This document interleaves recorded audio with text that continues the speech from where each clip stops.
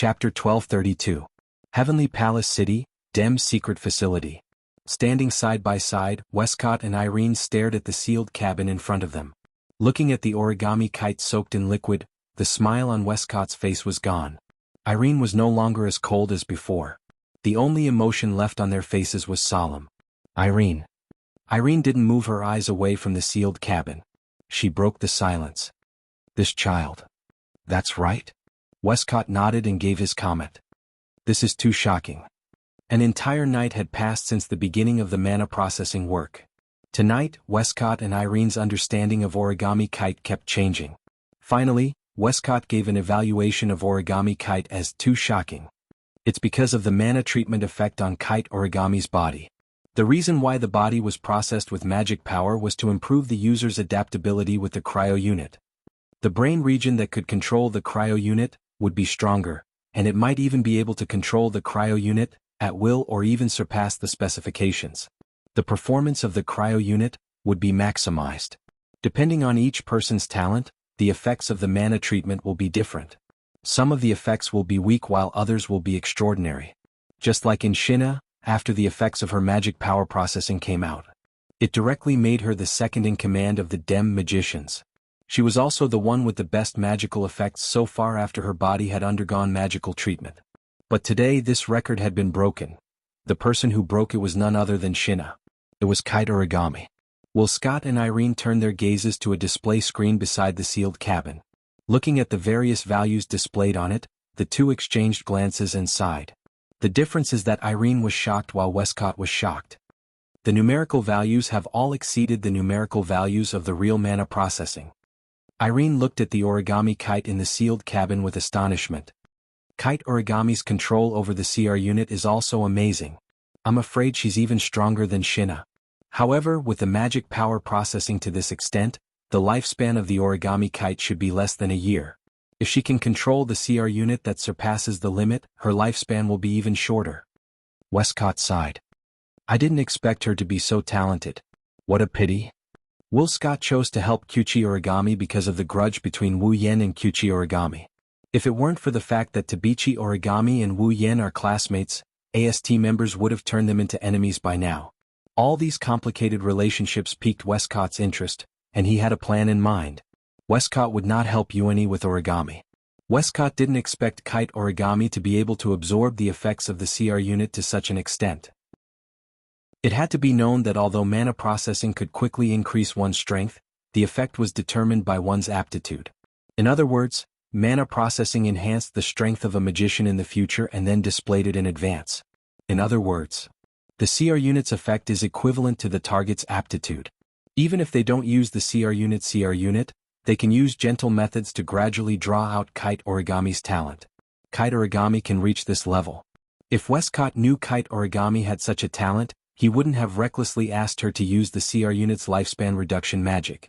Who knows, we might have destroyed a treasure with our own hands. Scott shrugged helplessly. How should I describe this feeling? It's regrettable but also pleasant. Irene glanced at Westcott. She felt powerless against his bad taste. She shook her head and looked at the screen again. Based on the current situation, if Kite Origami is equipped with the latest CR unit, her power will surpass Shinya's. Her final power should be several times that of Shinya's. What a nice number. Scott licked his lips. He looked at Origami Kite as if he was looking at a fun toy. It's a pity, but with this kind of power, Itoka Shido should be in a lot of trouble. After saying that, Scott looked at Irene and smiled meaningfully. Who knows, maybe this young lady has already surpassed you, the world's strongest magician. Hearing this, Irene did not refute, but some dissatisfaction appeared in her eyes. Clearly, Irene didn't like Scott's evaluation. Even if Irene had lost the title of the world's strongest, she still didn't want to lose the title of the world's strongest magician. She didn't think she would lose it either. Still, she acknowledged Kite Origami's power. Indeed, Kite Origami's power has greatly increased. With the latest CR unit, her power shouldn't be underestimated, but she shouldn't be Itoka Shido's match, right? Actually, I didn't think much of her strength at first. What I wanted more was to see them kill each other. Scott's tone was calm as he spoke of the danger. But this isn't bad either. Maybe it'll be more interesting.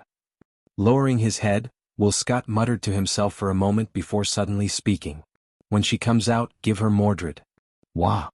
Irene's expression changed. Her eyes were filled with shock. Isn't that too hasty? Even if Kite Origami's power is amazing, she's not a member of Democratic. She's just a chess piece controlled by you. Is there a need to give her Mordred? It's okay, this will make things more interesting. Will Scott smiled indifferently. Anyway, Kite Origami only has less than a year left. Coupled with Mordred's superb performance, her lifespan should only be about half a year if she controls Mordred. She can just retrieve it after half a year? Is that so? Irene frowned. Have you really decided? Yes. Mordred is indeed very precious, but since it's already been made, it's only a matter of time before I can make another one. Otherwise, I wouldn't have given Mordred away. The corner of Westcott's mouth slowly curled up. After all, Mordred is the world's strongest magician, Irene Mira. Mira? The CR unit that Methers owns is the sister of the Pandaragon. It's a precious CR unit that has the same performance as the Pandaragon. Irene was silent. After a while, she nodded helplessly. I understand. Reaching out her hand, Irene touched Toichi Origami's face that was soaked in the liquid through the glass window of the sealed cabin and curled her lips. With Mordred's performance and Kite Origami's power after being treated with magic, it's basically confirmed that it's better than Zena. Well? Will Scott turned his head and waved his hand indifferently. Let's just hope she can bring us some good entertainment. Just as Will Scott's voice fell, the indicator light on the sealed cabin that had been in a red state suddenly turned green. Then the door of the sealed cabin bounced up and slowly opened. Both of their gazes instantly shot towards the sealed cabin, watching Kite Origami. Under their gazes, Kitsune Origami's eyelids trembled, and then it suddenly opened its eyes. With a splash, Kitsune Origami walked out of the sealed cabin with her drenched body and wet clothes. She looked at her hands. She could clearly feel that she was no longer the same as she was before. As for what exactly was different, Tokichi Origami couldn't pinpoint it. The only thing she could be sure of was that her brain had become clearer and faster. He looked up at Westcott, who showed a big smile and opened his hands. Welcome, congratulations. Thank you for your hard work. Avenger. Chapter 1233. Oh, that looks delicious. Shirdao, let's go there. Toka said with an intoxicated look on her face. She's drooling as she tugged at Wu Yan's clothes. That looks like applesauce. It does look delicious. It's red and sticky, just like blood. This was what Kurumi said as she showed a bloody smile and licked her lips while agreeing with 10 fragrance. Kurumi was also licking her lips with a slurp sound. That? I want to try. That thing called shaved ice. She looked like she was about to cry. Her face was red and she didn't dare to look at Wu Yan. She kept holding on to Wu Yan's hand and she didn't even dare to look at him. You're really children. You've been looking at the food and using extraordinary means to win back all the prizes at the game stalls. Isn't that the best way to show off your great skills? I agree. Although the food looks delicious, the food made by Master is definitely much more delicious than those vulgar stalls. At this time, enjoying the victory and defeat is the wisest choice. As expected of Yoshino. She can see through things so clearly. Refute. Yoshino is much more capable than Yoshino. After all, Yoshino was the one who suggested it first. This is what Yaguya and Yushin said to Wu Yan. Yushin and Yushin are standing behind Wu Yan like his bodyguards. They've been flattering each other for a while now, they're on good terms with each other. Well. No matter which side it is, I think it's great. As long as I can be with my dear, I have so many cute girls to accompany me. I am so happy. Meijio was wearing a mask on her face. She cupped her cheeks and pretended to be happy as she said this. It should be mentioned that these girls who were incessantly expressing their opinions were currently in a state of encirclement. They are surrounding Wu Yan. Except for the front, they are all surrounded. Thus, a group of extremely beautiful girls surrounded a boy in the middle. They are constantly fawning over him. On the street of the Heavenly Palace Square. The passionate display attracted a series of gazes that are even more passionate than the pictures. They are so passionate that they can burn people's skin. I don't know why. I suddenly feel like burning someone. I don't know why I suddenly feel like lighting a fire. I don't know why I suddenly feel like tying something. Tying something to a cross, right? Yes. Yes. You know me? Actually, I have a rope. Actually, I also have gasoline. Why do I have a torch? Yes. While they looked at each other in sympathy, they also looked at Wu Yan angrily. They didn't know how dangerous their words were. The stalls and the people on the street were talking to each other. As for Wu Yan, his ears are already numb from the chattering of the fairy girls and the dangerous words of the passers-by. Even his face is tense. He looks like a dying man. Only his mouth is moving up and down, repeating the same sentence. Get used to it, get used to it, get used to it, get used to it. Seeing Wu Yan's reaction, Shirji, who was walking at the back of the group, looked at him with pity. Shido, actually, you have a hard time, you are quite pitiful. Ah, Shirji classmate, what did you just say? While Shirori was giving Wu Yan a pitiful look, Mikoto, who appeared next to Shirori, said something so frigidly that Shirori jumped in fright.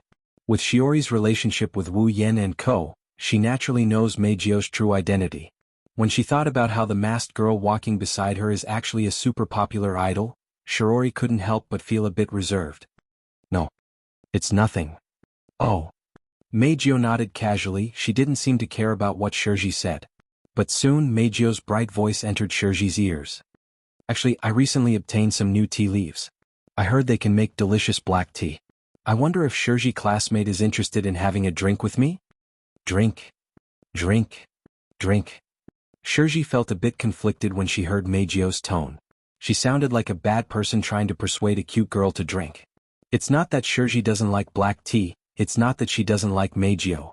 It's just that this isn't the first time Meijio invited her to drink tea. When she first met Meijio, Meijio already invited Shirji to her house to drink tea when she was free. At that time Shirori wanted to agree, but the moment she was about to nod, Kurumi, Yejuya, and Shisien looked at her as if they were looking at a warrior who was about to embark on a path of no return. Shirori felt a chill in her heart. Even Shirori and Shirori cast a strange look at Shirori, and vaguely distanced themselves from her. Shirji didn't know why Toka and Kurumi reacted that way, but her intuition told her that if she ignored them, she would end up in a miserable state. Shirji's intuition told her that this ending was very similar to the feeling she got from Tokichi Origami. So, Shirji perfunctorily rejected Meijio's invitation. However, Meijio didn't seem to have any intention of giving up. Along the way, Meijio invited Shirji to her house for tea for the umpteenth time. Shirji wanted to cry, but no tears came out.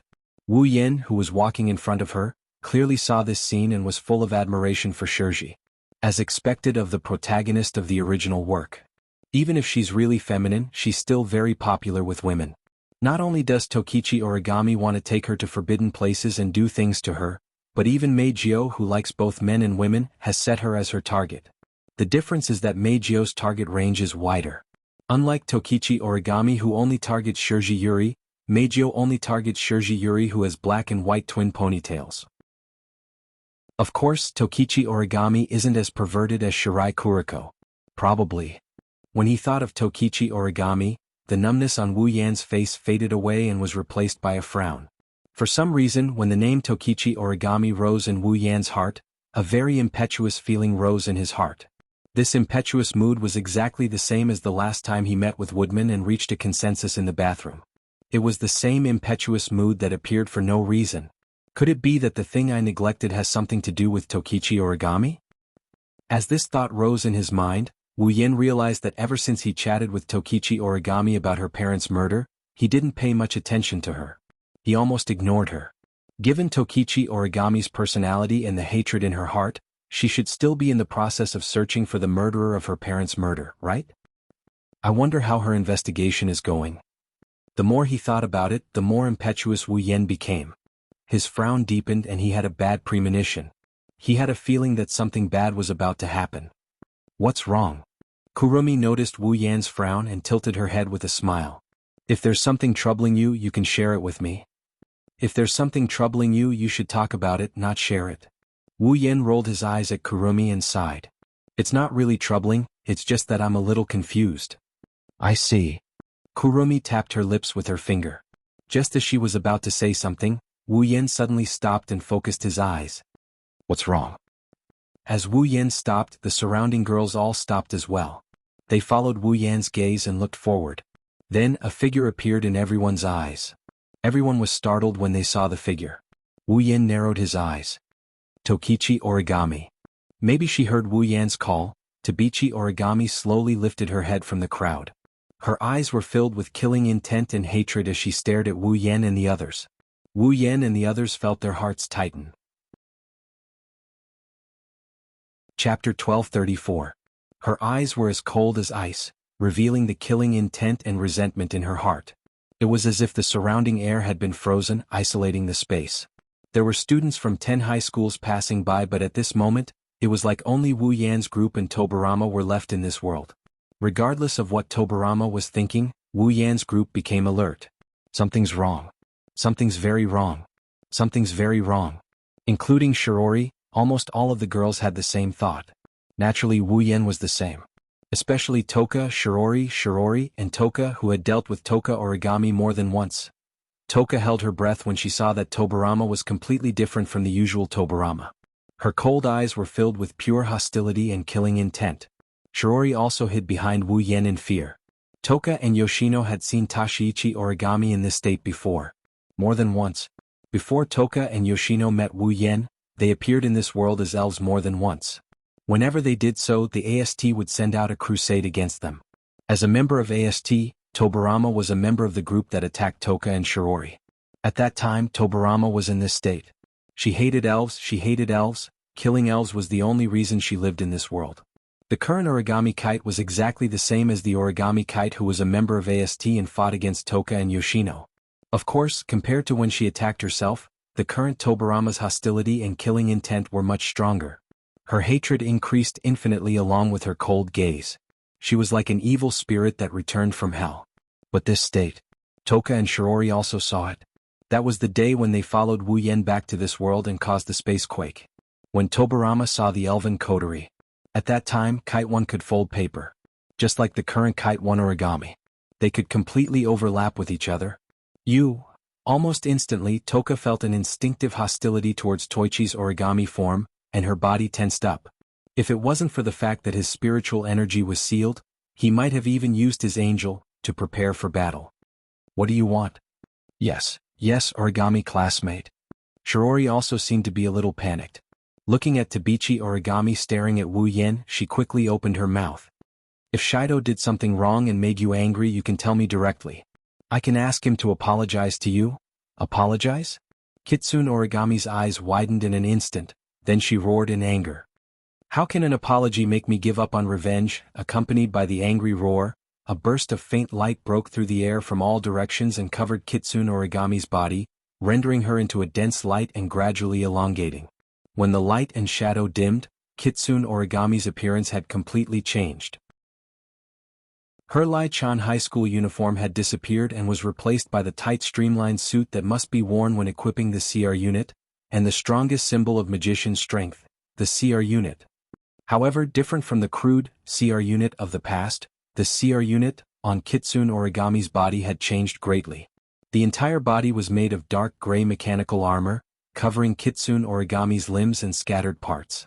The shape was particularly sharp, and the shoulders and ribs were covered with wing-like armor. On Kitsune origami's back, there was an X-shaped propulsion jet, and a huge cannon-like armament on her waist. This was the CR unit on Kitsune origami's body. What is that? On the street, the crowd who saw Kite's origami equipment with their own eyes could not help but widen their eyes. Their faces were filled with shock and bewilderment. This surreal scene had shocked all of them to the point that they were stunned on the spot. They had entered a state of stupefaction. Origami, classmate. Shirori was also shocked. You. Wu Yan, Kurumi, Toka, Yoshino, Yagoya, Yushin, and Mikoto were all in disbelief when they saw Kitsune origami's CR unit in front of everyone. When they noticed the appearance of this CR unit on her body, their disbelief was replaced by shock.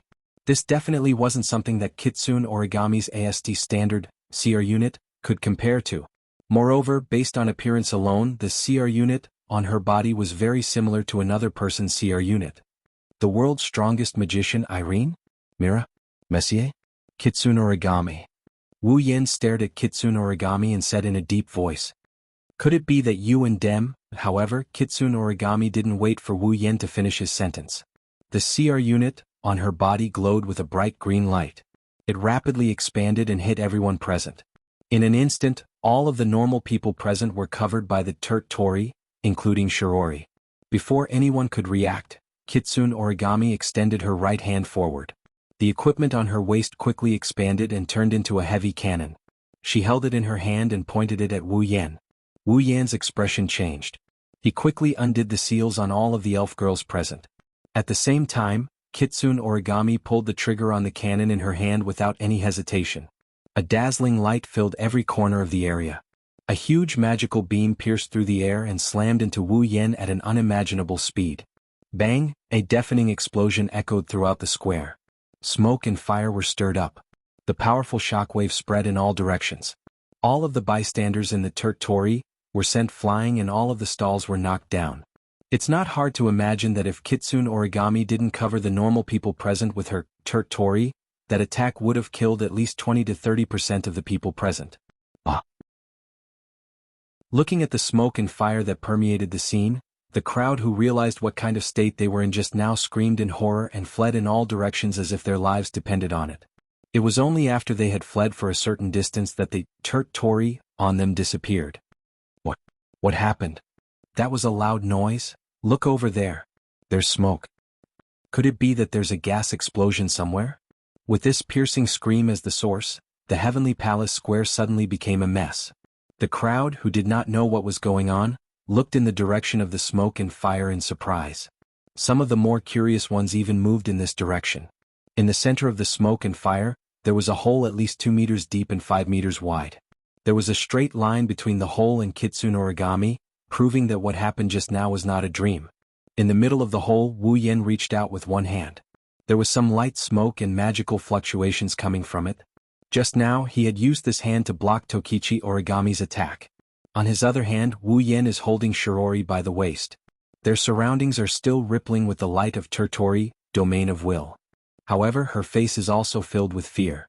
Seeing the uncontrollable fear on Shiori's face, Wu Yan's eyes flashed with anger.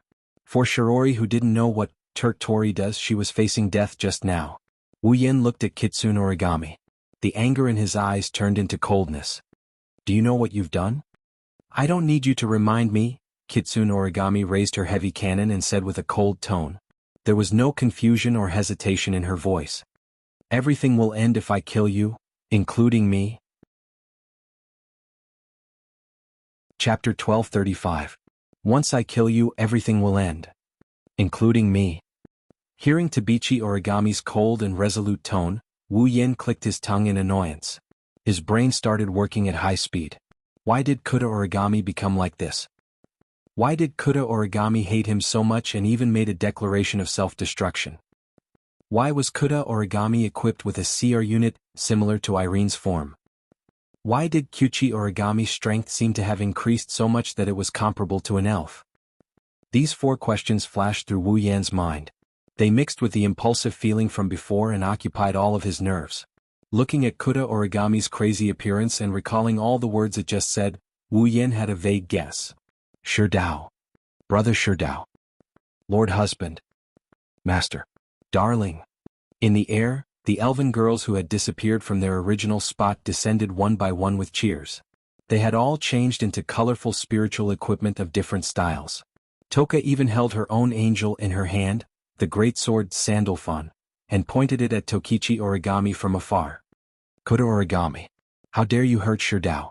The elven girls also looked at Tokichi Origami with vigilance and anger in their eyes. You bastard. For harming my lord, you shall pay for your sins with your life. Angry because your actions are enough to treat you as an enemy. You want to hurt my darling? I will never agree. However, Kuta Origami's expression didn't change in the face of the elven girl's questions. It glanced at all of the elven girls present. Princess. Nightmare. Hermit. Berserker. Diva. Song girl. Its originally cold eyes became even colder as it spoke. Even the air seemed to have frozen. Other than Efreet, everyone is here? Perfect. Elves don't need to exist in this world. There was no reason for it to exist. It would be best if I could kill him myself. Era. Beside him, Kwang San covered her mouth and laughed. Her eyes were filled with cruelty. Did your confidence increase to this extent just because you got something from Dem? Do you think you can defeat us with that cold thing on your body? We have more than one elf on our side. They might not take turns to fight with you. Hearing this, Tokichi Origami lowered her head. After a moment of silence, He raised his head abruptly and stared intently at Wu Yan. A monstrous hatred immediately surged into her expressionless face. As long as I can kill you, it doesn't matter, you? Toka glared at Toichi Origami. Just as she was about to say something, Wu Yan stopped her. Wu Yan handed Shirori, who had fallen asleep at some point, to Toka. He also stared at Toka Origami and spoke to Toka and the others. Take good care of Shirori and the surroundings. Don't let ordinary people barge in, Shirori. Seeing the unconscious Shirori, Toka hurriedly hugged her. The anger in her eyes was replaced by worry. What happened to Shirori? Don't worry, I just used a hypnotic magic on her and erased her memory, Wu Yan replied without turning his head. Kotori tried her best to keep Shirori out of the mess between the elves and magicians. It's best if Shirori doesn't know about what happened today. Also, the students who witnessed everything at the scene, a few of you, come out and ask Kotori to erase their memories. What about you? Meijio asked anxiously. Do you want to? There are some things I need to figure out. Wu Yan interrupted Meijio with a smile. You don't have to worry about me.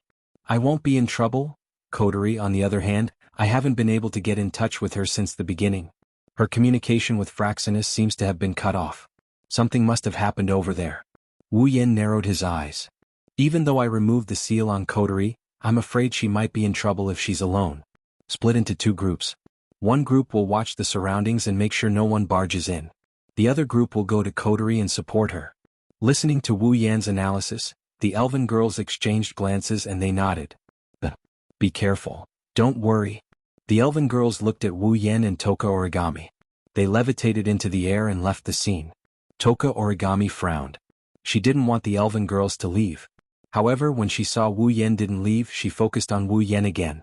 Her gloomy expression revealed the hatred in her heart. Suka. Shido. Wu Yan took a deep breath when he heard Toka Origami's resentful voice. He stepped forward and stared at her.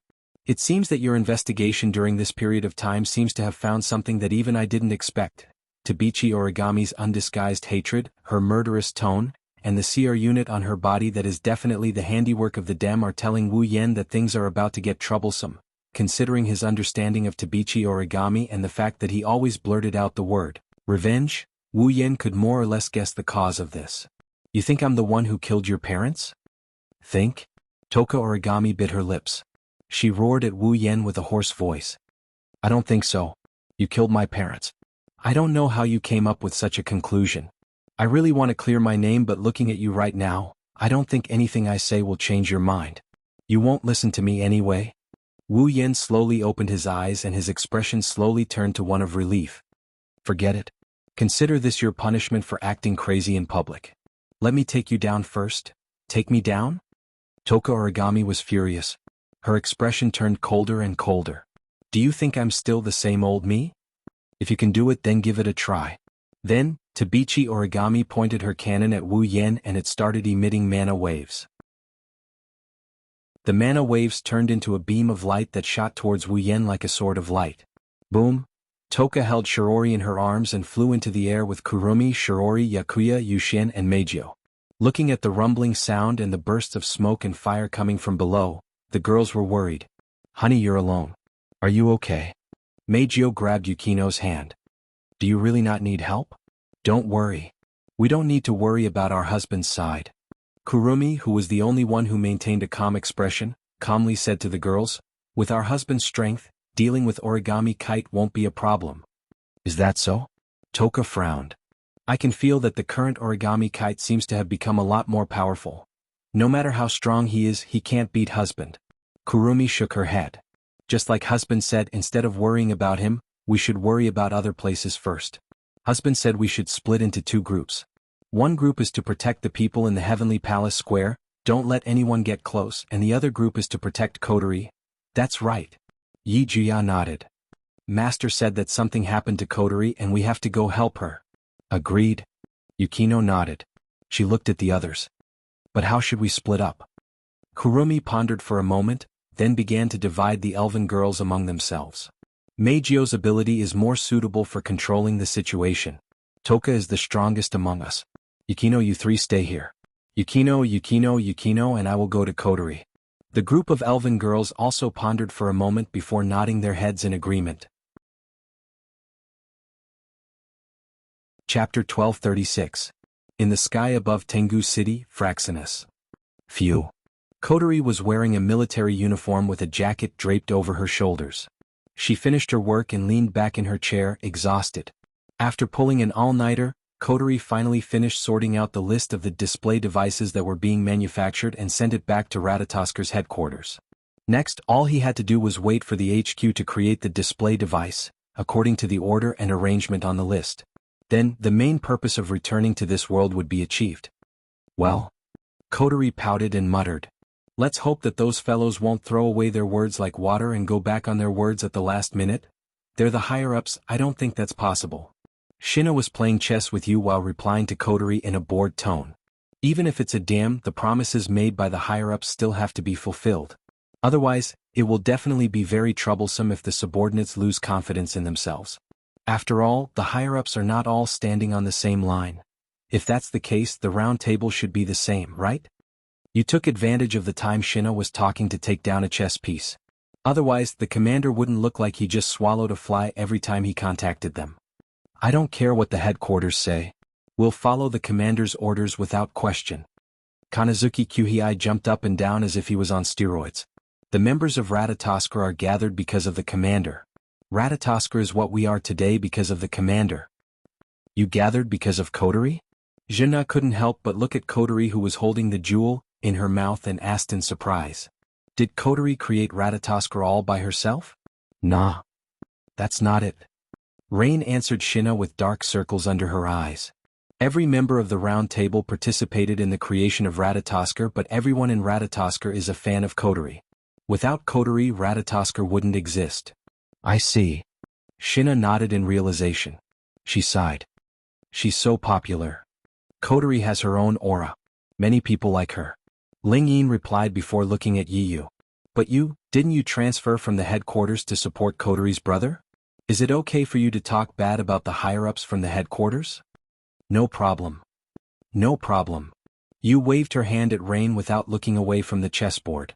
Compared to the headquarters, I prefer Ratatosker.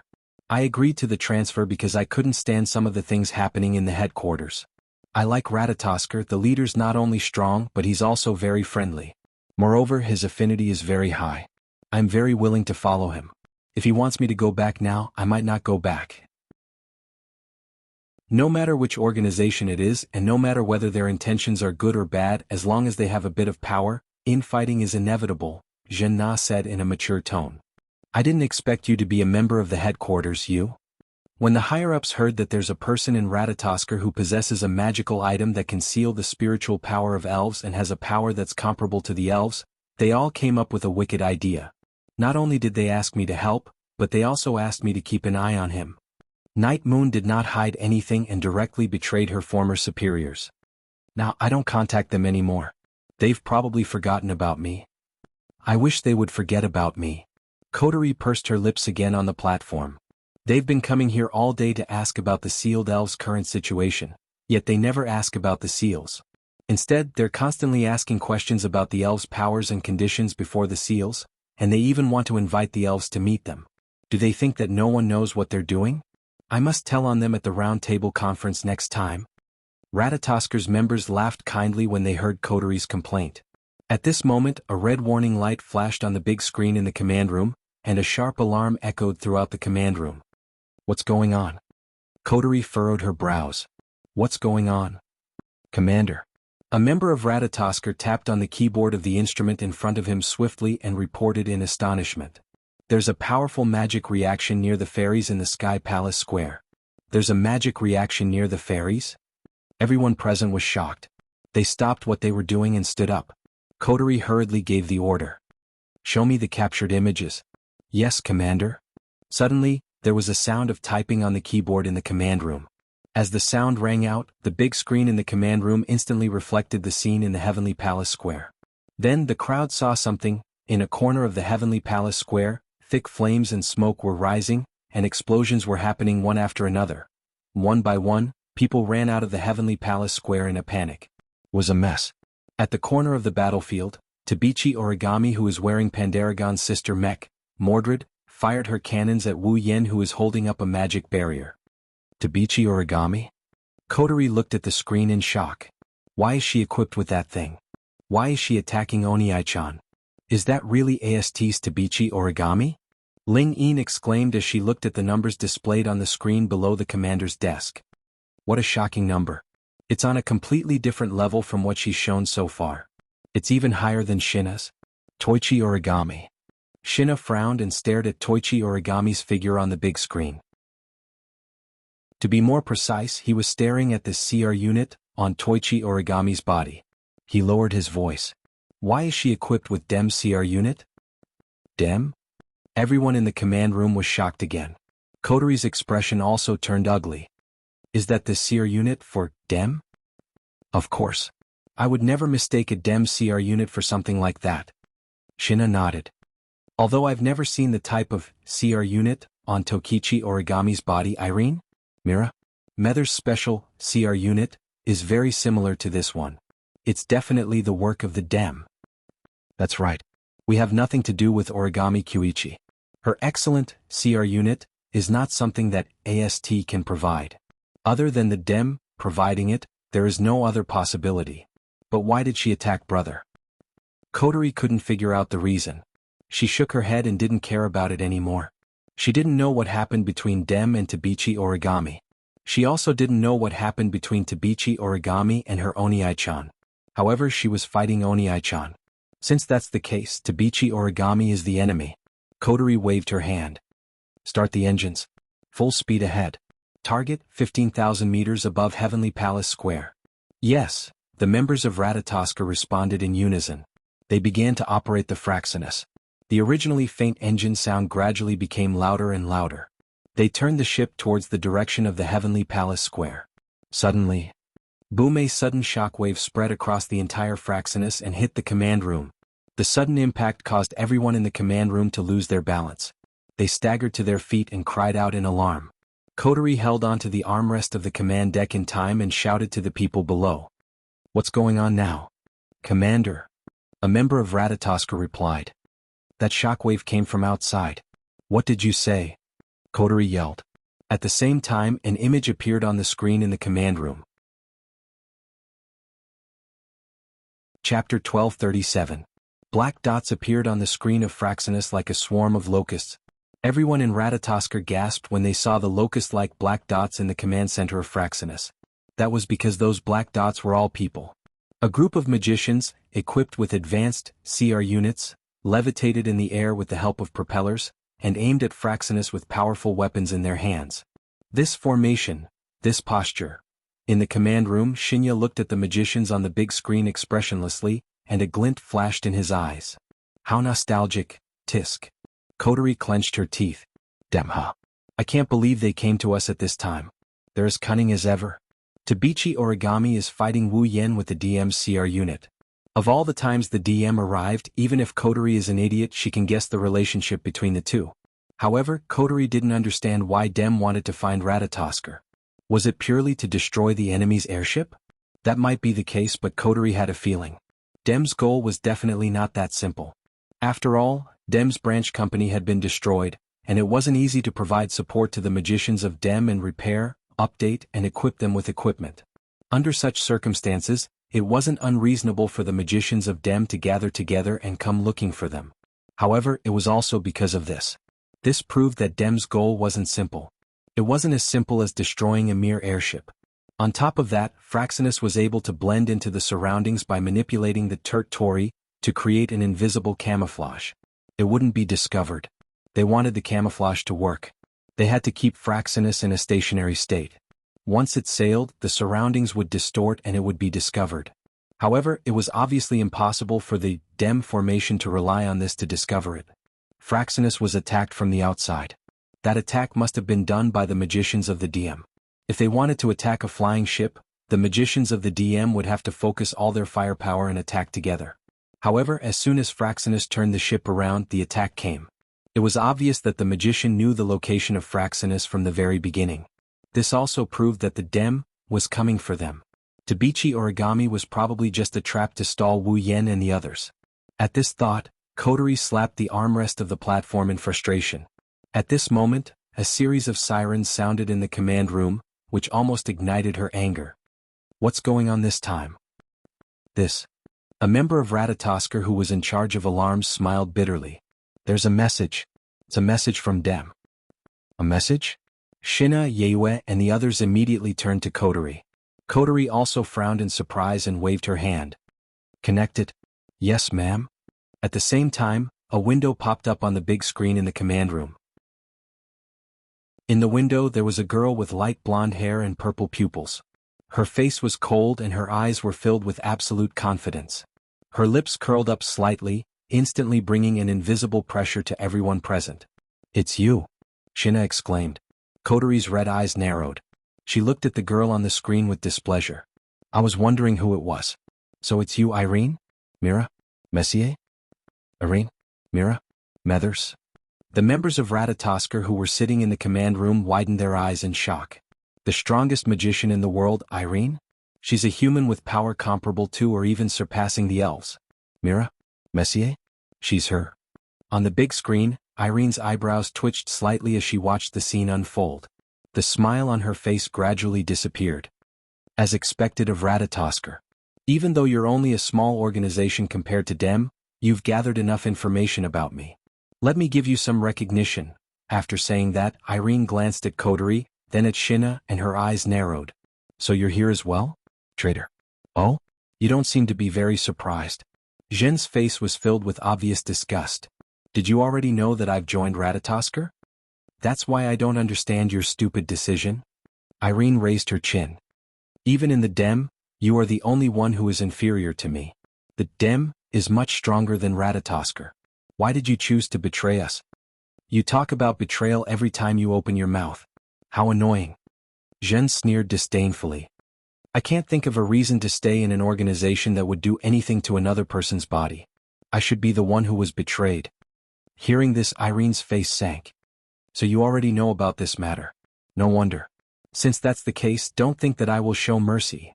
After saying that, Irene ignored Shina and turned to look at Coterie. You must be Coterie? She's different from your brother. She's a cute girl. Forget about the compliments, I'm not happy at all. Coterie mocked without holding back. Instead of listening to your compliments, I'm more interested in how you guys found Fraxinus. Did the Dem already develop a device that can block the camouflage effect? I'm sorry. Irene replied expressionlessly. We were only able to find your location because we asked all the magicians here to launch the Tori and check the sky above the entire Heavenly Palace city. For this, we spent a whole night. So you're here for us? Coterie snorted coldly. Even the base has been destroyed, yet he still chose to make a move. Well, Scott isn't a very rational person. Ike just seized a rare opportunity. This time Irene's expression turned cold. If you didn't have airships, you wouldn't have needed to send out so many people to deal with Ratatoskr who doesn't have Itsuka. Saying this, Irene glanced at Shina. Or do you think you can defeat me with the words of that traitor? Coterie looked at Irene and said coldly, You sure have a lot to say.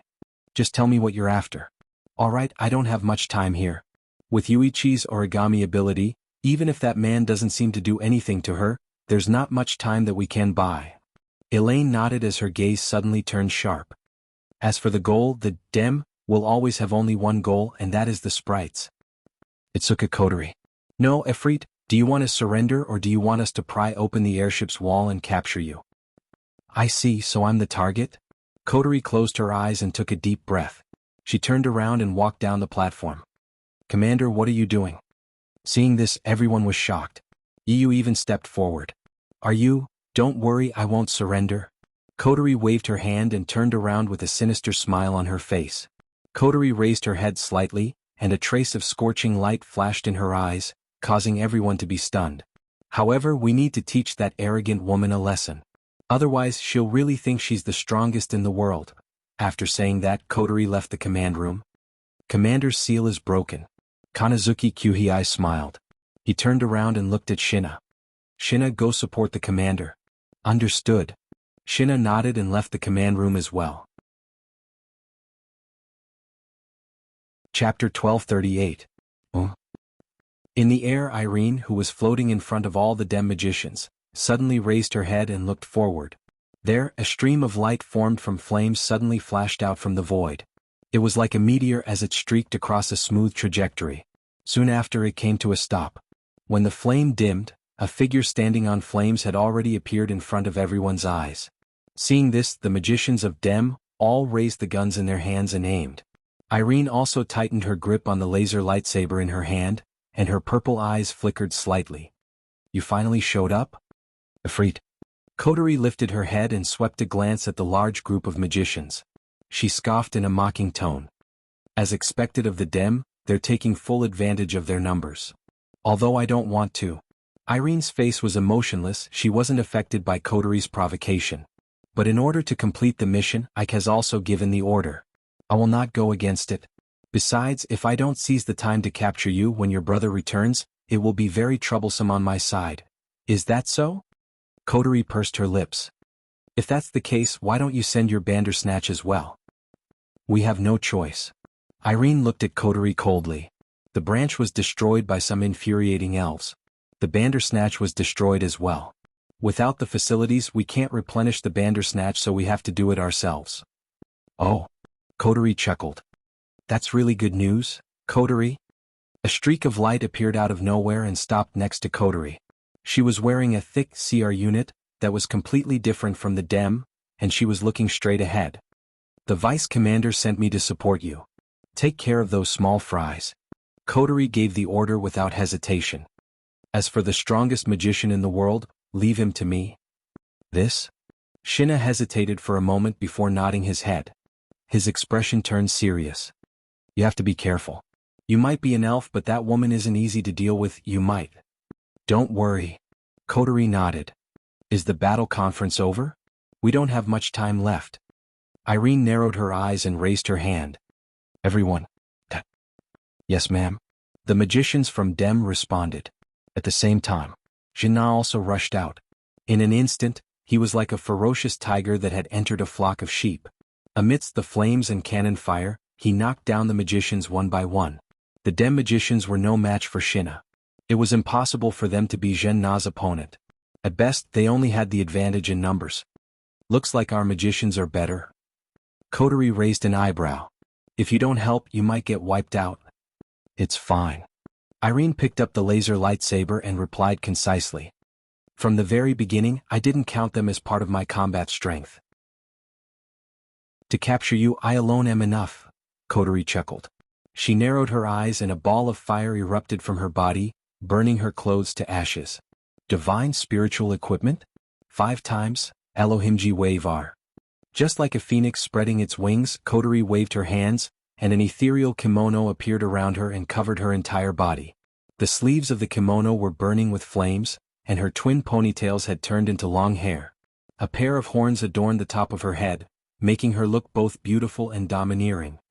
Burning Demon Destroyer, Camel. A gigantic flaming axe appeared from the flames and landed in Coterie's hand. Coterie raised the axe that was taller than her and pointed it at Irene. Flames flashed in her red eyes. I have to say you're unlucky. Irene? Mira? Mercer. Irene's expression changed, she asked in a deep voice. What's the meaning of this? You're recognized as the strongest in the world, yet you lost to my older brother on Himi Island. Coterie looked at Irene with a cruel smile. I also lost to Natsuki when I was trying to capture Meijio. During the attack and defense battle at the DM Branch Company, I had to flee because my brother and Natsuki were present. This can no longer be described as unlucky but pitiful. A hint of haze flashed past Irene's brows, and a cold expression appeared in her eyes. If you're trying to make me change my mind, you're going to be disappointed. No, you're wrong. Coterie lowered her head and looked up. I just want to say you're unlucky right now. After all, unlike my brother and Natsuki, even if I can control my spiritual energy and stop myself from going berserk, I still don't know how to show mercy. As soon as she said that, boom, an explosive sound suddenly sounded, accompanied by a violent flame that exploded over the entire Heavenly Palace city. The flame under Coterie's feet was directly crushed by her foot, and she turned into a flame meteor that flashed above Irene in the blink of an eye. What? Irene's calm expression changed, she looked up and saw Coterie's cruel smile. Her pupils shrunk and she quickly raised her laser sword. At the same time, Coterie's eyes flashed with a terrifying light and she swung her axe down. Boom, in the sky, A monstrous curtain of fire exploded like a waterfall. It was like a large red lotus that was blooming. Together with a deafening roar, it broke through the clouds and swept out in all directions with strong waves of wind and fire. The curtain of fire spread at an extremely fast speed, and it didn't take long for it to expand to a range of a few hundred meters. Below the curtain of fire, a charred figure with light smoke all over his body wrapped in a circular green protective shield flew out from it. His figure was in an extremely sorry state. Irene's expression turned ugly as she looked at the curtain of fire that engulfed her. Her heart was in turmoil. Could it be that even the Ifrit possessed greater power than himself? That's impossible. There shouldn't be anyone stronger than him. Itoka Shido was an exception. Natsuki Minamiya was Itoka Shido's angel, so it was reasonable for her to be stronger than him. But now, how could there be an elf stronger than him? Irene recalled what Wu Yen said to her after her battle with Wu Yen on Haimai Island. Perhaps you were once the strongest in the world. But now, in this world, although there are less than 5 existences who can defeat you, there are indeed some who can. You are no longer the strongest in the world. Irene's heart shuddered at this thought and her expression turned even uglier. Damn it. As she flew downwards, she stretched out her hand. The next moment, a heavy cannon extended from under her armpit and was held in her hand. Pierce through. Irene yelled and a beam of pure mana shot out like a sword of light. It destroyed the curtain of fire in the sky and shot towards Kotori. But when the fire curtain was pushed away and light severance was shot towards Kotori, Kotori had already grabbed onto a heavy cannon that was surrounded by flowing flames and refilling its muzzle. Irene's pupils shrunk to the size of a needle tip. Flames flashed in Kotori's eyes and she curled her lips into a cruel smile. Burning Demon Destroyer, Camel? Cannon, Megiddo? In response to Kotori's call, the flames that shrunk into the muzzle of the heavy cannon condensed into a beam of fire. The beam broke through the air and crashed into the remaining flames even more violently than the light magic interruption before crashing into the light magic interruption. In less than a second, light break collapsed. Then, the beam of fire shot towards Irene and landed on her body in front of her shocked eyes. Boom in the distance, Kurumi, Yagiya, and Shisien had just arrived at the scene. The scene of the fireball hitting Irene was imprinted in their eyes. Seeing Irene falling down like a plane, the three of them looked at each other and smiled. Era. Kurumi shrugged. Looks like we don't have to do anything. Chapter 1239. In the sky above the heavenly palace square, Meijio stood there in a dazzling dress of light. A huge pipe organ floated behind her, and a keyboard of light floated in front of her. Meijio played rhythmically, ripples visible to the naked eye could be seen. Beautiful syllables undulated back and forth in this space, forming a beautiful song. With the undulation of the song, the entire heavenly palace square seemed to be shrouded in a semicircular barrier composed of music, stirring up bursts of ripples. With this layer of sound wave barrier, everyone who heard Meijio's music would be controlled by Meijio. They would leave the heavenly palace square directly according to Meijio's order of, "Do not approach." After they were a certain distance away, they would return to normal and forget what happened in the heavenly palace square. It was also thanks to Meijio and the army destroyer singer, that the commotion within the heavenly palace square was resolved with minimal impact. The people within the heavenly palace square were all dispersed without a single injury, and even the AST that had sensed the psychic ripples and moved out had been struck by Meijio's ability and obediently returned. One must admit that Kurumi's arrangement was very reasonable. If Meijio wasn't here, the situation wouldn't be so easy to control. Meijio continued to play the song, Army Destroyer Songstress, as her gaze locked onto the area where explosions were happening in the heavenly palace square. She muttered absent-mindedly, "Dear, are you still not done?" On the side, Toka, who was wearing a purple armor, was holding the unconscious Shirori with a worried look on her face. "Shido, are you okay?" "I'm sure." Nobody knew if she was comforting herself or comforting Ten Fragrance and Meijio, but C1, who was wearing a rabbit hoodie, shook her head and said softly, "Brother Shirdao, he's very strong, you're right?" Meijio's expression relaxed. "Dear, he's so strong. Even that Elaine? Mira? Even Methers is no match for him. Tokichi Origami won't be able to defeat him either." "Damn it. That Tokichi Origami. Why is she targeting Shido?" Toka shouted at Meijio. "Shirdao didn't do anything wrong, did he? Even if you yell at me, I won't know." Meijio couldn't help but pout. "This is also the first time I've seen that Yuichi Origami. If you didn't call her earlier, I wouldn't have known her name."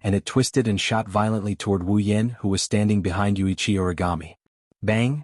Unfortunately, the laser lightsaber didn't even have the chance to touch Wu Yan. With a muffled sound, Yuichi Origami also felt a strong pain coming from her abdomen. The pain made Yuichi Origami's consciousness begin to become hazy, and her vision gradually became blurred. Yuichi Origami endured the pain, held the laser lightsaber in her hand and slashed behind her. Bang! However, halfway through the slash, Yuichi Origami felt another pain coming from her body. This time, the pain was even more intense and there was even a lot of force left. The slender Yuichi Origami was sent flying, and she hit the side of the simulation shop stall. Bang! The third muffled sound was the sound of Yuichi Origami's body hitting a hard object. She fell to the ground behind and was covered by the wreckage of the stall. The reality destroyed Yuichi Origami's confidence. A very cruel reality. Chapter 1240. Bang! The simulation shop stall that was the size of a building was directly smashed into pieces, turning into debris and burying Kite Origami bit by bit. Looking at Kite Origami that was covered in the debris of the simulation shop stall, Wu Yan took a deep breath and shook his head. Have you calmed down now? Let's talk after you calm down. Cough, cough. In the debris, Kite Origami pushed away the debris of the simulation shop stall that piled up on her body. She coughed twice and wanted to stand up, but she couldn't do it no matter what. Because of the Tori, the injuries on Kite Origami's body were not too serious, but the injuries were still not optimistic. From beginning to end, Wu Yan only made 2 moves. However, in those 2 moves, the first blow shattered the Tori on Kite Origami's body, broke her defense and caused her some damage. The second blow landed directly on her body without holding back, seriously injuring Kite Origami. Even if Wu Yan deliberately held back and only used brute force, Wu Yan's physical strength was originally very strong. Not only did he have the body of a true ancestor, but he had also been purified and strengthened by the magical pool water. Even if it was just brute force, it was not something that ordinary people could resist. The current Kite Origami was very strong. How could the strength that she had paid a painful price for not be strong? However, she was only a little stronger than Jin Na, not enough to be compared to Irene. Compared to Wu Yan, she didn't even need to think about it. Lying in the debris of the simulation shop stall, Kite Origami tried her best to raise one of her hands. She couldn't help but grit her teeth, and her heart was abnormally sad. Whether the injury was serious or not, it didn't matter to Kite Origami at all. Compared to the injury on her body, Kite Origami's heart was the real injury. Was this the power that she had exchanged for at the cost of her life? Was this what she relied on to defeat all the elves in Heavenly Palace City? In the end, wouldn't he be unable to take revenge for himself? In this case, even if she could defeat the other elves, what was the use? He looked at the hand that he had raised with all his might. Toichi Origami looked at the trembling bird and extended it into the air, as if it was a believer who had fallen into darkness and was pursuing the light. His originally bright eyes gradually dimmed. Power. He needed strength. He needed to be able to take revenge. The power to grant wishes. He had sacrificed the youth of the first half of his life. Spending almost all of his time on what others would consider to be extremely cruel training was all for the sake of strength. He sacrificed a large amount of sleep to study the usage of equipment. To improve the control skills of the CR unit and undergo extremely dangerous combat training was also for the sake of strength. For the sake of power, Tokichi Origami had put everything he had into it. Now she had even given up her life and dignity. She had even shown her inhuman side in front of the most important person in her heart. The power she had obtained was like this. The power he gained after sacrificing everything. In the end, he still couldn't defeat Wu Yan, he couldn't defeat his nemesis. In that case, what was the point of living in this world? Why am I alive? Tokichi Origami looked at the sky in despair. She lowered her hand and kept muttering, "Power, I need power, the power to take revenge, the power to grant wishes, power, power." Repeating the word power, Tokichi Origami's eyelids became heavier and heavier. She slowly closed her eyes. "You said you want power?" Just as Origami Kitsune was about to lose consciousness and fall into darkness, an inconceivable, unidentifiable male or female voice, like a very unique noise, rang out. The sudden sound caused Kita Origami, who was about to fall into darkness, to wake up. Her eyes instantly opened. Then Tokichi Origami saw an object that was even more inconceivable than a voice. No, rather than an object, it was more accurate to say that it was an existence. That's right, it was a pure existence. It was impossible to describe it as anything concrete. He could barely feel that it existed there, but he couldn't see it in its physical form. He could only see a group of mosaic-like things floating there, as if it was watching kite origami. You. Tokichi Origami looked at it in a daze. You are me? It seemed to be laughing, but she didn't know what it was laughing at. After laughing, it opened its mouth and said, I am an existence that can give you power. Power? Tokichi Origami's dim eyes suddenly lit up. Yes, power. It asked with a seductive tone. Do you want power? I can give it to you, and it's an extremely powerful power. Extremely powerful power? Tokichi Origami forgot to breathe and forgot to react. She just stared at it in a daze. There was only one word left in her heart. That is power. With Tokichi Origami's personality, even if she didn't treat it as an illusion, she wouldn't be so easily led by it and fall into its topic. She might even become hostile towards it because of her vigilance. But now, it appeared at the moment when Tokichi Origami's heart was at its weakest. Thus, Tokichi Origami used her subconscious to answer this question that she had decided on from the start. Power. I want power. As if he had gone crazy, Yuichi Origami squeezed out his voice and used all of his strength to shout out. No matter what price I have to pay, no matter what I have to sacrifice. Give me power. Give me absolute power. Give me power to surpass everyone. Surpass all fairies. Surpass the strongest power of Idoshido. At this moment, Tokichi Origami's shout was definitely enough to create an echo that resounded through the entire Sky Palace Square. But strangely, not only did the shout not create an echo, only it and Tokichi Origami heard it. Other than that, this voice couldn't even be transmitted through the air. As for it smiled. She couldn't see its expression, she couldn't even see its body shape, but Tokichi Origami could feel it. It was indeed smiling. If you want it, I'll give it to you. It opened its mouth and stretched out its hand towards Kenichi's origami. On top of it, there was a gem that was emitting a dazzling white light like a star. Take it. This is the power you want. The power I want. Tokichi Origami held her breath and stared at the gem in its hand. She couldn't help but ask. Can give me power? Yes. Yes. Great power? Yes. Yes. The power to defeat Idoshido?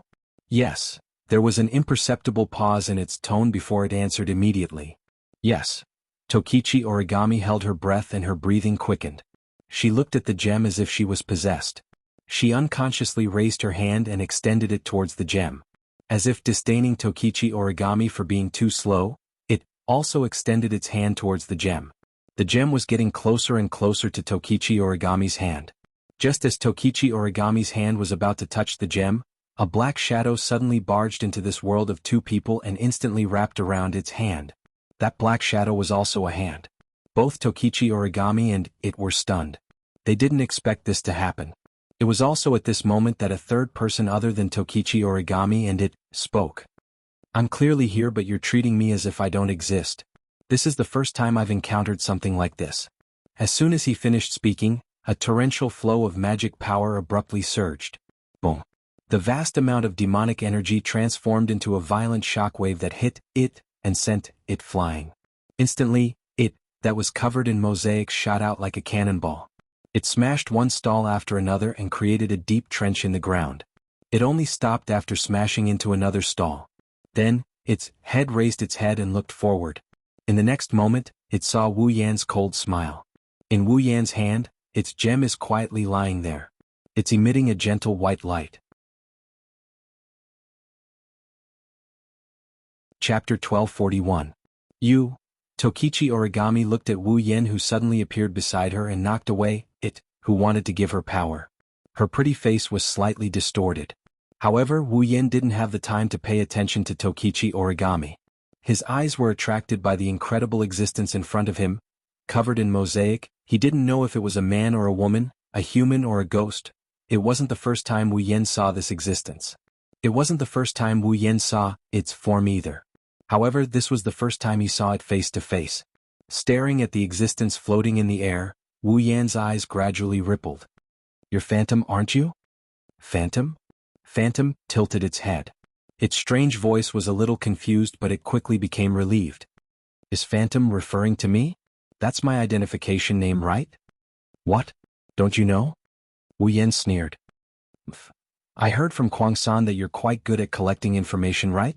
You don't even know that you've been given such an identification name? I really don't know. Phantom's voice didn't fluctuate at all. I usually don't take the initiative to collect this kind of insignificant information. Oh? It seems that even if you're moving in the dark, it's not much easier than moving in the open. At least, I don't have the time to relax, Phantom said word by word in an indiscernible voice. Wu Yan could feel it clearly. Different from the casual conversation, the other party's eyes were also staring at him. Although there was no vigilance in its eyes, it definitely wasn't relaxed either. Come to think of it, if Wu Yan does anything to harm it, Phantom would definitely run away without hesitation, wouldn't she? This was an existence that was destined to live in the dark. In an instant, Wu Yan gave Phantom such a position in his heart. Because of this, he didn't want to force it to stay and ask for some inside information.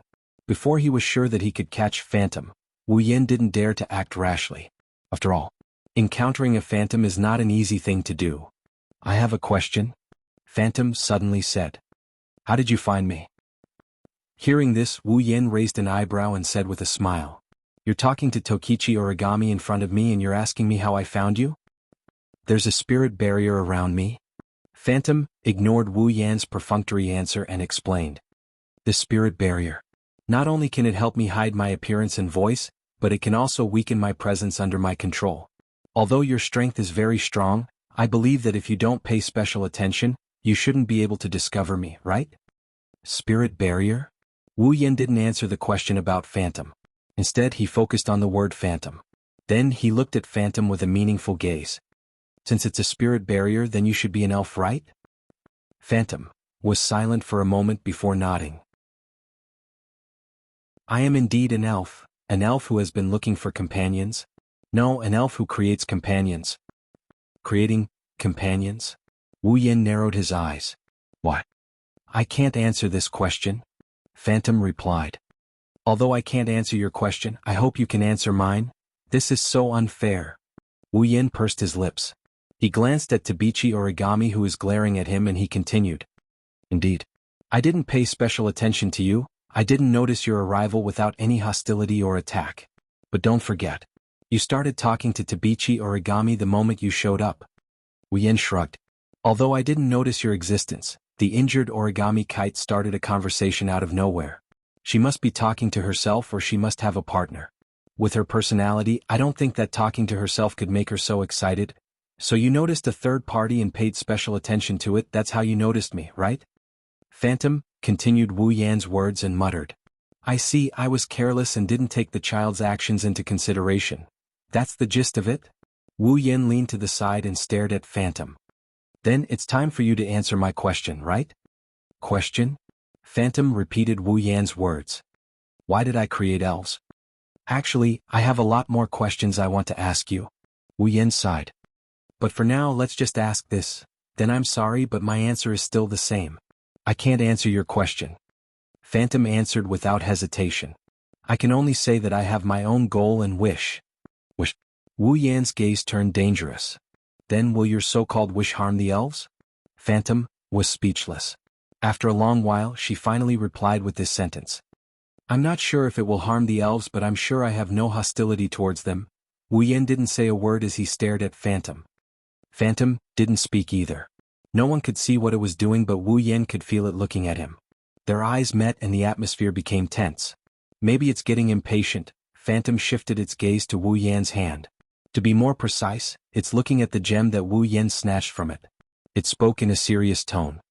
That seems to belong to me. Belong to you? Wu Yan tossed the gemstone in his hand and he chuckled mischievously. Are you talking about this spirit crystal? Didn't you want to give it away? Why is it still yours? That's right. That's right. Phantom didn't try to hide it. If you can give it to that child, I'll be happy. Well, I don't object. Wu Yan looked at Origami again. When he saw the hatred and killing intent in her eyes, he smiled bitterly. I don't object, but if I give it to her now, I'll be in big trouble. Sorry? Are you saying you want to take it by force? Phantom's tone turned hostile as well.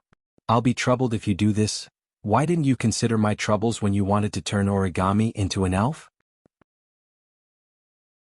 Wu Yan didn't look too happy about it. Didn't you give away a lot of spirit crystals? Give this one to me then. With your strength you still need a spirit crystal? I don't need it. Just because I don't need it doesn't mean others don't need it, Wu Yan said. I'm giving it away anyway, I can choose who I want. Phantom was speechless.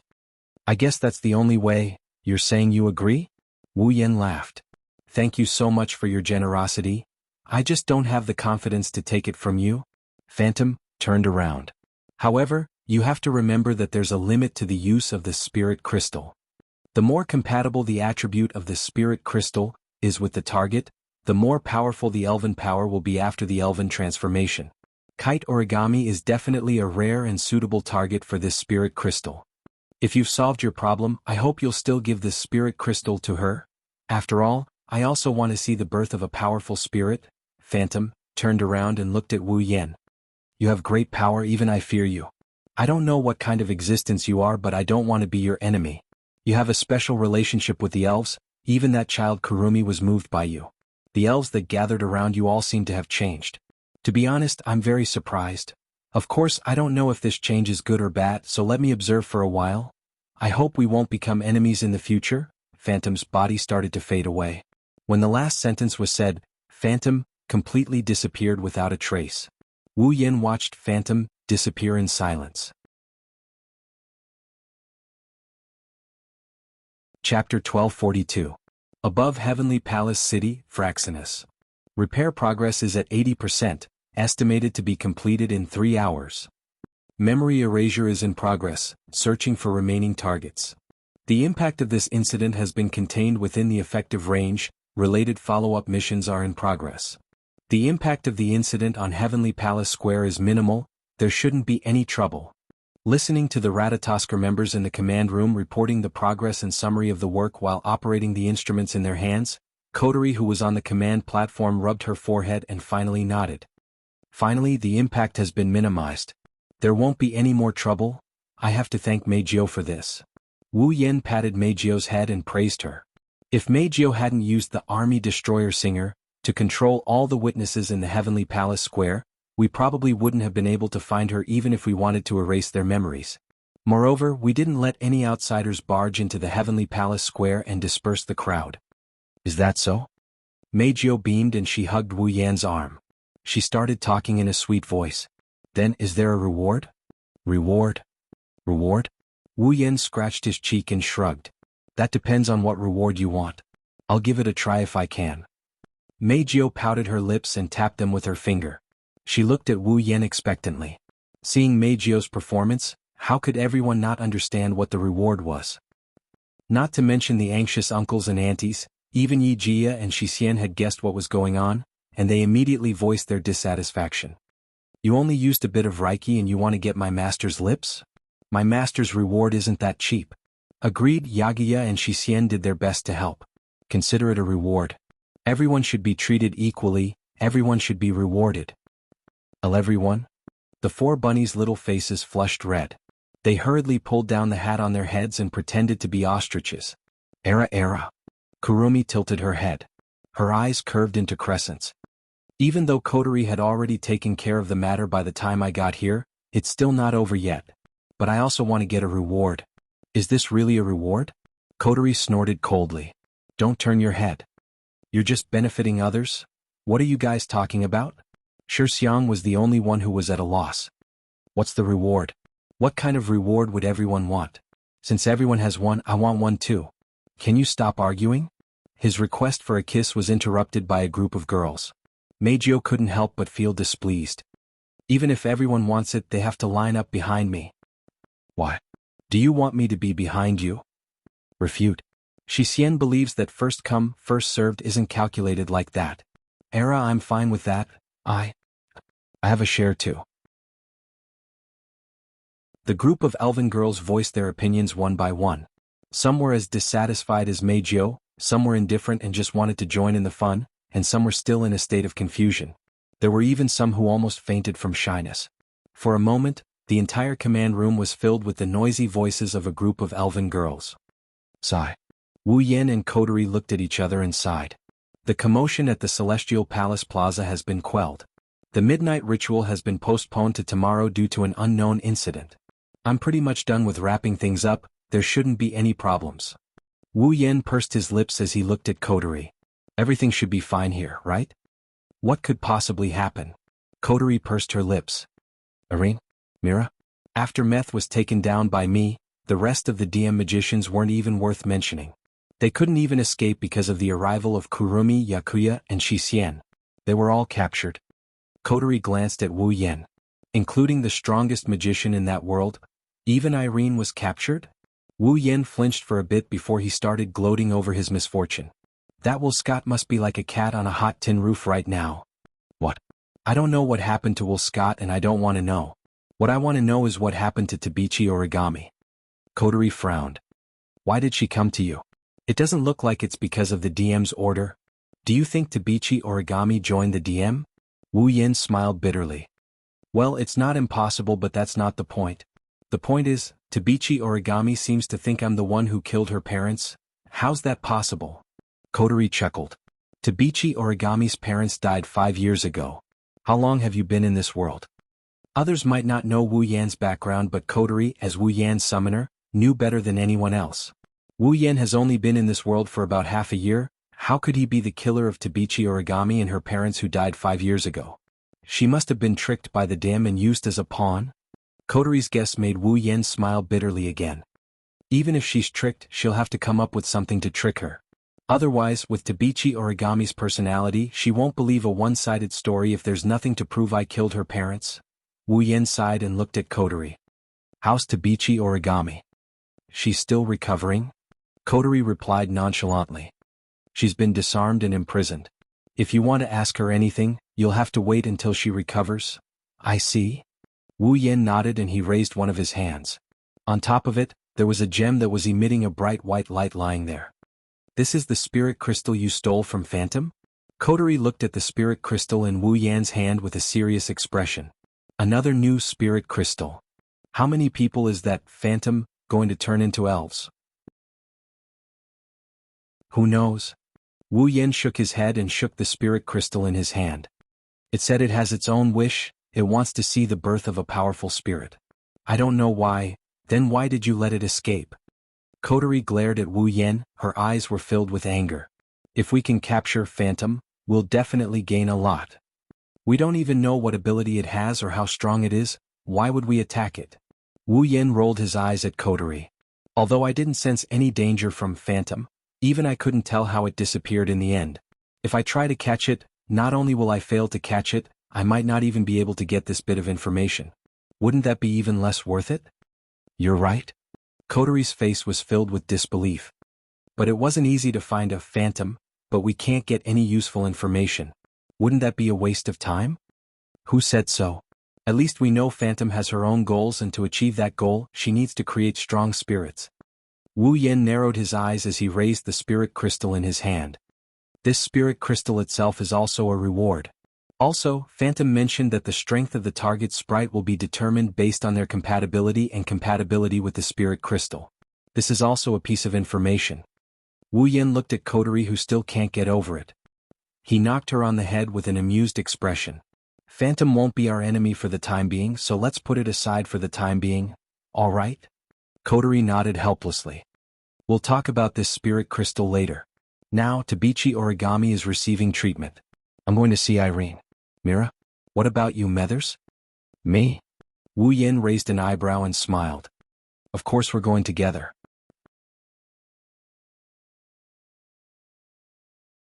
Chapter 1243. This is one of Ratatasker's underground facilities in Heavenly Palace City. Similar to the DM, Ratatasker also built a lot of secret facilities in Heavenly Palace City in case of emergency.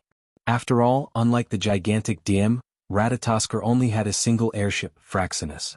Once Fraxinus was crippled, they might not even be able to carry out their operations against the elves. Of course, this problem doesn't exist anymore. Fraxinus is now Wu Yan's noble phantasm. Even if it's damaged, it can be quickly repaired. However, the members of Ratatasker don't know about this.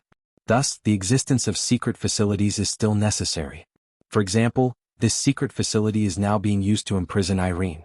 Actually, if you want to imprison Irene, it's best to imprison her in Fraxinus. Compared to these secret facilities, Fraxinus facilities are undoubtedly much more advanced and advanced. However, Irene isn't an ordinary person. She's the strongest magician in the world. She's even stronger than most elves. Placing such a dangerous person in Fraxinus, if something were to happen and Irene managed to escape, then even if Fraxinus was turned into a noble relic, it wouldn't be able to handle the burden of Irene causing a ruckus. Therefore, after defeating Irene, Coterie directly picked her up and transferred her to this facility for interrogation and punishment. After the battle with Coterie, Irene's injuries are very serious, even more serious than Kenichi Origami. However, Irene seems to be used to these injuries. Before Coterie caught her, she already treated her injuries. After she was imprisoned, she was treated again and basically healed. This can be seen from this. Even if Kenichi Origami's strength increased greatly after being treated with magic, she still can't compare to Irene. However, it's not a good thing for her injuries to heal first. At least, Kenichi Origami is injured. That's why Coterie didn't bother her for the time being. Under Coterie's lead, Wu Yen walked down a corridor wider than any other corridor in Fraxinus. After a series of rhythmic footsteps, they arrived at the entrance of a room. This is the place. Coterie stopped at the entrance of the room. She quickly keyed in the password on the identification device beside the door and placed her palm on the scanner. Then, with a light electronic sound, the door slowly slid open and revealed the situation inside. It's a very spacious room. The light in the room was dim and it felt a little like a small black room. The walls in all directions were made of steel, and there were all kinds of mechanical instruments placed inside. In the middle of the room, there's an isolated space made of solid glass. The isolated space was a place that looked like an ordinary living room with very ordinary furniture. If you didn't look at the glass, it would be an ordinary living room. On the sofa in the living room, an expressionless young girl with cold eyes was sitting there. It's Irene.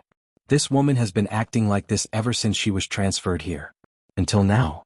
Coterie's tone was filled with displeasure. I wanted to interrogate her.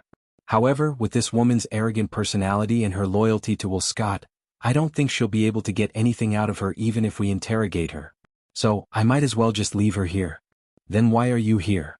Wu Yen looked at Coterie curiously. Did you find a way to deal with her? No. No. Coterie said straightforwardly. Because this woman's identity is a little special, and she has some connections with some people on our side, we can't use any forceful methods to make her spit out information about the DM. But I didn't want to let her go, so I just left her here. Coterie glanced at Wu Yen. I came to her because I have something to tell her. Fine. Wu Yen shrugged. I'll go greet her then.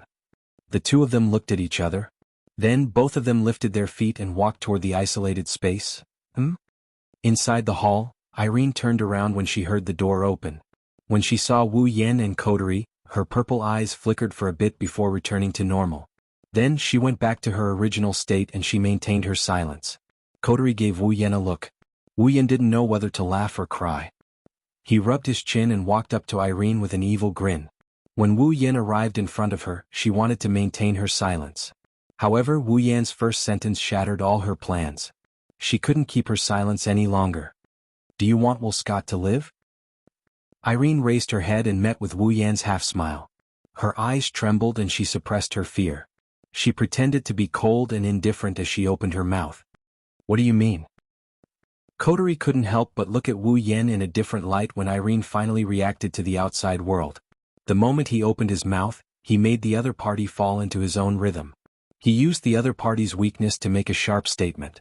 There was simply no one who had a more wicked sense of humor than him. Do you need me to be more specific? Wu Yen stared at Irene and raised two fingers. He didn't know Coterie had a bad impression of him. Now you have two choices. He put one of his two fingers together and put the other one in front of Irene. First, you tell me where Will Scott is right now. I can't guarantee that I won't do anything to him. Maybe I'll cripple him, but I definitely won't kill him. Wu Yen ignored Irene's change of expression and raised two fingers again. Two, you don't have to say anything. I'll look for Will Scott myself, but once I find him, you can buy flowers for him to use when you visit his grave. Wu Yen smirked as he looked at Irene. His wine-red eyes were filled with coldness. His stare told Irene that he's not joking around. You have two choices. Which one do you want to choose? You. Irene couldn't help but bite her lips and hatefully speak. Do you want me to betray Irene?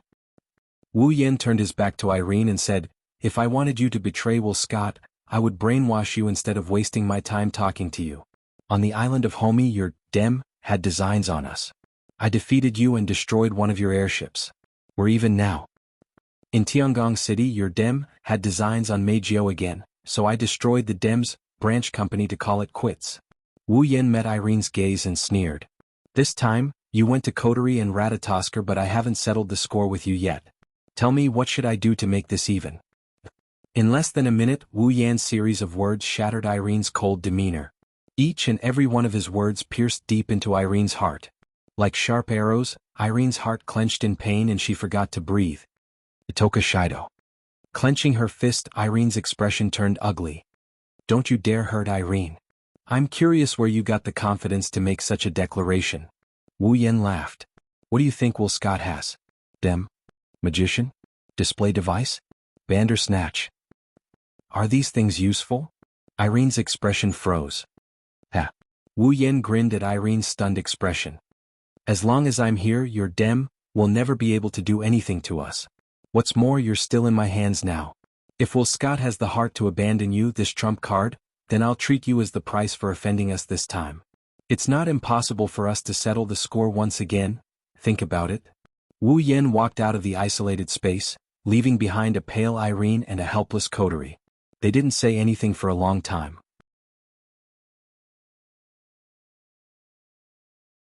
Chapter 1244. In the sky above Tiangong City, Fraxinus. Inside an isolated ward, Tabichi Origami, who is wearing a hospital gown, is lying on the bed. She glared at Wu Yen, who is standing beside her bed with a hateful expression. Wu He. Sherdao. Looking at how Tabichi Origami looked like she wanted to pounce on him and bite him, to be honest, Wu Yen felt a lot of pressure. Obviously, Tokiichi Origami had completely regarded him as the enemy who killed his parents. But Wu Yen didn't do anything. The feeling of being wrongly accused was really too unpleasant. What's even more annoying is that the person who wronged him is a cute girl. Moreover, she was a cute girl that he was more or less acquainted with.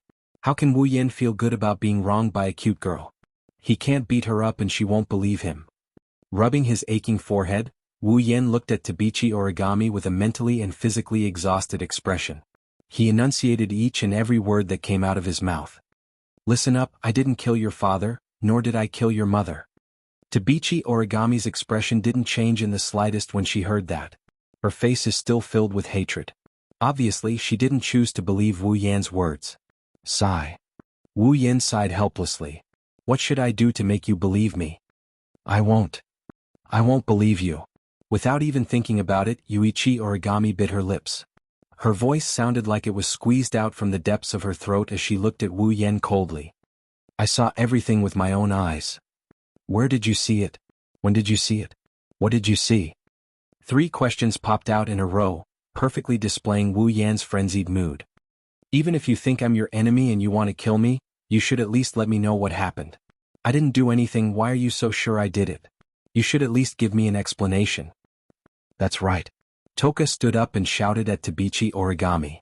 Shido would never do something like that. Yakuya snorted. He crossed his arms in front of his chest.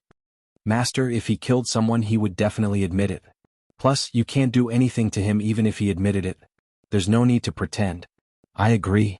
Shixien raised her head slightly, closed her eyes and nodded heavily. I believe Master. Since Master said he didn't do it. Then he didn't do it?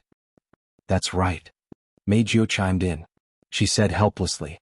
My dear is so strong, why would he do anything to a normal couple? Back then, when I accidentally hurt some powerless fans, Dear also lost her temper. She taught me a good lesson.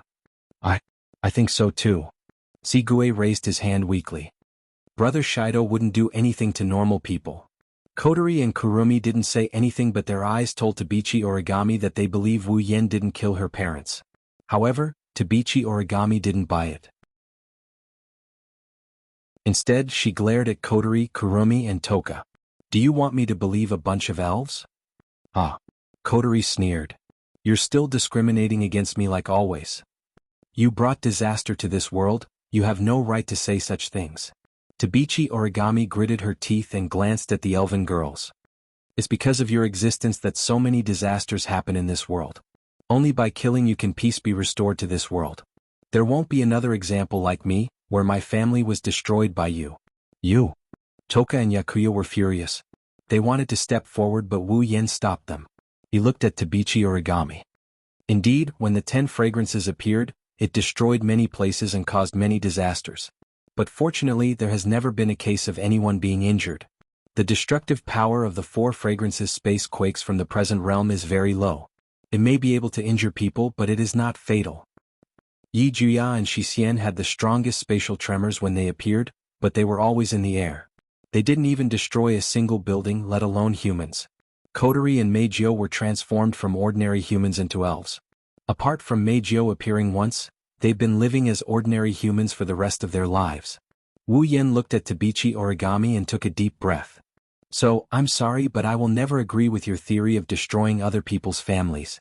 A warm current flowed through the hearts of Kotori, Toka, Yoshino, Yashioya, Yoshihiro, and Meijio, causing them to involuntarily smile. However, what they got in return was an even colder gaze from Koichi Origami. What about her? Tabichi Origami's eyes narrowed as she looked at Kurumi. Are you going to say she's never harmed anyone? All the elven girls were speechless, unable to say a word. Perhaps, when Kwang-san appeared, she didn't hurt a single person because Heavenly Palace City had taken comprehensive measures to defend against space shocks. But later she killed more than 10,000 humans with her own hands. How could a being known as the evilest elf not have harmed anyone before? The elven girls were speechless. Kurumi didn't retort either. Wu Yen was the only one who opened his mouth to speak. Those people who killed Kurumi aren't bad people who only know how to bully the weak and fear the strong. They're pests in society. Wu Yen said bluntly. It doesn't matter if a person like that dies. Kurumi was stunned by Wu Yan's words. The smile on her face widened. Tabichi Origami opened her eyes and stared at Wu Yen. Her voice was as cold as ice. As expected, I won't believe you. At this point, I don't expect you to believe me. Wu Yen waved his hand as if he had given up. He glanced at Tabichi Origami. However, I want to know why you think that I'm the murderer of your parents. Tabichi Origami didn't speak, nor did she explain. She just continued to stare at Wu Yen, releasing an extremely sharp gaze. Wu Yen smiled bitterly, patted his cheek and stood up. Since you don't want to say it, then I can only use a more violent method. He walked directly to Tabichi Origami. Before she could react, Wu Yen suddenly stretched out his hand and put it on her forehead. Your memory, let me read a little bit. As soon as his voice fell, Wu Yen closed his eyes. A trace of magical power emerged from the hand on Tabichi Origami's forehead, and it operated at an extremely fast speed. You. Before Tabichi Origami could react and tried to break free from Wu Yan's hand, a mysterious small magical formation appeared in Wu Yan's hand with a burst of light. The sudden bright light pierced Tabichi Origami's eyes and she instinctively closed them, forgetting to struggle. It didn't take long before the light weakened and the surging magical power calmed down. Wu Yen released his hand from Tabichi Origami's forehead and opened his eyes, filled with shock and confusion. What's wrong? Kotori couldn't help but ask. Did you read anything? Yes. Yes. Wu Yen nodded and he met Kotori's gaze. His eyes and face were filled with confusion. Tabichi Origami obtained a video from Wuxia. The video inadvertently captured the scene of Tabichi Origami's parents' death. In the video, the person who killed Tabichi Origami's parents is me. You. The fairy girls held their breaths. Miko hurriedly spoke. Could it be a forgery? Or is there a mistake? A forgery? Wu Yen pondered for a moment, then shook his head. Perhaps, but I can't see any signs of forgery in the video. Don't tell me you also think you killed Tabichi Origami's parents. Kotori frowned. Don't forget, you only appeared in Tiangong City half a year ago. You're right.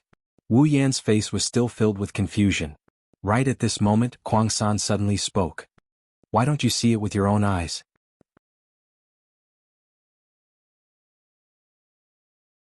Chapter 1245. Why don't we see it with our own eyes? Kurumi's words instantly attracted everyone's attention, including Tokichi Origami, whose face was full of surprise. See it with our own eyes? Wu Yen hesitated and asked Kurumi, you mean, To confirm Wu Yan's guess, Kurumi nodded with a smile. Her voice spread throughout the room. Using the power of Zafkiel, the last bullet, bullet of 12 YOD, bullet of 12?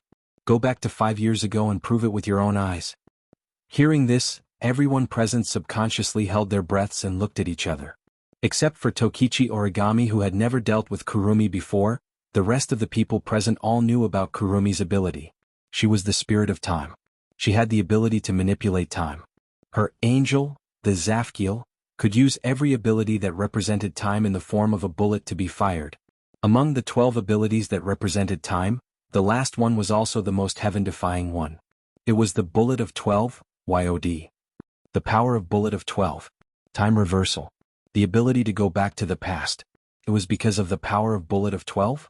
That was the power of the realm of gods, which was why everyone forgot to breathe for a moment. Going back to the past? Who had ever experienced such a dreamlike thing before? Wu Yan was able to travel back in time to 5 years ago due to his battle with Kurumi. But because he had experienced it himself, he felt it was unreal. No matter what, traveling through time and returning to the past was a dreamlike thing. Even though they knew Kurumi had such an ability, they couldn't help but have such a reaction. Even those who were familiar with Kurumi's abilities were shocked. Needless to say, Origami, who had just learned of Kurumi's ability for the first time, was even more shocked. He was so shocked that even his mind went blank. Finally, Wu Yan, who had experienced going back to the past, reacted first. He scratched his cheek and frowned. Using the power of bullet of 12? Using the power of bullet of 12 to go back to the past to confirm something, isn't that making a big deal out of nothing? I don't think so. But Kwang-san, on the other hand, disagreed. I recall that my husband once told me that an accident occurred during our battle, and we were transported back in time to 5 years ago. That was also when Kotori's power was sealed, right? Wu Yan nodded. Kurumi's expression turned serious. Then, is it possible that it was at that time? What if my husband accidentally killed Origami's parents? That's impossible. Kotori refuted before Wu Yan could say anything. You should have seen the memory that was erased by Phantom, right? Before my brother disappeared, he had always been by my side. How could he have killed Origami's parents? No, I wasn't by your side when I first appeared, Wu Yan said calmly. At that time, I first appeared in other places. Later I found Kotori, and before I found Kotori, I was always alone. In other words, Meijio covered her mouth to suppress the shock that surged up in her heart. Dear, did you really kill Tokichi Origami's parents without knowing it? That's impossible. Wu Yan rubbed his forehead in distress. From the time I returned to 5 years ago to the time I came back, I don't remember what kind of attack I launched. How could I have unintentionally killed Tokichi Origami's parents? This? The fairy girls looked at each other blankly. They didn't know what to say. Let's confirm it ourselves? Kurumi smiled at Wu Yan. Even if it's not to confirm whether Lord Husband killed Origami's parents, it's still necessary to confirm what Lord Husband did when he went back to 5 years ago. But is that okay? Wu Yan hesitated. Use bullet of 12, YOD? Isn't the price of a bet very high? If that's the case, Kurumi, you... Don't worry. Kurumi put her index finger on Wu Yan's lips. Bullet of 12 YOD? There are also conditions for the cost of using the bet. Depending on how long you want to go back in time, this part of the cost will change. The longer the time you want to go back in time, the longer it will take. With Lord Husband here, you don't have to worry about not having enough time at all. But didn't you say it before? Unlike other abilities, bullet of 11 YOD? Both the bullet of 12 and the bullet of 12? Not only does it cost a lot of time, but it also costs a lot of Reiki, right? Wu Yan frowned. The direct manifestation of a fairy's power is the amount of Reiki they have. If they use too much Reiki, they might lose their lives. If it's just Reiki, we should be able to help, right? On the side, Yajuya quickly said. With so many of our Reiki, isn't it enough to let Master go back to 5 years ago? Agreed. Shixien can also provide Reiki. Me too. I can do it too, dear. If there's a need, I'll do my best. Shixien, Toka, Yoshino, and Meijio also made their own declarations one after another, causing Kurumi to chuckle and shake her head to refuse. Although I'm very grateful for everyone's kindness, there's no need to worry. Indeed, I still need to consume a lot of spiritual energy, but the amount of spiritual energy I use depends on how far back in time I go. Perhaps it would be very, very dangerous to go back to 30 years ago, but if it's just going back to 5 years ago, I alone will be enough. After saying that, Kurumi recalled the bullet of 12 yod, again. Reiki. Of course, depending on how long the target stays in the past, a certain amount of Reiki will be consumed. The longer you stay in the past, the more Reiki you have to pay. However, it happened before Kotori's Reiki was sealed. It's not that long, so it's more than enough for me to pay. This time, everyone present was silent. All right. Wu Yin helplessly looked at Kurumi. Since it won't affect you, it's fine to verify it. But don't be reckless. Kurumi mischievously blinked her eyes and said with a smile. Although I'm very happy that hubby is so concerned about me, it's just to verify one thing, there's no need to be reckless. Good. Wu Yin exhaled. He lifted the sealing bracelet on his hand and he removed the seal on Kurumi. Feeling the Reiki returning to her body, Kurumi pursed her lips and smiled. She turned around and black and red Reiki equipment appeared on her body. At the same time, 2 ancient matchlock muskets and a huge clock face appeared. Then, Kurumi held the rifle in her hand and pointed it upwards. Zafkiel, bullet of 12, yod yod? Reiki. Following Kurumi's call, the huge clock behind her suddenly shook and flashed with an unprecedented amount of light. The black and red light instantly enveloped the entire area, and dense black shadows burst forth. If one looked carefully, they would discover that the black shadows were all bursting out from the Roman numeral 12 on the huge clock dial. The black shadow flowed into the rifle in Kurumi's hand like a violent stream of air. Immediately, the loaded rifle shook violently and the high concentration of Reiki went berserk. Kurumi. Wu Yin couldn't help but call out. Don't worry. Kurumi raised the corner of her mouth at Wu Yin and revealed a reassuring smile. She aimed her rifle at Wu Yin and pulled the trigger. Bang. A jet-black bullet shot out from the muzzle of the rifle, leaving a black trail in the air as it landed on Wu Yan's body. In the next second, the space started to distort. Wu Yan's body started to distort from where the bullet hit. It was as if he fell into a small black hole. As the distortion expanded, Wu Yan's body also started to distort. Finally, it disappeared.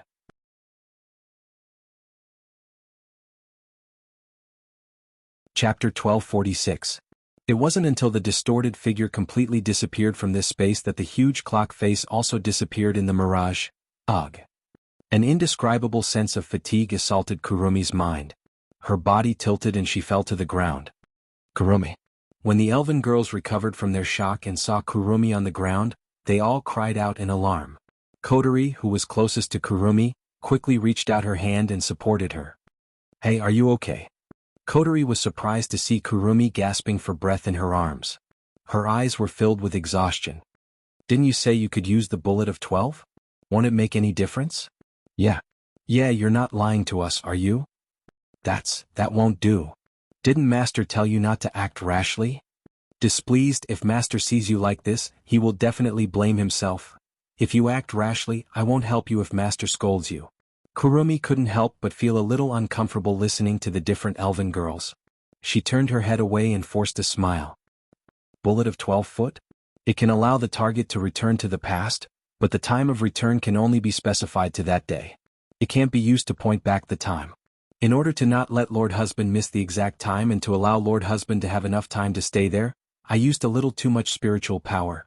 Are you okay? Kotori pursed her lips in dissatisfaction. There are so many elves here. You have plenty of spiritual energy, but you just had to mess around. Fortunately, Big Brother left. Otherwise, if he knew about this, you would definitely be scolded. That's true. Who told Master Darling to be so gentle? Kurumi bitterly smiled and shook her head. She took a deep breath and broke free from Kotori's embrace. She retracted her spiritual energy and the black and red spiritual equipment disappeared from her body. I'm just a bit tired. I'm fine.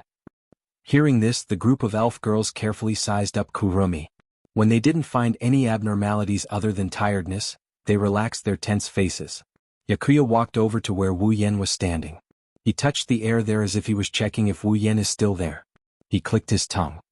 Did Master really return to 5 years ago? If I remember the time correctly? Kurong-san calmed down her breathing. She tidied up her clothes and hair. Kotori turned into an elf and engulfed the entire Heavenly Palace city in a sea of fire. August 3rd. Yuichi Origami, who was lying on the hospital bed, suddenly raised her head. Her eyes were shining with a terrifying light. There was no hatred or coldness in her eyes. Instead, her gaze was so bright that it shocked everyone present. August 3rd, 5 years ago. Right? Tabichi Origami said as she shifted her gaze to Kotori. Kotori snorted when she saw Tabichi Origami looking at her. That's right. August 3rd, 5 years ago. Kurumi nodded. She looked at Wu Yen and murmured, "That's right. If nothing unexpected happens, hubby will be back soon. Don't worry." Question, can he really come back? Yushin narrowed her eyes and looked at Kurumi. He won't be able to come back, right? No. That's impossible. Kwang Sanmao replied firmly. The amount of spiritual energy required to travel back in time depends on how long it takes to travel back in time. The amount of spiritual energy required to travel back in time is also determined by the amount of spiritual energy that was injected into the bullet. Once the amount of spiritual energy required to travel back in time exceeds the amount of spiritual energy required to travel back in time, hubby won't be able to travel back in time. How long will it take? Meijio looked at Kurumi. Kurumi smiled. I'm not sure if the flow of time is the same as the flow of time here. But I don't think it'll take too long, at most half an hour. I see. At the side, Toka and Yoshino also heaved a sigh of relief. That's good. The elven girls looked at where Wu Yen was standing. They waited for their loved ones to return. At this moment, Origami Kitsune suddenly made a sound. Toka Kurumi? I want to borrow your power. Tokichi Origami's sudden words stunned all the girls present. You? Kurumi looked at Toka Origami in shock. What did you just say? I want to borrow your power. Toka Origami stared at Kurumi. Her eyes glowed with passion. I want to borrow your angelic power that can travel back in time. Hearing Tabita Origami's words that contained a different kind of emotion and the rich light in his eyes, Tabita, Yoshino, Yagoya, Shisien, and Meijio didn't know how to react. They could only stare blankly at Tabita Origami with their mouths slightly agape. Is this still the cold and emotionless Toka Origami? Kotori and Kurumi glanced at each other as if they had seen through Tabichi Origami's thoughts and looked at her. You want me to use the bullet of 12 on you? Do you want to bet on it? That's right. Toka Origami's eyes rippled. She looked at Kurumi and said, as long as you promise to help me, I can do anything you want. You want to return to 5 years ago too, right? Kotoni said to Tabichi Origami expressionlessly, you want to change history and save your dead parents, right? The elven girls gasped upon hearing this, and Tabichi Origami clenched her fists tightly. Unconcealable hope and determination appeared on her face, confirming Kotori's words. Change history. Kurumi's expression became slightly absent-minded. The way she looked at Toichi Origami also began to change. Return to the past and change history. She was so similar to herself in the past. Kurumi took a deep breath. Her eyes sharpened. What if I refuse? Yuichi Origami's eyes narrowed as he stared at Kwang-san and said in a deep voice. Then, no matter what it takes, I will make you agree. Her resolute words reverberated through the area and entered the ears of everyone present. At this moment, all the elven girls present could feel the determination in Kitaichi Origami's heart. Indeed, with Toka Origami's personality, she would do anything to save her parents. As long as she can make Kurumi use the bullet of 12 on her, she would do it without hesitation. Yuichi Origami's mind was very smart, and her personality was very calm. However, once she encountered something related to her parents, she would make extremely reckless moves. When the elves were annihilated, this calm girl would charge into the fray. She would even ignore the orders of her captain and superiors to kill the elves. When encountering her enemy, this usually calm girl would immediately go crazy. She was so crazy that in order to kill her enemy she would ignore the ordinary people around her and launch an attack. If Toka Origami's classmates saw her like this, they wouldn't be able to recognize her. Who would have thought that the originally calm and composed Origami Kitaichi would act recklessly under certain conditions without considering the consequences? Thinking of this, Kurumi and Kotori had a helpless expression. If it was me in the past, I might not mind helping you. After all, for me now, the cost of using Angel is no longer worth mentioning. The cost of using the bullet of 12 can go back to 5 years ago. Kurumi looked into Toka Origami's eyes. But I still won't agree. Kita Origami's delicate body trembled, and the light in her eyes dimmed at a speed visible to the naked eye. What? Because my life is no longer mine. Kurumi smiled. Her smile was gentle like never before. Whether it's power or anything else, it belongs to him, my husband. As if in response to Kurumi's call, the space where Wu Yen was standing twisted and a figure was spat out from it. Seeing this figure, the group of elf girls were overjoyed. However, when they saw the expression on the figure's face, the joy on their faces instantly froze.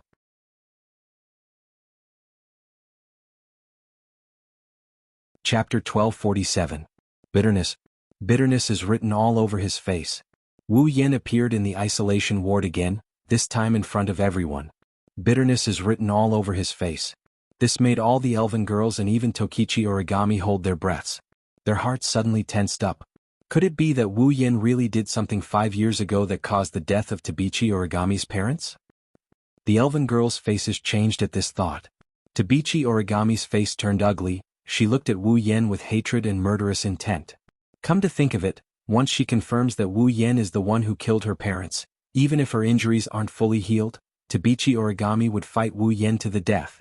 Shido. Brother Shido. Brother? House-sama. Master. Dear? In contrast with Kitsune Origami, all of the elven maidens were crying out with concern on their faces, but they didn't know what to do after that. Should they ask? Oh. Were they supposed to ask if the most important person in their hearts had gone berserk and killed an ordinary couple? How could they possibly ask that? With such thoughts in mind, the elven girls stood rooted to the spot and panicked. Kotori and Kurumi were the more rational ones and were the first to calm down. They quietly walked towards Wu Yen and stood on his left and right. Are you all right? Even Kotori couldn't help but be cautious at this moment. Her tone was extremely soft as she asked this question. Did it go through bullet of 12? Do you feel any discomfort after using the bullet of 12? If you feel something is wrong, please tell us, House-sama. Kurumi also spoke. Her red eyes met Wu Yan's gaze. After all, I've never used the bullet of 12 before. This is the first time I've used it. The ability to reverse time is limited to cognition. If it's used in practice, it's hard to avoid some problems. Yes, sure, Dao. Ten Fragrance said worriedly. Where do you feel uncomfortable? You must tell me. Even if you are the master of the 8 dance of the hurricane, it's hard to avoid being plagued by illness. Yakuya tried to lighten the heavy atmosphere with a humorous tone. He raised his head and puffed out his chest. He pretended to be arrogant. Don't worry. You are my master. I won't laugh at you. I'm concerned. I hope that master will not hide it from me. Shixian also opened her bright silver eyes and stepped forward. He approached Wu Yen. Otherwise, Shixian will be very worried. Fourth aunt didn't say anything. Instead, she came to Wu Yan's side and held his hand. Her beautiful eyes were filled with unconcealable worry. Meijio directly hugged one of Wu Yan's arms. Her beautiful face was filled with gloom. Seeing the unconcealable worry on the faces of the elven girls, Wu Yan's heart warmed. The bitterness on his face faded away and turned into a gentle smile. All right, don't worry. Wu Yan patted Meijio and Fourth aunt's head and grinned. I'm fine. Seeing the genuine smile on Wu Yan's face, the elven girls relaxed. Only Tabichi Origami stared at Wu Yan and spoke in a deep voice. What did you do 5 years ago? Following Tabichi Origami's words, the atmosphere became heavy again. The elven girls were nervous, Kotori and Kurumi were no exception. Under everyone's gaze, Wu Yan slowly retracted his smile and sighed.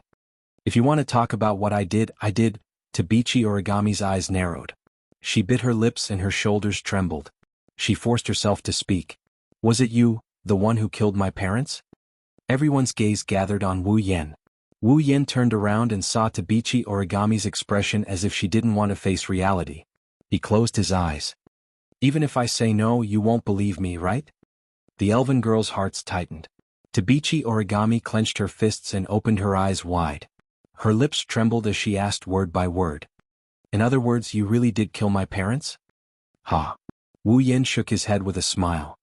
I can only say that the video you saw is real. The suppressed emotions in Kitsune Origami's heart instantly erupted. His expression also changed drastically. His body trembled as he endured the pain that came from his body. He struggled to get up with great difficulty and a sharp cry of grief sounded from his mouth. Kill. I'll kill you. Wait. Kotori frowned and looked at Wu Yan. The video is real? What about the truth? Hearing this, the group of young ladies also reacted. Wu Yen only said that the video was real. He didn't say that he killed Tabichi Origami's parents. Tabichi Origami, you do have a reason to think that I killed her parents. Wu Yen glanced at Tabichi Origami and said the truth that everyone wanted to hear. But I didn't kill her parents. Hearing this, the girls' eyes lit up and they couldn't help but smile. Only Tabichi Origami was still gnashing her teeth. Her gaze never left Wu Yen for even half a second. Her eyes were filled with indifference. Like you said, I won't believe you. Didn't you go back in time 5 years ago? Then show me the evidence to prove that you're not the one who killed my parents. You want proof, right? Wu Yen nodded. He extended his hand and a blinding white light enveloped Tabichi Origami. The light started surging around Tabichi Origami. Kyuchi Origami could clearly feel that with the appearance of this white light, her injuries were rapidly recovering at a speed visible to the naked eye. The pain was also gradually disappearing. When the white light dissipated, Kyuchi Origami still felt that her body did not have much strength, but it was no longer a problem for her to move. Kanon healed Koichi Origami's wounds with the help of the Angel of Holiness. Wu Yen turned around after he healed her. If you want to know if I killed your parents, come with me. Wu Yen ignored Kotoichi Origami's reaction. He grabbed Yono's hand and they walked out of the room. Meijio, who was hugging Wu Yan's arm, followed them. The other girls exchanged glances and they quickly followed after them. Even Kotoichi Origami hesitated for a bit before she got off the bed and walked out of the room. Under Wu Yan's lead, the 7 elven girls and Tabichi Origami were teleported from Fraxinus to Heavenly Palace City. They arrived at a field full of flowers and plants. Heavenly Palace City is a city that is often damaged by spacequakes, so it's rare to see a field like this. Therefore this is a well-known place. Today, however, there's no one here. It's probably because of the Tianyang ritual. With Wu Yen in the lead, the 9 of them entered the wilderness. They passed through the beautiful scenery and headed deeper into the wilderness. It didn't take long for them to arrive at a place overgrown with weeds. Wu Yen stopped and he scanned his surroundings. It should be here. Where's the evidence? Tabichi Origami asked coldly, as if she was prepared to ask this question. Where's the evidence you're talking about? Wu Yen didn't answer Tabichi Origami's question. Instead, he turned his back to everyone and looked at an empty field in front of him.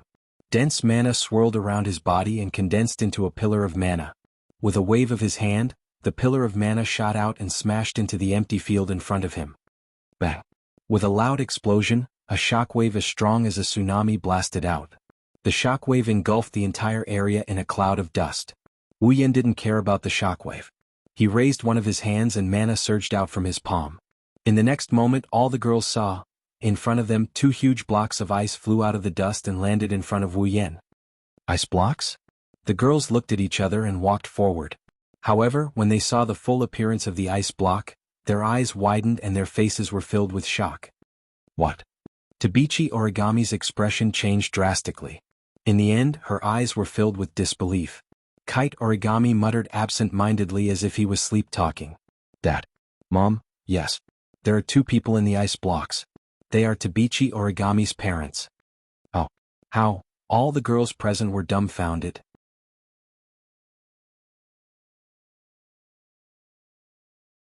Chapter 1248. Wu Yan's vision blurred. He felt the bullet hit him. The moment he was hit, he lost consciousness for a brief moment. Now that he regained his consciousness, the first thing he felt was dizziness. Of course, it's not dizziness, it's more accurate to say that the bullet hit him. When the bullet hit him, Wu Yen felt like his existence was completely broken. There wasn't any pain, nor was there any sense of discomfort. At this moment, there was only a feeling of dizziness and nausea that made even his body spin. That's understandable. That's because Wu Yen is in the air. Bound by the strong gravitational force, it fell down at an extremely fast speed with its head facing down. Looking at the sky getting further and further away from him, Wu Yen finally realized what kind of situation he's in. He hurriedly used a flying technique and his falling body stopped in midair before stabilizing. Ugh! Wu Yen shook his groggy head as he floated in midair. He looked down and he frowned. Where is this? Opening his wine-red eyes, Wu Yen started observing his surroundings. The first thing he saw was a sun that was emitting a golden radiance. It's almost as red as blood. Sunset? Wu Yen scratched his cheek. So it's evening? Wu Yen came to this conclusion. Under the sunset in the city full of buildings.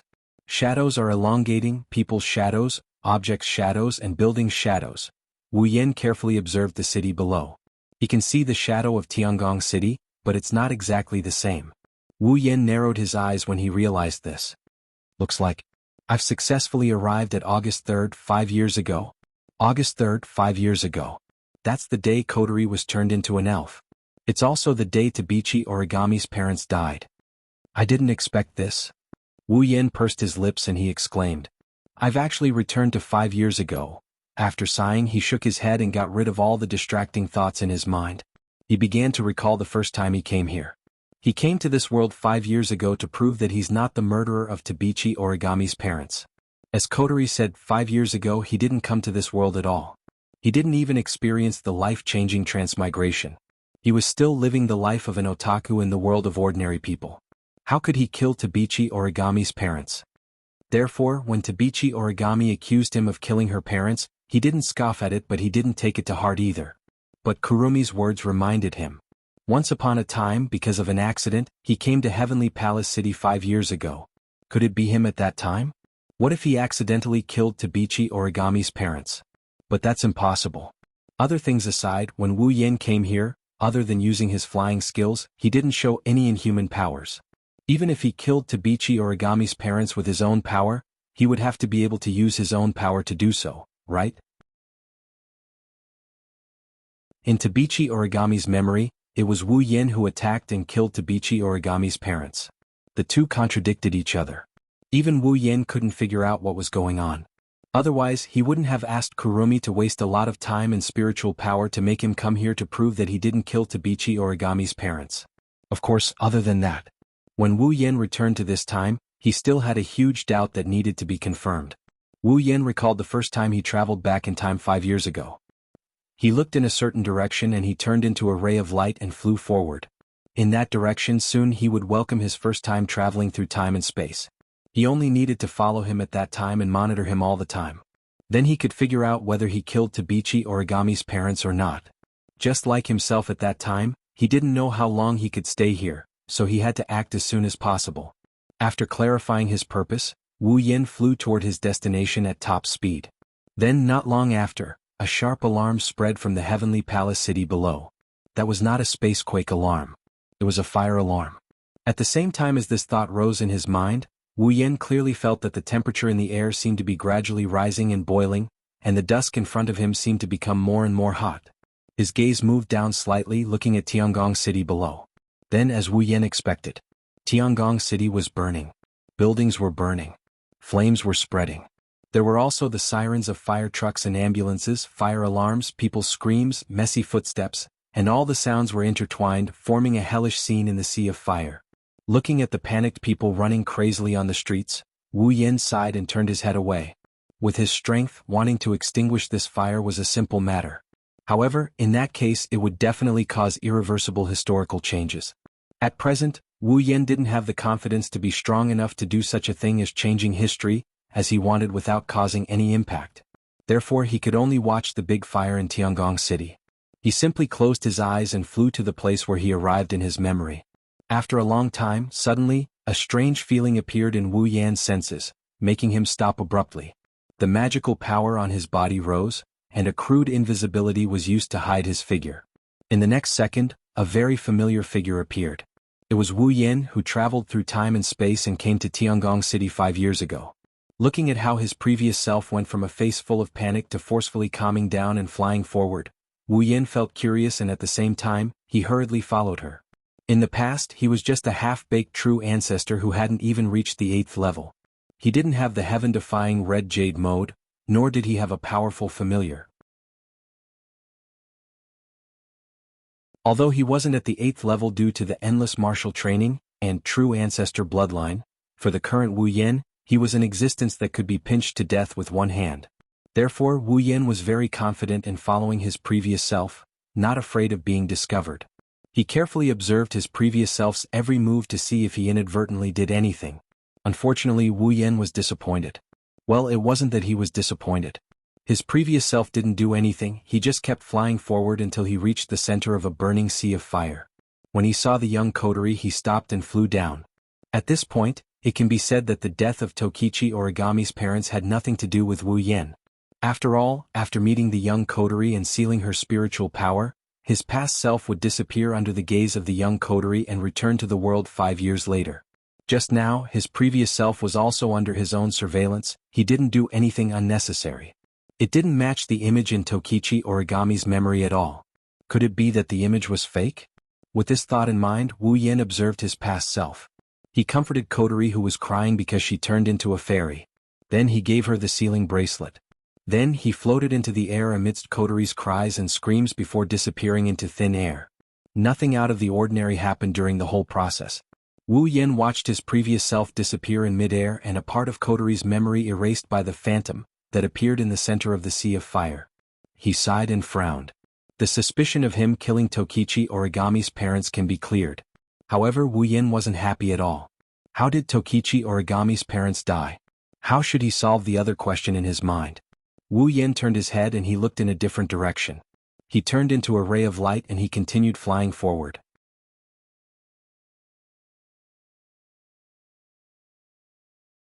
Chapter 1249. Toichi Origami is a pitiful and sad person. She was clearly living a happy and peaceful life. But one day, not only was the place where she lived corroded by a sea of fire, even her parents couldn't escape death. How cruel was this for a little girl who was at most 11 or 12 years old? Of course, no matter how cruel it was, the death of Toichi Origami's parents was an established fact. No matter how sad Toichi Origami was, this fact could not be changed. If this matter ended here, Toichi Origami would only be a person who met with misfortune in life. But the saddest thing is, Toichi Origami didn't let herself become a pitiful person. The saddest thing is, she witnessed the entire process of her parents' death. She even witnessed the person who killed her parents. Thus, from that moment onwards, this pitiful young girl embarked on a pitiful path. Hatred. These two words became Koichi Origami's life for the next 5 years. For the sake of revenge, such an ordinary girl walked on a completely different path from ordinary people and became a magician who surpassed human beings. For the sake of revenge, such an ordinary magician invested all his time into cruel training, just to have the power to support the hatred in his heart and avenge himself. For revenge, she could use any existence that could be called a monster as the target of her venting. For the sake of revenge, she sacrificed time and space, allowing herself to embark on a pitiful path. But this isn't the saddest part. Wu Yen, who knows the original plot, knows something else. This girl who only had vengeance in her life had always been seeking revenge. The target of her vengeance wasn't the elves who she hated the most, nor was it Koterie who she hated the most, nor was it her current self who she hated the most. That's right. Toichi Origami herself. She herself was her own enemy. Wu Yen still remembers. In the original work, Koichi Origami, who was searching for power, encountered a phantom at a certain point in time, just like the previous time. He was given a spirit crystal and became an elf. After becoming an elf, Toichi Origami went to find Kurumi and asked her to use her bullet of 12. The power of Bet sent her to the day her parents died. By killing the phantom, whom she mistook as the enemy who killed her parents, she changed the history of her parents' deaths. At that time, Toichi Origami walked on a path of no return. Because after using the bullet of 12 yod, she returned to 5 years ago. Koichi Origami fought with the phantom of that time. In the end, a stray bullet from his attack accidentally hit his parents from 5 years ago, causing them to die. In other words, she used the bullet of 12. The power of return to 5 years ago, and Origami Kite, who had turned into a fairy, was the culprit who had killed his parents. This is the most cruel experience of this pitiful and sad girl's life. How could Origami Kitsune know that she was actually her enemy? In that situation, Toichi Origami treated the death of her parents as the hatred in her heart for 5 years and used it as the motivation to survive, fight against the elf, and pursue power. How desperate must Toichi Origami be? That's easy to imagine. Because of this, when Wu Yen noticed Phantom coming into contact with Koichi Origami, not only did he beat her back, he also took away the spirit crystal that he was planning to give to Koichi Origami. He didn't want to let this pitiful girl suffer the same fate as Koichi Origami. But Wu Yen didn't expect that he would become Toichi Origami's enemy in the end. What was going on here? Without the power of the elf, without the help of Kurumi, without the help of the bullet of 12, and without the power of bullet of 12. 5 years ago, logically speaking, Tabichi Origami's parents should have died in an accident, or maybe they didn't even die. Now that things have developed to this point, even Wu Yan couldn't wrap his head around it. This is also the two main reasons why Wu Yan chose to return to Heavenly Palace City 5 years ago. Firstly, he wanted to confirm if he had accidentally killed Tokichi Origami's parents 5 years ago. Second, to confirm that Toichi Origami didn't go back to 5 years ago, the real cause of her parents' death. Fortunately, before coming, Wu Yan read Toichi Origami's memory and knew where Toichi Origami lived 5 years ago. Otherwise, he really didn't know where to find the truth of the matter. According to the memory in his mind, Wu Yan, who turned into a stream of light, crossed the air at an extremely fast speed, separated the thick smoke caused by the burning fire, and shot out like an arrow, rushing to Toichi Origami's former home. Although Heavenly Palace City is still quite big, Wu Yan's speed is also very fast. It didn't take long for him to arrive at the place in his memory and look at a building below. That was Toichi Origami's former home. However, this former home is now covered by flames. Only vague black shadows and billowing smoke can be seen. Other than that, only the fiery red flames are left. Suspended in the air, Wu Yan could clearly see that in the almost burned building, a middle-aged man was hugging a young woman, hiding from the raging fire and running towards the exit. Those are Toichi Origami's parents. Seeing this, Wu Yan couldn't help but breathe a sigh of relief. Fortunately, Toichi Origami's parents are not dead yet. Just when Wu Yan breathed a sigh of relief, below, an accident happened. He saw that in the building, a heavy object that was originally hanging at the top suddenly lost its support under the burning flames and fell down. And under the heavy object, Toichi Origami's father was hugging his wife and escaping there in a panic. Seeing this, Wu Yan's heart tightened. Without time to think, he waved his hand and an invisible force suddenly blew away the heavy object that was falling towards Toichi Origami's parents. Unfortunately, it was a bit too late to make a move now. The falling heavy object was deflected by an invisible force. The heavy object that was supposed to fall on the heads of Tokichi Origami's parents rolled and landed on the backs of the parents who were passing by. After a loud muffled sound, Toichi Origami's parents fell to the ground on the spot and fainted. It's unknown whether they are dead or alive. His wine-red eyes suddenly trembled. Wu Yan's body reflexively leaned down, planning to save Toichi Origami's parents who fainted in the building. However, when he moved, Wu Yan realized something. If he saved Tokichi Origami's parents, would that be the reason why they were killed by the elves? If he didn't save them and let them die in the sea of fire, it would only be an accident, right? In that case, Toichi Origami wouldn't have any enemies and wouldn't have to live in hatred anymore? Thinking of this, Wu Yan was a bit shaken. However, it didn't take long for him to shake his head and reject this idea. With how much Koichi Origami valued her parents, if they died in the sea of fire, then Koichi Origami would definitely attribute the hatred of killing her parents to Kotori, the culprit who caused the fire in Heavenly Palace City, and then seek revenge on her. In that case, the problem wouldn't be solved. Why not just save Toichi Origami's parents? If he didn't kill Toichi Origami's parents, the hatred wouldn't exist anymore and everyone would be happy. However, the impact would be too great. At the very least, in the world they live in, Toichi Origami's parents are already dead. That's why Toichi Origami became a magician and joined AST. If he saved Toichi Origami's parents, Toichi Origami might not become a magician and won't join AST. In the worst-case scenario, it might even cause a space-time distortion in the future. The impact of that would be huge. Wu Yan, who is floating in midair, couldn't decide if he should save her or not. Wu Yan, who is floating in midair, couldn't make up his mind. However, time wouldn't wait for him. If this continued, Toichi Origami's parents would die in the sea of fire. He didn't have much time left in this world, so he didn't have time to think. Should he save them or not?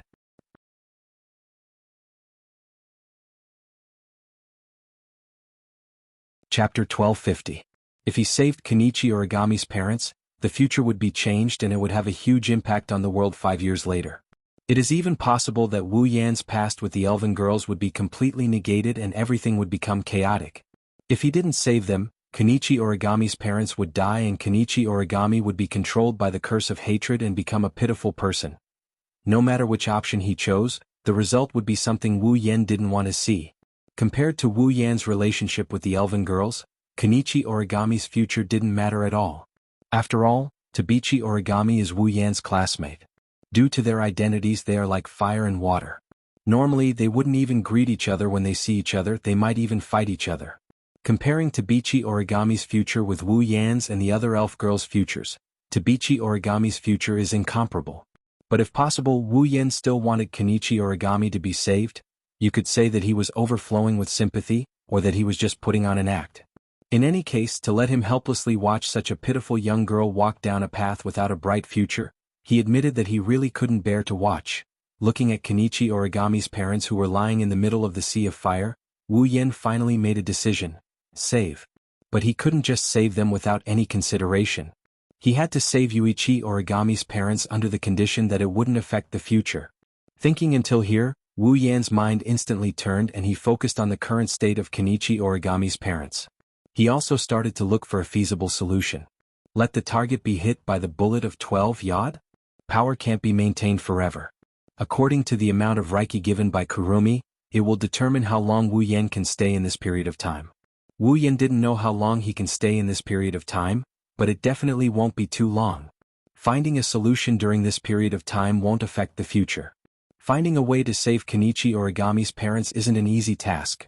Wu Yan pondered while paying attention to Kenichi Origami's parents. He couldn't help but bitterly smile. If Yukari was here, she would be able to find a solution in an instant, right? No. Yukari doesn't have to be here. Even if Shokuho Misaki was here, she would be able to find a solution in time. Not only won't affect the future, but he also has to save the people who were supposed to die. What should he do? Clenching his fists, sweat started dripping down his forehead as he tried his best to suppress the impatience in his heart. He tried desperately to think of a solution. If he doesn't affect the future, then he will have to make Kenichi Origami's parents in the next 5 years. Moreover, he had to make Origami mistake them for elves and kill her parents. Thinking, Wu's Origami's parents' Misaki Origami's parents' misfortune? Also, Kenichi Origami's parents' death must be witnessed by an elf. Then 5 years later. Then, Kenichi Origami's parents' reappearance. That way he can save Kenichi Origami's parents without affecting the future and reunite them. But how should he do it? Wu Yan has a way to make Kenichi Origami's parents disappear in the next 5 years. Wu Yan can also think of a way to make Kenichi Origami's parents deaf and mistakenly believe that they're no longer in this world. But what should he do if he wanted Tokichi Origami to witness his parents being killed by an elf? Where am I going to find an elf to kill Kenichi Origami's parents? Was he supposed to ask Kotori or Phantom for help? That's just bullshit. The best way to deal with this is to do it himself. But he's not an elf. No. Wait, Wu Yan paused. A bright light flashed through his wine-red eyes. Who said he's not an elf? In this world, wasn't he treated like an elf? Thinking of this, Wu Yan's expression changed drastically. In the end, it turned into a bitter smile. I see. That's how the video came about? Wu Yan sighed with a bitter smile. I really feel like I'm a sucker. Wu Yan took a deep breath and disappeared from the spot. When he reappeared, he was in the building next to Kenichi Origami's parents. He reached out to check the breathing of Tabichi Origami's parents. When he found that they are still breathing weakly, he relaxed his tense expression. Good, they're not dead. A dense light flashed from his hand and shone on Tokichi Origami's parents. Instantly, the injuries caused by the falling heavy objects and the burns caused by the flames on the heavy objects recovered at a speed visible to the naked eye until they were completely healed. After that, Wu Yan retracted the power of the Holy Angel. He picked up Kenichi Origami's parents and disappeared again. How could this be? Outside the house that was covered in bright red flames, a little girl of about 11 or 12 years old stood there in a daze. Her white hair was pinned up to her shoulders with a hairpin. She watched as her house gradually turned into black charcoal. Her expression was gradually covered by despair. Daddy? Mommy?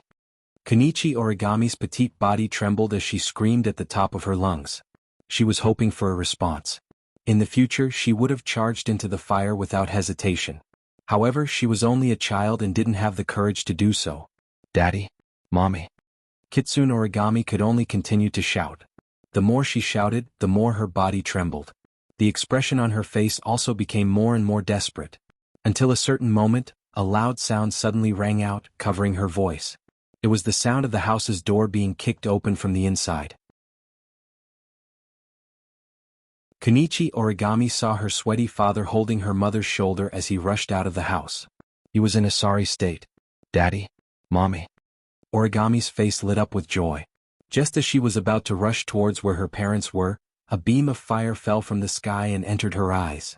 Bang! With a loud explosion, the beam of fire fell where Kenichi Origami's parents were. It caused a violent shockwave and blew Kenichi Origami away. Ah! Under the attack of the shockwave, Origami Kite fell to the ground not far away. However, the pain that she imagined did not come. This made the young Origami Kite stunned. She subconsciously moved her gaze back to where her parents were originally. However, there was no one there anymore. All that was left was a huge crater. A strong sense of dizziness struck Toichi Origami's mind. It was as if the entire world was twisting. Her vision was shaking. Toichi Origami stared blankly at the hole where her parents were supposed to be standing. There was only one thought left in her mind. How could this be? Keeping a blank expression on her face, Yuichi Origami uncontrollably raised her head and looked at the source of the fire. Then, her pupils violently shrank. In the sky above the burning street, a figure was suspended in the air, looking down disdainfully. On his body, there were streams of fire moving back and forth like pythons. At this moment, Kenichi Origami understood. It's this person. It's this godlike person who killed my parents. Crazed hatred and anger surged into Origami's young heart and mind. Looking at the figure floating in the air, Origami's sorrowful cries filled with despair and darkness resounded through the entire space. Kill you, kill you. I will kill you with my own hands. Sigh. In the air, Wu Yen just destroyed the illusion of Kenichi Origami's parents with a beam of fire. He heard Kenichi Origami's sad cry and sighed. From this moment onwards, Tokichi Origami will bear the burden of hatred and spend the next 5 years. But that's for the sake of a better reunion 5 years later. I hope that in the future, you will be able to laugh out loud. Wu Yen looked at Tabichi Origami for a bit before he turned around and disappeared from the spot.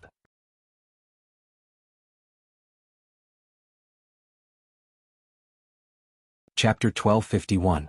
The burning fire was gradually extinguished by the fire trucks and water trucks, turning into thick white smoke that drifted into the sky. The bright red color had slowly faded from Heavenly Palace City, but Heavenly Palace City was still in chaos.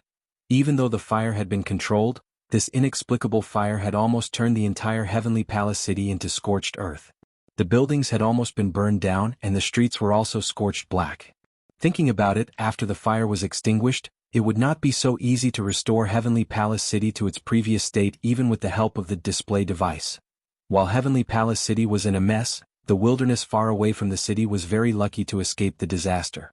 It did not turn into scorched earth, nor was it visited by the flames. Although it could not be said to be completely preserved, at least the scorched color was almost invisible here. It was such a wilderness that happened to meet Wu Yan's conditions and was chosen by Wu Yan. Holding Koichi Origami's parents and using the space transfer technique, Wu Yan came to this wilderness without much time. He chose a remote open space and waved his hand. A stream of magic power suddenly appeared like a giant whip and smashed down. Bang! In the open space there was a muffled sound. A pit that covered a small area but was quite deep was smashed by the magic power stream, stirring up a burst of thick smoke and gravel. However, before they swept out, a stream of magic power blew the smoke and gravel aside, exposing the pit in front of Wu Yan. Looking at the deep pit in front of him, Wu Yan nodded with satisfaction and turned his head. He cast his gaze on Koichi Origami's parents who were unconscious. He squatted down. I'm really sorry. Next, you have to sleep for 5 years, but this is also for you and your daughter. Please forgive me. He lowered his head slightly. He expressed his apologies. Wu Yan stretched out his hands and placed them on Tokichi Origami's parents, mobilizing the magic power in his body. He activated the ability of one of the familiars sleeping in his blood, Ashnice of the Enchantress. At the next moment, along with the emergence of a majestic mana, a white mist that carried a little bit of cold temperature slowly drifted from Wu Yan's hand and covered Koichi Origami's parents. Almost in an instant, in the white mist, the bodies of Toichi Origami's parents were covered in ice at a speed visible to the naked eye. It was getting thicker and thicker. In the end, the two people in the white mist were completely sealed in a pair of ice blocks the size of a small car. Only then did the white mist gradually dissipate.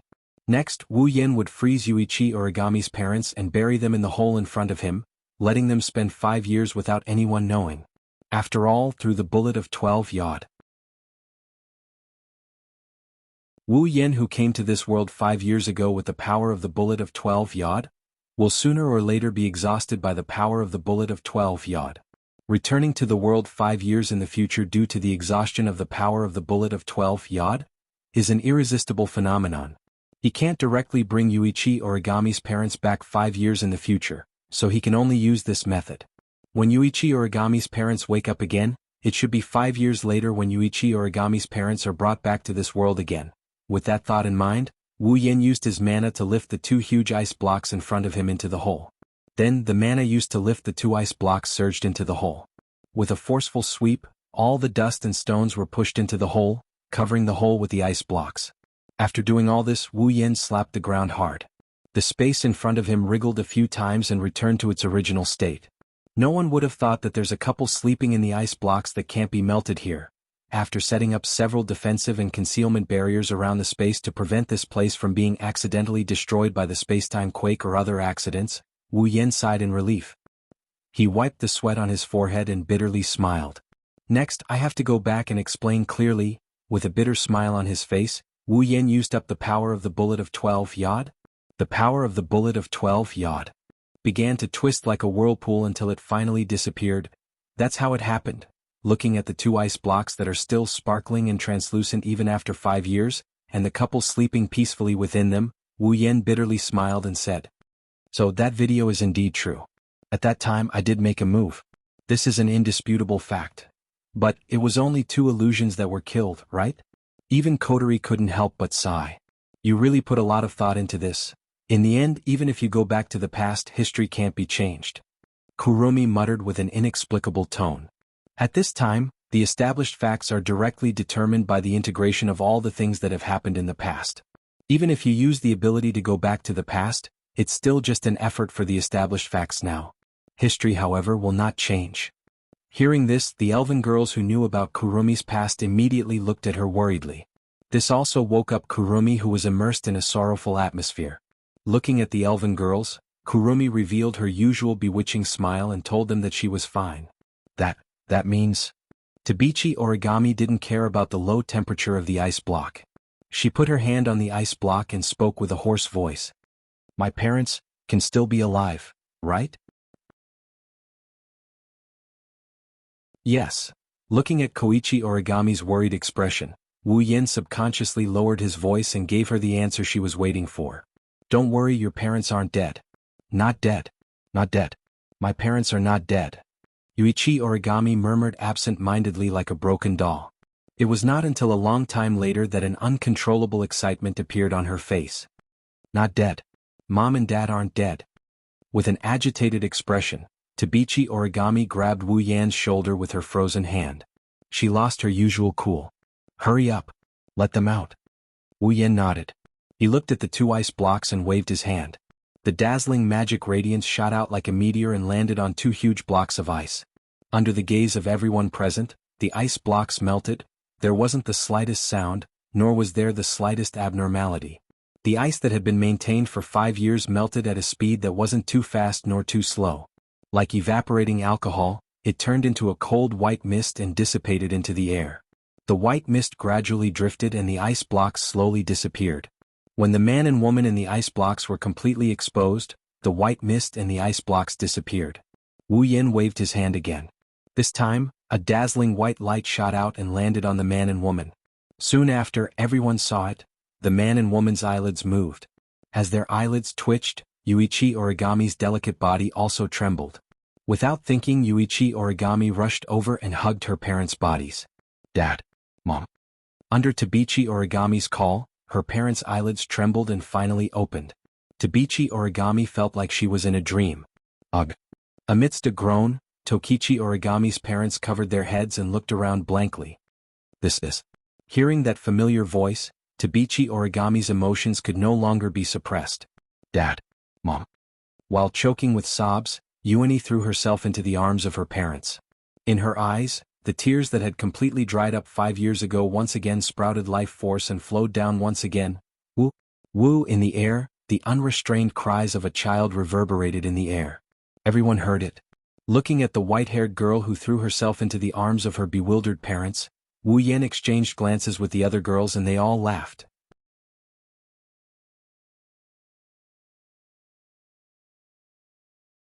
Chapter 1252. See you on the top floor of the Central Plaza in the evening of the Afternight Festival. Looking at the message on his phone, he scratched his cheeks and sighed as he made his way to the central hall. It had already been 3 days since Yuichi Origami unreasonably made a move on the square of the Heavenly Palace. Wu Yin had a hard time in the past 3 days. He was attacked in the square of the Heavenly Palace, encountered a phantom and was attacked by a dem. After that, he had to clean up the mess, control the impact of the incident, and go through a round of bullet of 12 YOD. He had to go back to 5 years ago to save Tabichi Origami's parents. It's only been 3 days, but Wu Yin has been sighing and groaning for a long time due to all the things that have happened. Ever since Tabichi Origami reunited with her parents, they were brought back to Fraxinus by Coterie. She hasn't seen Wu Yin since. That's why he was invited out by Tabichi Origami. To be honest, Wu Yin was very surprised and even a bit nervous. He didn't know what that icy beauty would do next. For Wu Yin, these 3 days were very hard to bear. For the students of the 10 high schools, these 3 days weren't very relaxing either. They didn't have any memories of the elves and magicians. Jin Na Yiyu and the rest of Ratatosker led by Ratatosker had erased all of these students' memories. However, they still retained their memories of the Tianyang ritual. Due to an unknown explosion, the last day of the Tianyang festival was cancelled, which caused all the students to protest. After 2 days of hard work in the Tianyang sacrificial ceremony, the last day of the night sacrificial ceremony, which only belonged to the students, had been cancelled just like that. How could anyone be willing to accept it? Therefore, the group of students burst out with unimaginable enthusiasm. They protested fervently. The elven girls were also unwilling to let it go. They kept bothering Coterie. She had no choice but to use her connections with Ratatosker. She cooperated with the students. The afternight festival was postponed for 3 days. It was held once again. The students were very satisfied with the result. Therefore, even though it was postponed for 3 days today, the students were still as if they weren't affected at all. They were happily celebrating the night sacrifice. It was almost evening now, and the clamor could be heard everywhere. This was the best evidence. After passing through the lively streets, Wu Yin arrived at the central hall. The doors to the central hall were already closed. Even the staff had been evacuated. There was no place to enter. Wu Yin circled around the central hall but still couldn't find an entrance. In the end, he had no choice but to use space transfer and teleport to the rooftop. The sun was setting in the west, and the dazzling radiance sprinkled down. On the rooftop of the central hall, a beautiful girl with an extremely conspicuous white shoulder-length hair, wearing a short-sleeved inner shirt and shorts, stood with her back facing the entrance. She stroked her hair that was fluttering in the wind with one hand while looking into the distance, elongating the shadow behind her. Standing under the radiance, it formed an extremely beautiful scene. At first, Wu Yin thought he saw an angel and lost himself for a split second. When he came back to his senses, the beautiful girl under the setting sun had already turned around and looked at him. Her pretty face was as calm as an ancient well, but her pair of blue eyes were sparkling with a radiance that made one's heart flutter. It was still the same face and the same performance as before. However, looking at Kite Origami's expressionless face, Wu Yin felt comfortable all over. This was because he could clearly feel that even though that face was still as expressionless as before, the haze that could be hidden behind it had completely dissipated like the clear sky after the rain. Instead, it was replaced by a refreshing feeling that made people unconsciously feel comfortable. This was the current Kite Origami. She had completely gotten rid of the past, got rid of the hatred, and also got rid of the sad path. The perfect Kite Origami. If there was anything that made people feel unsatisfied with the current Kite Origami, it was probably that on that beautiful face, there had never been a smile. Wu Yin and Kite Origami looked at each other. Kite Origami didn't say anything. The two of them looked at each other quietly. They actually had a feeling that they could see through each other's thoughts. If outsiders saw them looking at each other like this, it would be hard for them to imagine that 3 days ago, they just had a one-sided battle to the death. After some time, Kite Origami finally broke the silence and walked in front of Wu Yin. She then bent down and deeply bowed to Wu Yin. Thank you, and, sorry, gratitude and apology. This was the most realistic portrayal of Kite Origami's current mood. As for what she was thanking and apologizing for, there was no need to mention it again. Kite Origami has now been reborn. Wu Yin clearly realized this and couldn't help but smile and shake his head. You don't have to take it to heart. You saved me. Kite Origami looked into Wu Yan's eyes. I won't forget this. Wu Yin scratched his cheek. I think I saved your parents. To me, the person you saved is me. Toichi Origami used the simplest words to express her true feelings. I was redeemed because of you? Is that so? Even Wu Yin felt a bit embarrassed at being asked this way. But he still asked anyway. How are your parents? Yes. After a checkup, they have completely recovered to the level of a normal person, but because they slept for too long, their bodies are too stiff. It will take a lot of time for them to move normally. Kite Origami's face was expressionless, but her eyes were bright. She was clearly in a good mood. Ratatosker has already used the excuse of being in a coma for 5 years as an accident to let mom and dad adapt to the world 5 years later. When they return to normal, they will be able to move freely. Then, are you okay on your side? Wu Yin teased. You were originally a little girl, but suddenly became a beautiful girl. Your parents must be very uncomfortable. Yes. Compared to that, they are not used to my expression. Kite Origami replied, making Wu Yin laugh. Then you have to smile more often in the future. Don't let others think that you've developed a weird habit. No. Kite Origami said without hesitation. Even if my personality is bad, mom and dad will still treat me well like before. Then they are really great parents. Wu Yin praised. No wonder you are so attached to them. Yes, they're the best parents in the world. When Yuichi Origami said this, she tilted her head. There was no smile on her face, but there was an unusually cheerful wave in her eyes. Kite Origami looked at Wu Yin and suddenly said, I have decided to leave AST and join Ratatosker. Wu Yin paused and frowned. Is this okay? I can't leave my current life. Kite Origami shook her head. Although I want to live a normal life, I won't be able to get used to it without my magician skills. Kite Origami put her eyes in front of Wu Yin, as if she was speaking with her eyes. Kotori also invited me to join Ratatosker. She said she didn't want to let go of me who is better than the real one. I also want to repay you, so I agreed. This Kotori? Wu Yin smiled bitterly. He hesitated and asked seriously. Have you really decided? In order to obtain power, my body underwent a magical treatment that is even stronger than the real thing. After a thorough examination, I have less than a year left. Tabichi Origami didn't answer Wu Yan's question directly. Instead, she changed the subject.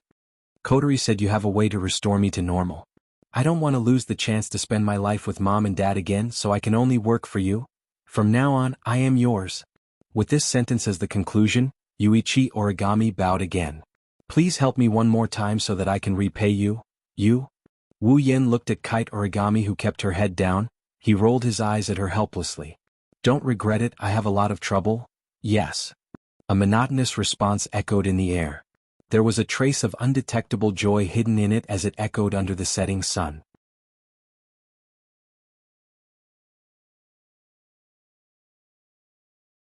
Chapter 1253. Lying in his bed, Wu Yin, who just woke up, looked at Tabichi Origami, who is lying on top of him with her hands on both sides of his head.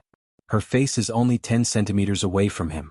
She is looking at him with her clear and expressionless eyes. She didn't say a word. The wine-red eyes and the blue eyes looked at each other. Both of them had nothing to say to each other. For the next 5 minutes, Wu Yin and Tabichi Origami just stared at each other without saying a word. The atmosphere was so cold that it sent chills down the spines of the onlookers. Of course, the reason why this happened wasn't because the two of them had short-circuited their brains. At least Wu Yin wasn't. During these 5 minutes of staring at each other in disbelief, his brain was spinning rapidly to think of a problem. What the hell is going on? Well, Wu Yan's brain was indeed short-circuited. He couldn't help it. The scene in front of him was too strange. After a conversation with Yuichi Origami last night, the two of them had buried the hatchet. Since Yuichi Origami was no longer a member of AST, she had completely let go of the hatred in her heart and will no longer hate the elves. The group of elven girls also knew about Yuichi Origami's incident and no longer viewed her as an enemy. But no matter what, Yuichi Origami didn't have a good relationship with them before this. However, the current situation was that the person who had just buried the hatchet and declared that he wanted to repay him not only appeared in this house full of elves today, but also in his own room in such a manner. No matter who it was, they would feel strange, right? No. Perhaps I should correct this. Yuichi Origami, the culprit, wouldn't feel strange. Time slowly passed. Another 5 minutes had passed. The two of them were still staring at each other in this manner. The atmosphere in the room was getting stranger and stranger. Finally, Wu Yin couldn't stand this strange situation anymore. His face froze. He spoke. Can you tell me what's going on? As if she was waiting for Wu Yin to speak, Tabichi Origami calmly replied the moment Wu Yen finished his sentence. Get up. I'm here to wake you up. Can I ask why? This is Shirji's order. Shirji? Yes. Actually, can you be more specific? Around 7 a.m. I came here as instructed and knocked on the door at 6:32:34. Then, after about 3 seconds, Shirori answered my knock and opened the door for me 15 seconds later. Then, wait. I was wrong. I shouldn't have asked that. Wu Yen resisted the urge to flip the table. He took a deep breath and looked at Tabichi Origami's pretty face. He wiped the cold sweat off his forehead. Then I'll ask you a question. No problem. First, why are you in this house? Kotori asked me to come here. She said there's something to discuss. Discuss something? Wu Yen paused for a second before he recalled something. He frowned. Is it about the phantom? How can this be discussed in the house? It's fine. Yuichi Origami replied concisely. Kotori said Shirji will find an excuse to run away as soon as I come here. Is that so? Wu Yen started sweating. He shook his head and returned to the topic at hand. Then why would Shirji ask you to wake me up? Maybe it's just Wu Yan's imagination. Tabichi Origami's eyebrows twitched for a split second when she heard his question. She didn't reply until a while later. Although I don't know the specific reason, according to my observation, this should be an excuse for Shirori to drive me away when I'm in the process of improving my relationship with her. Don't you understand? Wu Yan's lips twitched as he complained. Then why did you wake me up in such a way? This is an experiment. What? This is an experiment. Tokichi Origami repeated the question with an expressionless face without the slightest bit of impatience. Then he explained. It's because I've only learned how to use a female identity to intimately awaken a good friend, who is also a female in the past. I don't understand what's the best way to awaken a man, so I tried to do this experiment. Can I ask where you learned this from? From a book. Yuichi Origami answered without hesitation. A book that's only available for rent in a very special store. I know that without you telling me. Wu Yen felt like all his energy was drained away by Tabichi Origami's emotionless words. He felt like he was out of energy. In conclusion, now that Shirji has run away because of you, you still followed Shirji's order to wake me up, but you didn't know what method to use. As a result, after experimenting one by one, when I woke up I experimented with one of them and the result became like this. Is it like this? Correct. Well then let me ask. Wu Yen forced a smile as his expression turned unnatural. If I don't wake up, what will you do next? Yuichi Origami was silent for a moment before replying with a blank expression. According to the book, a certain part of a man's body will be particularly energetic in the morning. I'm going to stimulate that part and let you get up comfortably. Cough, cough, cough. A breath rushed into Wu Yan's heart and throat, almost choking Wu Yen to death. Fortunately, as a true ancestor, Wu Yen couldn't die. His face turned green. Let me ask again, how are you going to stimulate it? Lick? With her usual cold expression, Yuichi Origami said something that couldn't be ignored. Although there are many other ways to stimulate that part of the mind, according to statistics, licking is the most suitable and most comfortable way. Wu Yen didn't know what expression to use to respond to Yuichi Origami's answer. Excited? Of course there is. After all, a super beautiful girl was planning to wake him up by licking him. Regretful? Of course there is. After all, I woke up at the right time, right? But what was this feeling of being unable to let go of this feeling in his heart? Wu Yen looked at Yuichi Origami with a conflicted expression. After a long time he finally said something. Aren't you afraid that Shirji will misunderstand our relationship? It doesn't matter. Once again, Origami answered without hesitation. Love has nothing to do with gender or quantity. I will use my actions to move Shirji. The problem is, your actions have scared Shirji away. Wu Yen reminded her out of kindness. That's because Shirji hasn't gotten over it yet. Yuichi Origami said calmly. And because it's you, I did it? Because it's me? This time Wu Yan's expression changed. Where did this come from? You are my benefactor. Yuichi Origami remained calm. So it doesn't matter. Because you are my benefactor, so it doesn't matter. Wu Yan's eyebrows twitched, his heart twitched uncontrollably. He felt that it wasn't a good thing to bury the hatchet with Yuichi Origami. If he had a good relationship with such a girl, once they started chatting, his lifespan would decrease. Looking at Wu Yan's pained expression, Tabichi Origami tilted her chin and said this. Don't you like it when someone stimulates your mind in the morning? Hearing Yuichi Origami's blunt words, Wu Yan showed a conflicted expression. He smiled bitterly and answered hesitantly. That depends on the person, and the situation. There are many other factors. In other words, Yuichi Origami interrupted Wu Yan and went straight to the point. You like it? Cough cough. Wu Yan coughed again. Before he could speak, Origami Kitsune spoke. Since that's the case, let me do some exercises for the next time. After saying that, Yuni folded a piece of paper and got into the quilt. Wait, not you, oh.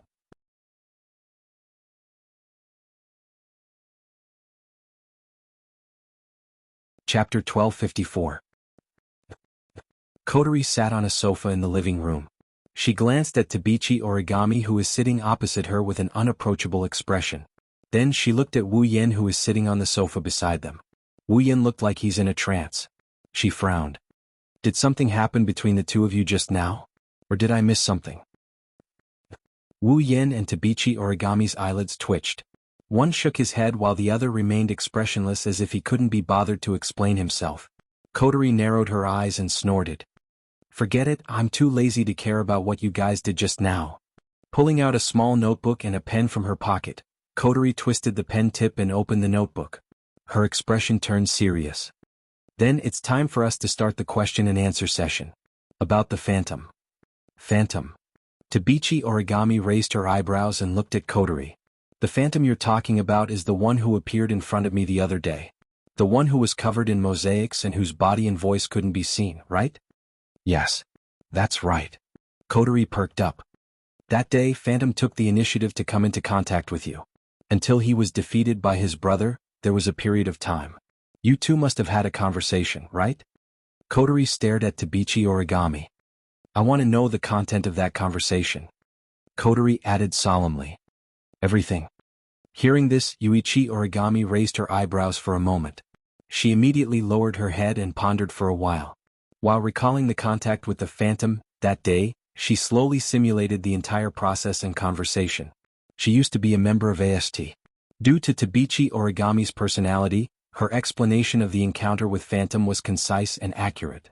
She tried her best to make the entire process as clear as possible. She even included the conversation between Wu Yan and Phantom at the end. Kotori wrote something in her notebook as she listened to Tabichi Origami's narration. Just like that, the two of them went back and forth, repeating the events of that day one after another. Wu Yan felt a bit bored at this point.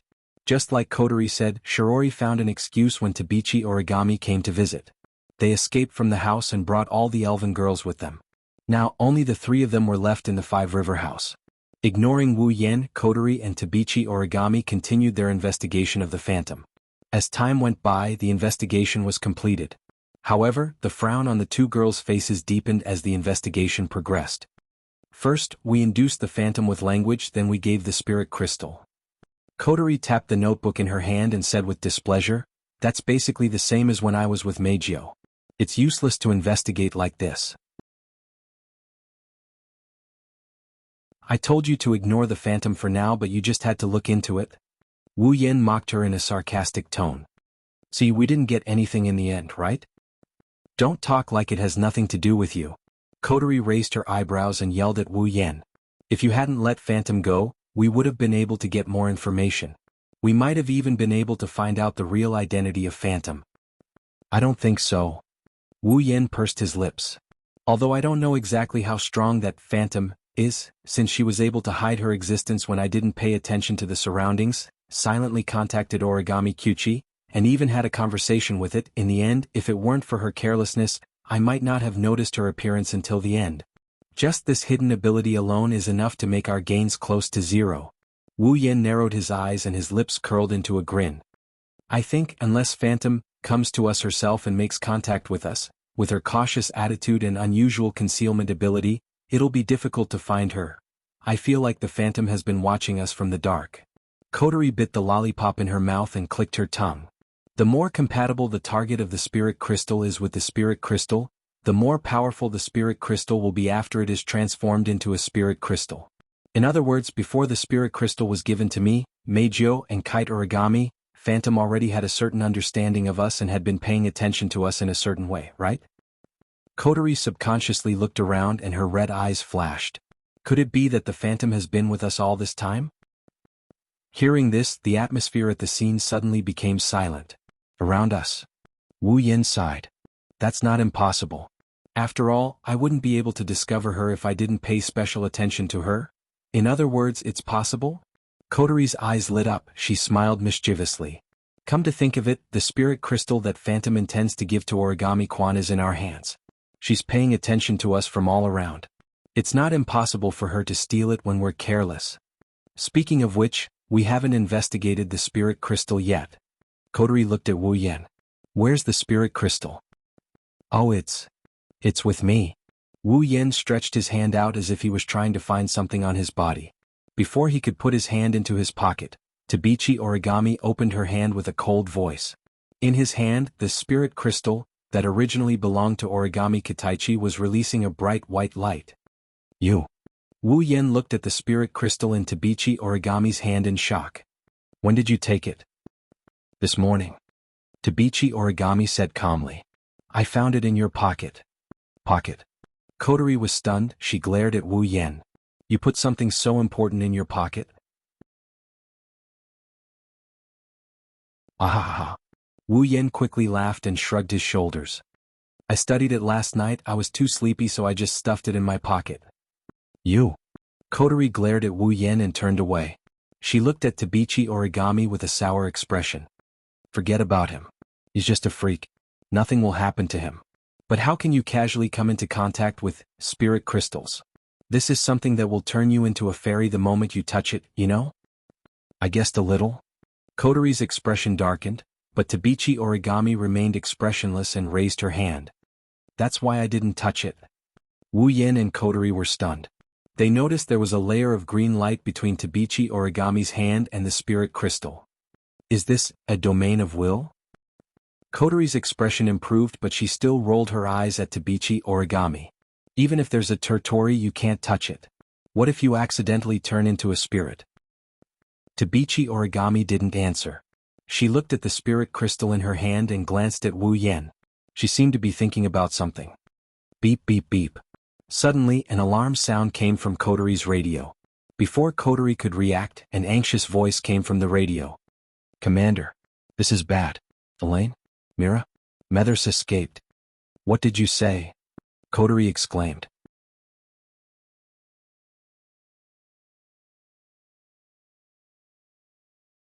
Chapter 1255. Heavenly Palace City. On a certain street. On the busy street, a slender figure passed by the pedestrians at an astonishing speed. The surrounding pedestrians widened their eyes in surprise as they rushed towards their destination. This person was none other than Irene, who had tried her best to escape from Ratatasker's secret facility. Irene's goal was to head to the AST base where Weiss Court was stationed. She compressed her Tour Tori and wrapped it around her body. Then, she sprinted towards her destination as fast as she could without the CR unit. As she sprinted, she clenched her teeth tightly. Irene must return to the AST base before Ratatasker's pursuers catch up to her. That's the only way to ensure her safety. Otherwise, even if she didn't care about Ratatasker's people, she would be at her wits' end if the few existences she feared were to come looking for her. At the same time, Irene's heart was filled with grievances. As the world's most powerful magician and an invincible existence, Irene had never thought that one day, she would actually fall to the point where she would become someone's prisoner and even have to run away from someone's pursuit. But she has no choice.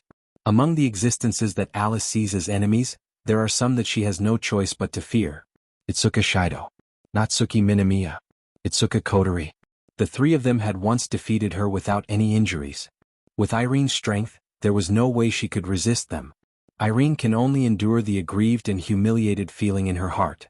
She gritted her teeth and rushed towards the AST base. However, with her current speed, she doesn't know if she can reach the AST base before the enemies arrive. That's still an unknown quantity, there's no other way. Irene looked around. She suddenly plunged into a small alley. Then, a burst of bright light flashed in the small alley. The next moment, a ray of light shot into the sky with the sound of an engine. He shot past them and continued to head towards AST's base. His entire body was equipped with the platinum-colored special CR unit, Pandaragon, and he unleashed his Tertitori that was much more powerful than a few seconds ago. Irene operated the thrusters as fast as she could. She recalled what Wu Yan said to her that day. Now you have two choices. One, tell me where Will Scott is right now. I can't guarantee that I won't do anything to him. Perhaps I'll cripple him, but I definitely won't kill him. Two, you don't have to say anything. I'll find Will Court myself. Once I find him, you can buy flowers for him to visit his grave. Recalling how that man had said those words in front of her, Irene's eyes flashed with hatred, and her speed increased to another level. I won't let you succeed. Heavenly Palace City at the Garrison Base. In the luxurious room, Will Scott sat on the sofa with his eyes closed. Surprisingly, there was no longer that annoying smile on his face, not even the slightest bit of expression. This was a very unusual thing for Will Court. However, it was no wonder that his most capable assistant, who could also be said to be his strongest trump card, was captured by Ratatasker's men. This was too unexpected for Will Court. It was too much of a blow. Fortunately, Will Court was quite capable. He did not lose his composure at all. He still did what he was supposed to do, but it was inevitable that he would behave differently from usual. If anyone who was familiar with Will Scott was here, they would know that the Will Scott who didn't do anything was the most unusual Will Scott. One could only imagine how Will Scott was feeling right now. But it was a pity that his mood didn't last long. Shortly after, as though he sensed something, Will Scott opened his eyes abruptly and gazed at the door. His lips curled into a sharp and disgusted arc as usual. Ike. Almost at the same time, the door was violently flung open, and Irene strode into the room. Her face was still cold, but her forehead was covered with sweat. It was clear that she had exhausted a lot of energy just now. Oh, you're back? Will Scott's eyes narrowed into slits as he spoke in a mocking tone. As expected of you, even Itsuka Shido was unable to imprison you. No, Itsuka Shido only came to talk to me once. He didn't interfere with my imprisonment. Ike took a deep breath and forced herself to calm down. However, Ike, I must tell you a piece of bad news. Is it about Itsuka Kodori? Will Court leaned back on the sofa with a calm expression. The magicians who escaped reported to me. I didn't expect Itsuka Kodori to have the power to defeat you. Irene was silent for a moment before she sighed and spoke. Ike, what should we do now? Irene bit her lips as she looked at Will Scott. Whether it's Itsuka Shido, Itsuka Kodori, or that angel Natsuki, their power is beyond the realm of elves. They are beyond our reach. Can we really capture them? That's right. Indeed, this is very unusual. Will Scott narrowed his eyes, there was a sharp glint in his eyes. The strength of the elves around Itsuka Shido seems to be beyond our expectations. This must be related to Itsuka Shido. Irene nodded silently and agreed with Will Scott. It's not like the DM hasn't fought fairies before. Irene didn't only encounter fairies in Heavenly Palace City. However, compared to the fairies she encountered before, Wu Yan, Kodori, and the others are way too strong. They're so strong that they shouldn't be the only fairies that can handle them. This made Will Court and Ike suspect that Wu Yan is the cause of this. With the power of Dem, they knew that whenever elves appeared, Wu Yan would take the initiative to contact them and seal their spiritual energy. They even found out about Ratatasker's existence. Now, whenever the DM gets involved with Wu Yan, all sorts of things will go wrong. How can Will Scott and Irene not suspect that Wu Yan is the culprit behind all this? Looks like that man is a bit special. Will Court stroked his chin, an excited smile appeared on his face. If only I could know his secret. Ike. Irene raised her voice slightly, and there was a trace of helplessness in it. I know what you're thinking, but that man is too dangerous. With our power, we can't do anything to him. You're right. Will Court sighed helplessly, but he soon smiled. However, from another perspective, isn't such a powerful sprite exactly what we're after? This? Elaine opened her mouth as if she wanted to refute. However, when she thought of what Will Scott had done, she immediately shut her mouth. Don't worry. Seeing Irene fall silent, Westcott smiled as if he was comforting her. Human nature has a lot of weaknesses, the same goes for the elves. Even if we can't find them now, it doesn't mean that we won't be able to find them in the future. No matter what, we have a lot of advantages over them. Even if they have Ratatosker behind them, it's still the same, Let's wait. Westcott stood up and turned his back to Kieran as he came to a conclusion. His voice echoed clearly in the area. We just don't have the chance now, we're at a disadvantage. Sooner or later there will be an opening. We'll make our move then. Anyway, I'm used to waiting. Just as Will Scott finished his sentence, a mocking voice rang out. Too bad I don't have that much time to play with you.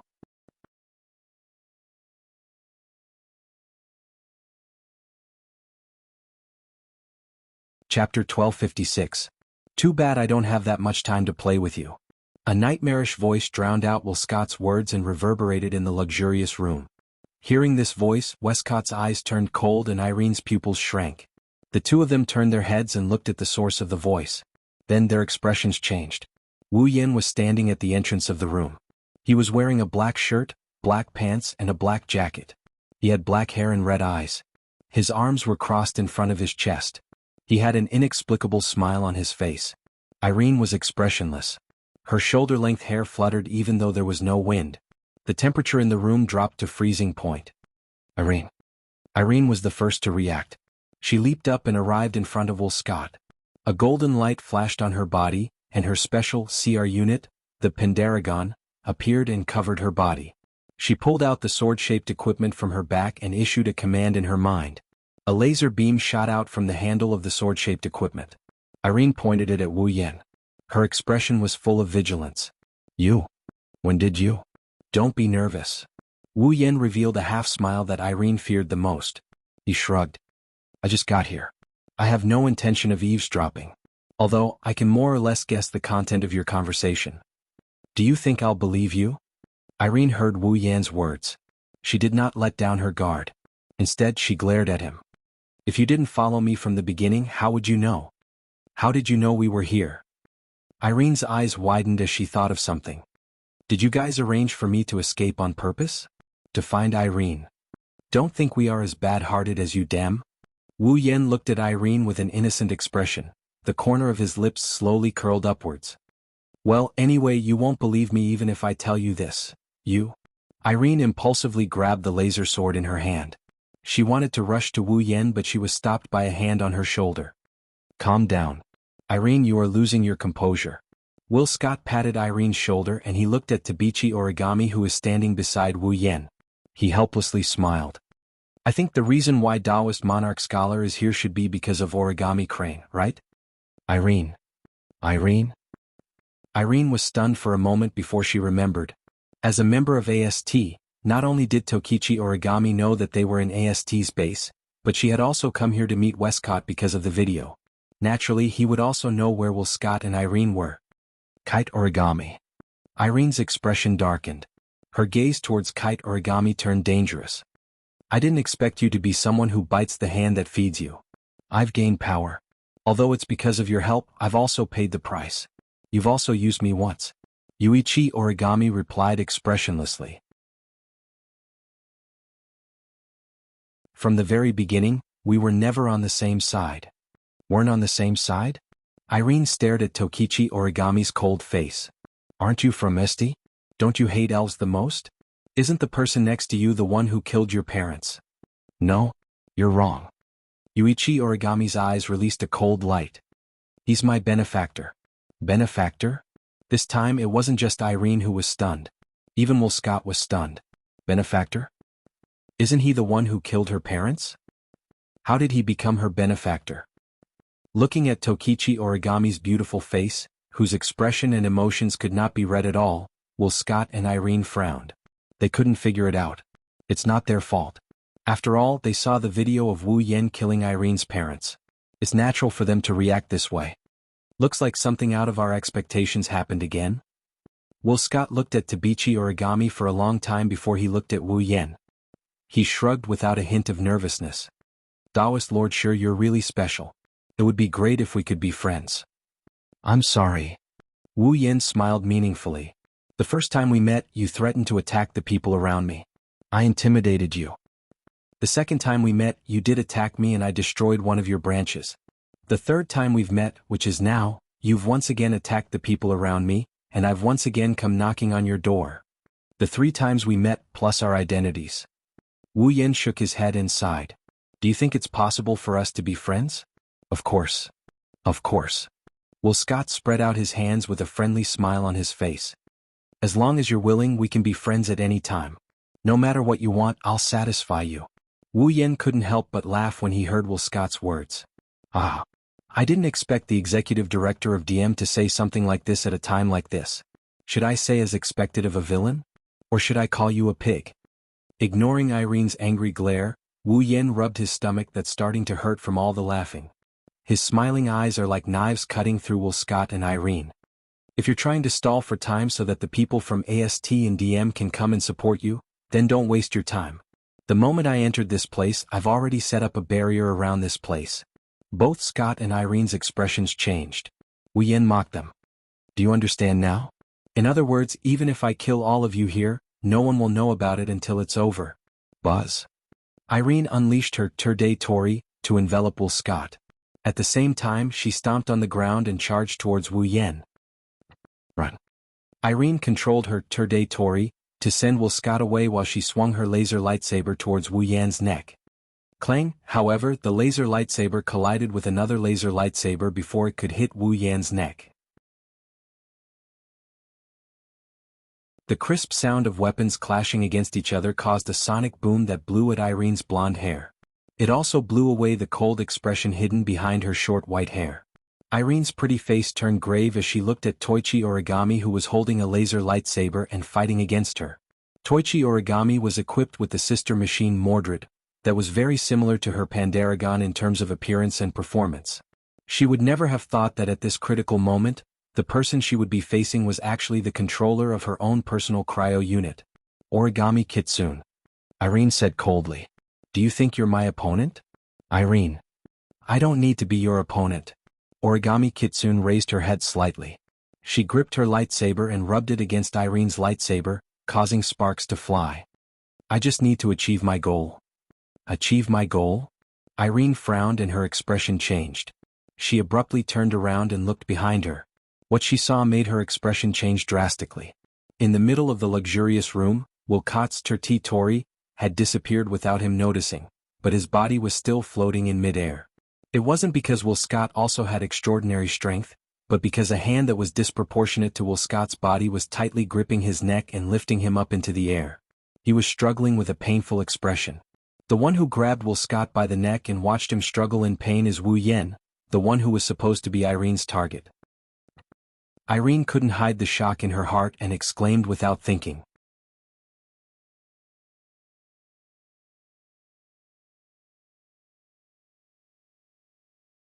Chapter 1257. Ike. Seeing that Will Scott had fallen into a dangerous situation, Irene's eyes flickered. The magic generated on the laser lightsaber that was clashing with Tokichi Origami had an extremely short pause based on the user's mental state, directly causing Irene's strength to weaken a little. Ike's eyes flashed with a cold light. In the next moment, Ike felt the Turde Tori surrounding her being touched by another Turde Tori. A sharp light accompanied the touch, causing Ike to realize that she was distracted. She quickly reacted by raising the laser lightsaber in her hand. Clang! Then as Irene raised her laser lightsaber, a strong force and a clear clashing sound rang out, once again causing intense sparks to burst forth in this space. Unfortunately, even though Irene reacted in time, she couldn't block Tokichi Origami's full-powered attack. Irene's figure was unavoidably sent flying. Irene clenched her teeth. Her brain immediately issued a command to drive the propulsion jet engine on her back to retreat quickly. But the next moment, Irene seemed to have crashed into an invisible wall. She stopped in her tracks with a muffled thud. The wall that appeared behind Irene and caused her to crash into it was the square-shaped Turtori. What? Ike's pupils shrunk slightly. Then they became sharp again. Don't underestimate me. Abruptly, Elaine expanded her Turde Tori by several times. Like another wall, it hit the Turde Tori standing behind her and sent her flying. This was also the reason why Irene was defeated. It's over? A cold voice reverberated in the air and entered Irene's ears. Irene raised her head abruptly and looked forward. Immediately, the engine behind Kite Origami's back was fully activated. She swung her laser lightsaber and slashed the Turt Tori around her with a sonic boom. Ike's eyes fell on it. Ike's Turde Tori precision is the highest among all magicians in the world. Logically speaking, Ike's strength is lower than Ike's. Even if Ike's full-force attack was caught off guard, it was unlikely that it could break the Tori around her. However, the strange thing was that Irene had expanded her Tori. There was a fundamental characteristic of the Tori. That is, the smaller the range of the Tori in use, the greater the precision. The higher the defense, the higher the defense. On the other hand, the bigger the Tori used by a magician, the higher the precision. The lower the precision, the lower the defense. Naturally, the lower the defense. In the face of Irene's full-powered Tori domain of will, if it was maintained to a certain extent, then Ike's origami equipped with Mordred would not be able to break it. Ike's Tori expansion couldn't block Ike's attack. Therefore, by the time Irene reacted, Tokichi Origami's laser lightsaber, which had just cut open her Tori, was already placed on her neck. The world's strongest magician finally lost to Ike's origami, who is also a magician. This fact caused Ike's expression to change. She was in disbelief. "You were careless." Ike's origami didn't concede. She expressionlessly stated the reason why Ike lost. "I didn't think that the world's strongest magician would be distracted during a battle. You should be the stronger one, but you've exposed your weakness so obviously. I'm not so kind as to let you go, you." Ike was a bit agitated. She wanted to resist, but a piercing pain and coldness came from her neck. Ike's origami slightly moved the laser sword and cut her neck. "You can't even control your emotions after losing?" Ike's origami said coldly. "But please don't move. Please calm down. Otherwise you'll embarrass yourself." A trace of hatred flashed through Ike's eyes. However, she didn't dare to act rashly. She turned her gaze to Will Scott and stared at Wu Yen. Her body tensed up. If this continues, forget Will Scott, Ike won't be able to protect herself. Ike was anxious when she saw Will Scott in more and more pain. Wu Yen suddenly let go of Will Scott's neck and let him fall to the ground. Cough, cough, cough. Holding his neck, Will Scott coughed out of anger. However, before he could cough a few times, a foot stepped on his chest and stepped on him. Ike. Ike's eyes were about to pop out of their sockets. Her heart felt like it was bleeding. Ever since she followed Will Scott and protected him, Will Scott didn't even get hurt when he was threatened. But today, with her by his side to protect him, not only was Will Scott almost strangled to death, he was even trampled under someone's foot. Ike's mind was on the verge of going crazy. She failed in her duty. Umph. Will Scott let out a muffled groan. He felt as though a mountain was pressing down on his chest. The feeling of being unable to breathe caused his shrewd face to turn red. Even his eyes were bloodshot. However, he was smiling. And it was a very happy smile. This feeling. "I feel like I could die at any moment." Will Scott forced a voice out of his throat while maintaining his smile. He looked up at Wu Yen. A painful and joyful smile appeared on his face. "How many years has it been since I last met you?" "How nostalgic?" Wu Yen raised an eyebrow. He looked at Ike's origami gloomily. "Do I look so harmless that I can make people smile when they're threatened by me?" "I think it's personal." Toichi Origami stared at Irene in front of him. While holding the laser lightsaber in his hand, he answered without turning his head. "The CEO of the DM is someone who can smile in the face of death. There's no doubt about it, I see." Wu Yen rubbed his chin and muttered to himself. "Seems like he'll be satisfied if I let him die. That won't do. Death is not scary." Tokichi Origami also ignored the two hostages and said indifferently, "At least if I were in your shoes, I'd rather die." "Is that so?" Wu Yen didn't seem to be aware of it as he increased the pressure on his leg. Looking at Westcott's contorted face, Wu Yen chuckled. It's a cold chuckle. "Then what should I do to vent the anger in my heart?" Westcott opened his mouth as if he wanted to say something, but the force from his chest caused the air in his body to disperse, making him unable to utter a single word. Unable to speak, Will Scott could only put on a smile on his face once more. His smile was both joyful and mocking. Wu Yen couldn't help but reveal a disgusted expression as he swung his hand downwards with all his might. A stream of magic power whistled through the air like a sharp blade, ruthlessly slicing towards Will Scott's shoulder. With a clear tearing sound, Westcott's entire arm below his shoulder was cut off from his shoulder while blood spurted out like a fountain. The smile on his face froze. The intense pain caused Will Scott to cry out in agony. "Ike!" Irene's heart-wrenching cries reverberated in the surroundings. She no longer cared about the laser sword on her neck as she charged towards Will Scott. Bang! However, before Irene could rush out, Tokichi Origami kicked Irene's body forcefully, kicking Irene out. Ugh! Ike grunted. Ike's body flew across the air and landed next to Will Scott, who was hugging his shoulder. Her face was full of pain. Wu Yen looked at Will Scott, who was lying on the ground with a twisted face. He turned around and walked towards the exit. It won't be so easy next time.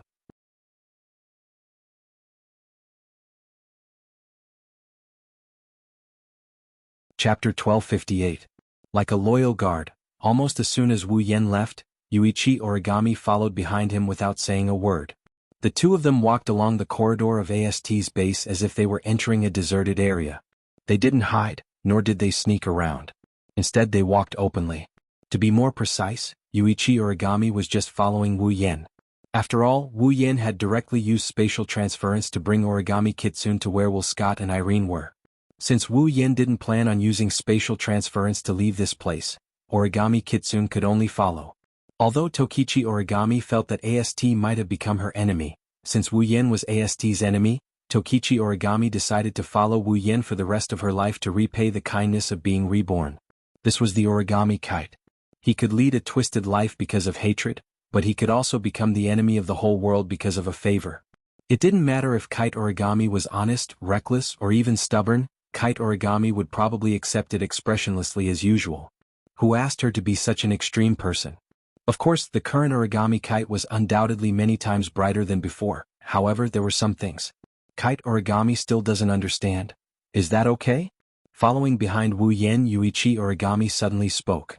I don't think you're a merciful person who would spare your enemy's life. At first glance, Origami Kite seemed to be mocking Wu Yen, but Wu Yen, who had a good understanding of Origami Kite, understood what Origami Kite meant. Will Scott and the DM were enemies. There was absolutely no doubt about this. Even Kite Origami could tell that Westcott was a dangerous man. Extremely dangerous. It was not because Will Scott was strong, but because this person gave Origami a sense of danger from the bottom of her heart. Perhaps. As an enemy, Will Scott was even more terrifying than Irene. Although Tokichi Origami had no evidence to prove this point, she believed in her own feelings. Similarly, Tokichi Origami didn't think that Wu Yen didn't know how dangerous Will Scott was. If Westcott is allowed to continue like this, one day the elves around Wu Yen might actually be captured by Westcott. He would regret it then. Then it would really be too late. Do you think I don't want to kill him? Wu Yen understood the meaning behind Tokichi Origami's words. He helplessly scratched his face and shrugged. I can tolerate him once, I can tolerate him twice, but that doesn't mean I can tolerate him 3 times. Just now, I really wanted to kill him. But someone didn't give it to me. Someone doesn't want to give it to me? Yuichi Origami was stunned for a moment. Just as she was about to ask for the reason, a burst of chaotic footsteps rudely interrupted her and attracted her attention. She was with Wu Yen. She raised her head and looked at the front of the corridor. Immediately, a team of about a dozen girls wearing specialized thread-linked outfits entered Tokichi Origami's sight. The leader of the team was Tokichi Origami's former boss, Sunrise Prairie Fire. Tokichi Origami frowned and turned to look at Wu Yen. I think we should retreat as soon as possible. Yeah, we have to retreat first. If we are seen, it will be troublesome. Wu Yen agreed, but his next words stunned Tokichi Origami. So, I will retreat first. See you at the door. Without waiting for Tokichi Origami to react, Wu Yen turned around and disappeared from the spot. Tokichi Origami stared blankly at the direction Wu Yen disappeared. She was silent, a trace of gratitude slowly appeared in her eyes. Of course, Tokichi Origami didn't think Wu Yen wanted to abandon her. Even if he wanted to abandon her, he had to see what kind of enemy he was facing. A group of AST members didn't have the qualifications to make Wu Yen abandon his companions and run away. Besides, Tokichi Origami didn't believe that Wu Yen would do such a thing. Even though Tokichi Origami had only known Wu Yen for a few days, she could see that he was a good person from the smiles on his elves' faces. Now, this thought was further reflected in Tokichi Origami's heart. Tokichi Origami finally understood why Wu Yen didn't use that magical teleportation method to leave AST's base. Wu Yen was waiting for AST's people to arrive. When they arrived in front of Tokichi Origami, they would have a chance to say goodbye. He saw through me. For the first time, Tokichi Origami smiled bitterly. Tokichi Origami didn't regret following Wu Yen. Even if she didn't regret it at all. However, in AST the other elves were also very good to Tokichi Origami. Especially Liaozi, she was very concerned about Tokichi Origami. She even worried about Tokichi Origami because she knew about her situation. Under such circumstances, even though Tokichi Origami didn't miss AST, she would still be reluctant to part with them. Wu Yen saw through this, that's why he walked into AST's base openly. When the target appeared, he asked Tokichi Origami to stay. He wanted Tokichi Origami to say goodbye. Looking at Daybreak Prairie and the group of AST members who were walking towards them, Toichi Origami took a deep breath and returned to her usual self. She quietly waited for Daybreak Prairie to arrive. Very quickly, Blazing Sun also noticed Toichi Origami, who was standing in front of him. He instinctively stopped in his tracks and ordered his subordinates to stop as well. Origami? Under the sun, Liaozi tilted his head and frowned. Didn't you receive the distress signal? What are you still doing here? Go to Mr. Wilcourt's room and check on the situation. After saying that, she immediately wanted to rush to Wilscott's room again. However, Yue Origami's motionless appearance attracted her attention, causing her to frown more and more. She felt that something was wrong in her heart. Origami? Once again she called out Origami Kitsune's name. This time, her voice was filled with confusion. She stared at Origami Kitsune, who stood there expressionlessly and completely ignored her order. She narrowed her eyes and turned around to look at her subordinates. You guys go first. Yes. Although they were a little confused as to why Daybreak Prairie Fire would give such an order, the members of AST did not hesitate at all. They agreed right away and passed through Kite Origami to rush to Wilscott's room. What's wrong? As soon as they left, Liaozi spoke in a deep voice. You disobeyed my order in this situation. Don't tell me you're fine? Hearing this, Origami Kitsune first lowered her head and was silent for a moment. When she raised her head again, her words caused Liaozi under the sun to be stunned.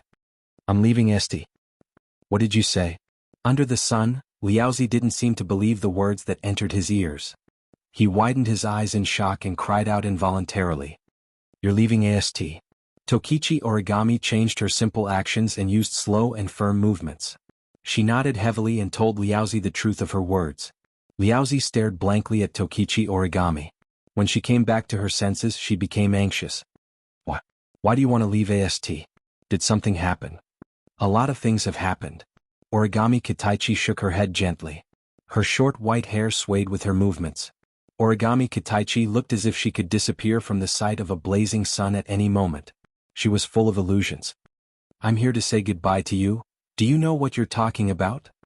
Liaozi finally believed what she heard when she saw Tokichi Origami did not seem to be lying.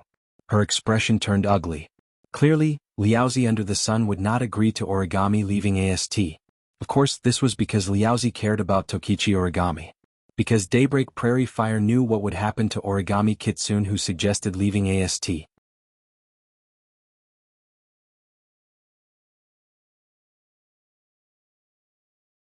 Chapter 1259.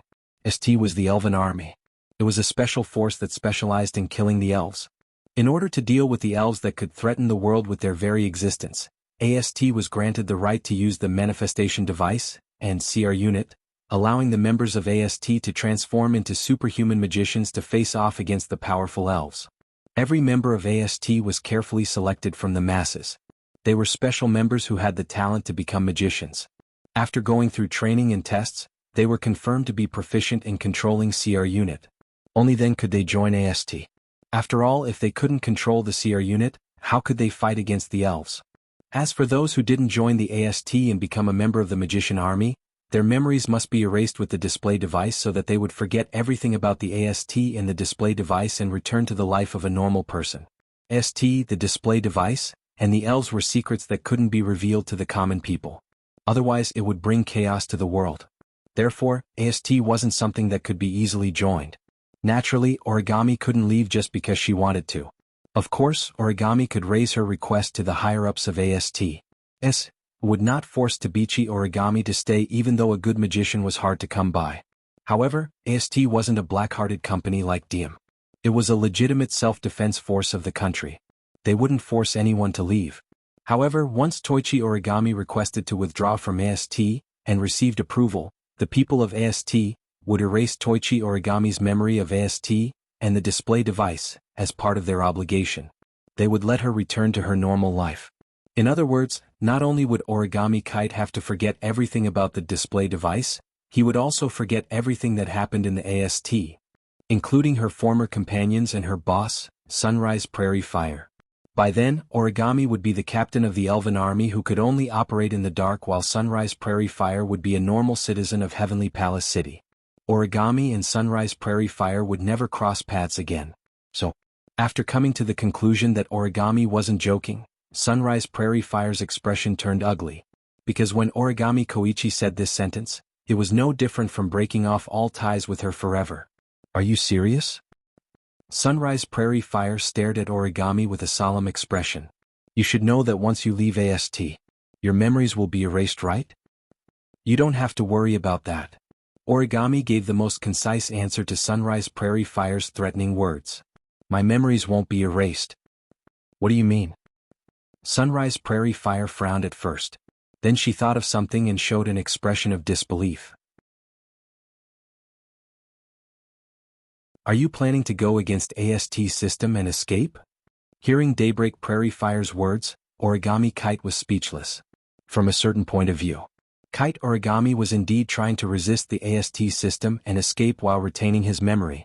After all, there was no way Tokichi Origami would let the people from AST erase his memory without doing anything. Seeing how speechless Tokichi Origami was, Sun Liaozi's anger exploded. Are you crazy? Without even thinking about it, Liaozi under the sun cursed out loud.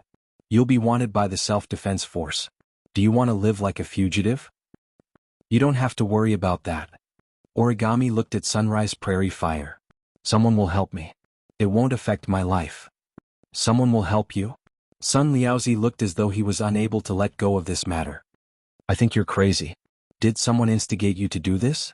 But you're not a kid who will be tricked. Actually, the real one is also over there. Tokichi Origami said something that made Daybreak Prairie Fire stunned. I'm safe there. Nothing will happen. This? At this moment, Sun Liaozi's expression became uncertain. Can you be more clear? No matter how clear it is, I can't tell you. Origami shook her head and refused Sunrise Prairie Fire's question. I'm just here to say goodbye. Don't be reckless. Under the sun, Blazing Flame's face was filled with anxiety. Even if you don't want to erase your memory once you leave AST, you won't have the chance to use the display device and the CR unit anymore. Haven't you always wanted to avenge your parents? Revenge? Tobi Origami actually laughed. Although he quickly returned to his expressionless state, Prairie Fire under the sun clearly saw this scene and was somewhat frightened. Under the gaze of Liaozi, Kitaichi Origami spoke in a dreamlike tone. I don't have any hatred left. How can I avenge them? No hatred. Sunrise Prairie Fire was stunned. I should have died 5 years ago, but in the end I survived. Toichi Origami closed her eyes as if she was recalling something.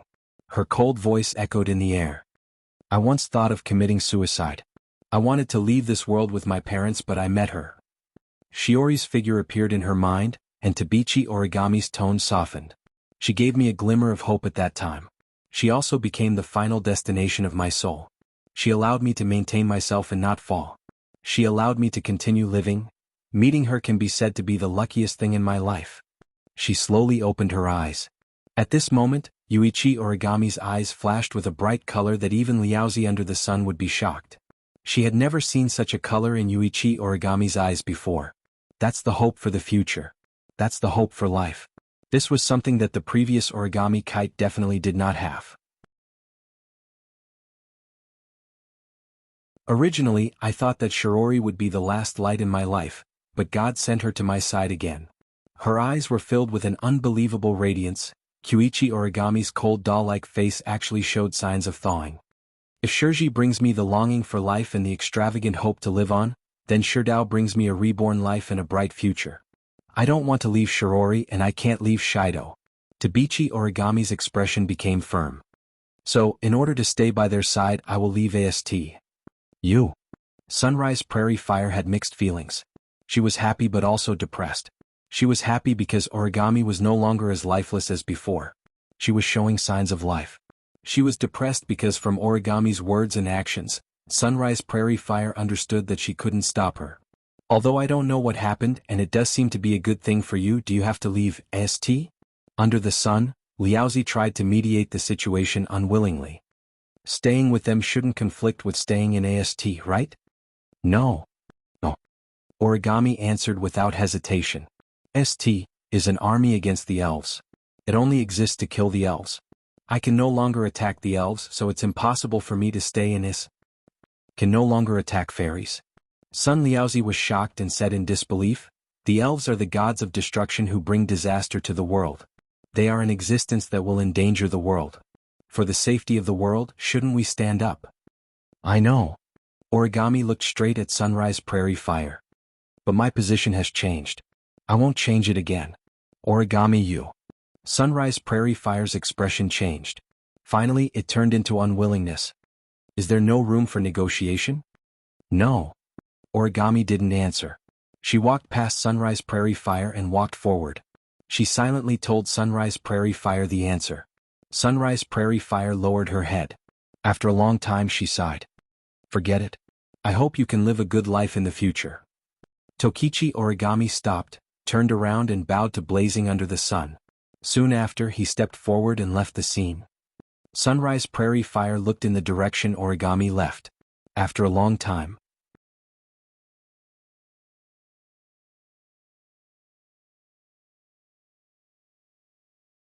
Chapter 1260. Heavenly Palace City, a garrison base.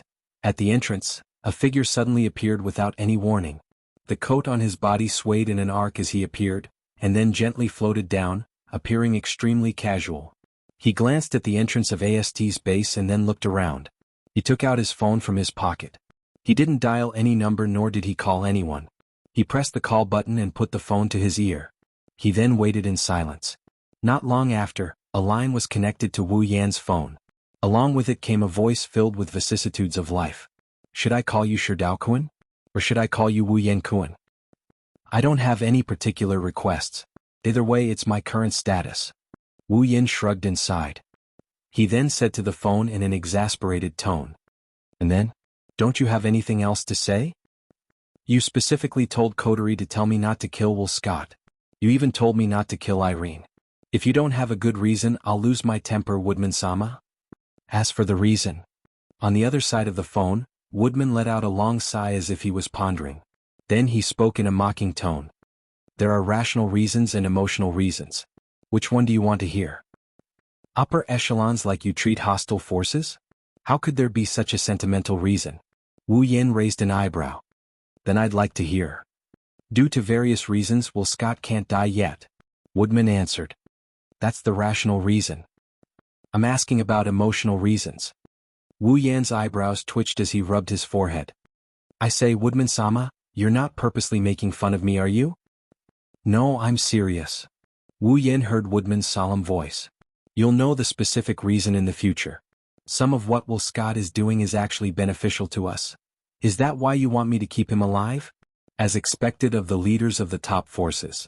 Wu Yan pursed his lips. Then, what about emotional reasons? Woodman fell silent. A clear breathing sound came from the phone. After a long time, Woodman's voice, which contained an unknown emotion, gradually sounded. Actually, in the past, we were on the same team. On the same team? This time. Wu Yan was stunned. What do you mean? It's not a good habit to be interested in other people's past. Wu Yan-kun. Woodman chuckled before he sighed. Just think of it as an old man trying to be merciful. A merciful heart. Wu Yan chuckled. Just think of it as that. Listening to Wu Yan's disbelief, Woodman didn't try to explain himself. Instead he laughed. Sparing Will Scott's life shouldn't be a problem for you, Wu Yan-kun, right? Not for me. Wu Yan retorted. But don't forget, I still have a group of elves with me, and there are a few among them who aren't strong enough to fight against the Dem. If Will Scott has any evil intentions and seizes the opportunity, they will be in great danger. Do you think I can wait until then to regret it? Is that so? Woodman retorted with a half-smile. But why do I feel like you've never taken Will Scott seriously, Wu Yan-kun? Oh. Wu Yan snickered in amusement. Why do you say that? If you think Will Scott is a threat to the elves around you, You won't listen even if I ask Commander Five River to tell you not to kill Will Scott, right? Woodman spoke Wu Yan's mind in a casual tone. After all, you made a declaration to us. If you do anything to harm the elves, you'll become our enemy. Wu Yan scratched his cheeks and sighed helplessly. Should I say that the older the ginger, the wiser? It's just a basic deduction. Woodman said calmly. Of course, I don't know why you don't take Will Scott seriously, Wu Yan Kuan. As you said, Will Scott wouldn't give up on using the elves around you. Those elves aren't like you, Wu Yan Kuan, who can ignore the dem.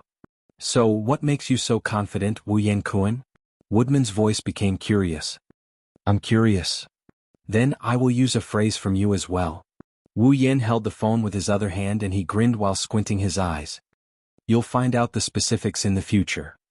As always, he refuses to reveal any information. Woodman said helplessly.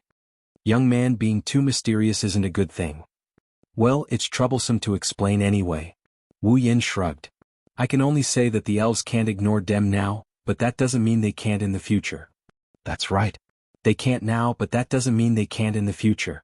With Wu Yan's relationship with the elves, Wu Yan will make them his summons sooner or later. Once they become his summons, their growth will be limitless. The elves will become stronger in battle until they're stronger than Irene and Dem. They'll become so strong that Will Scott won't be able to do anything to them. The elves' future is limitless. At the end of the day, Will Scott is just a wall in this world. It's not that hard. If they want it, they can push it down at any time. Even if Wu Yan doesn't make a move, it'll be the same.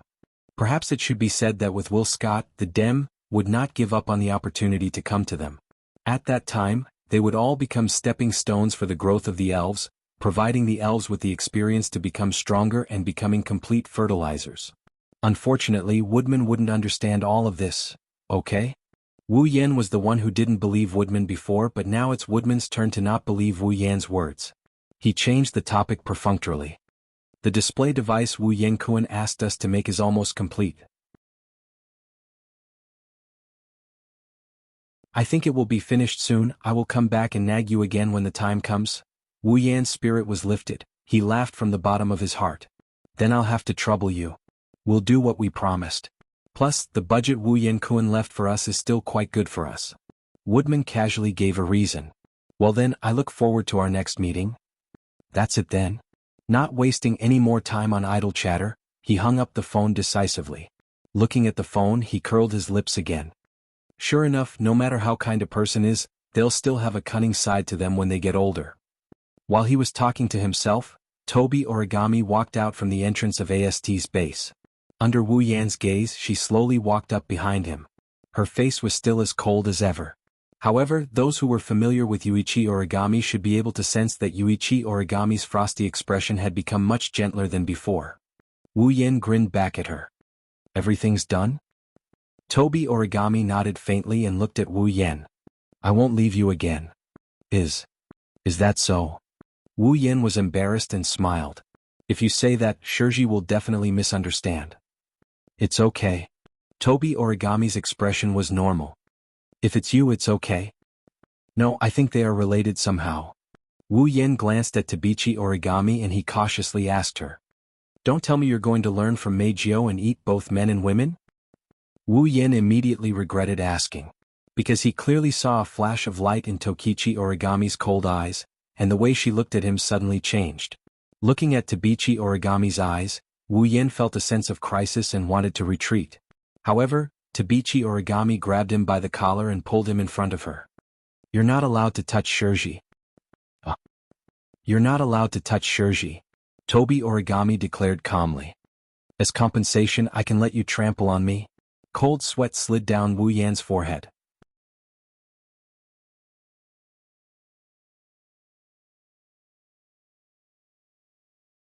Chapter 1261. Heavenly Palace City, Itsuka's house. Outside the window, the clouds were dyed with a bright sunset glow. The entire Heavenly Palace City was dyed red by the setting sun. In the hall of a typical living room, plates of freshly cooked dishes were placed on the dining table. Steam was rising from the dishes while their aroma permeated the air, filling the entire room. At the head of the table, Tokichi Origami, who was wearing a casual and cute shirt and shorts, was standing there.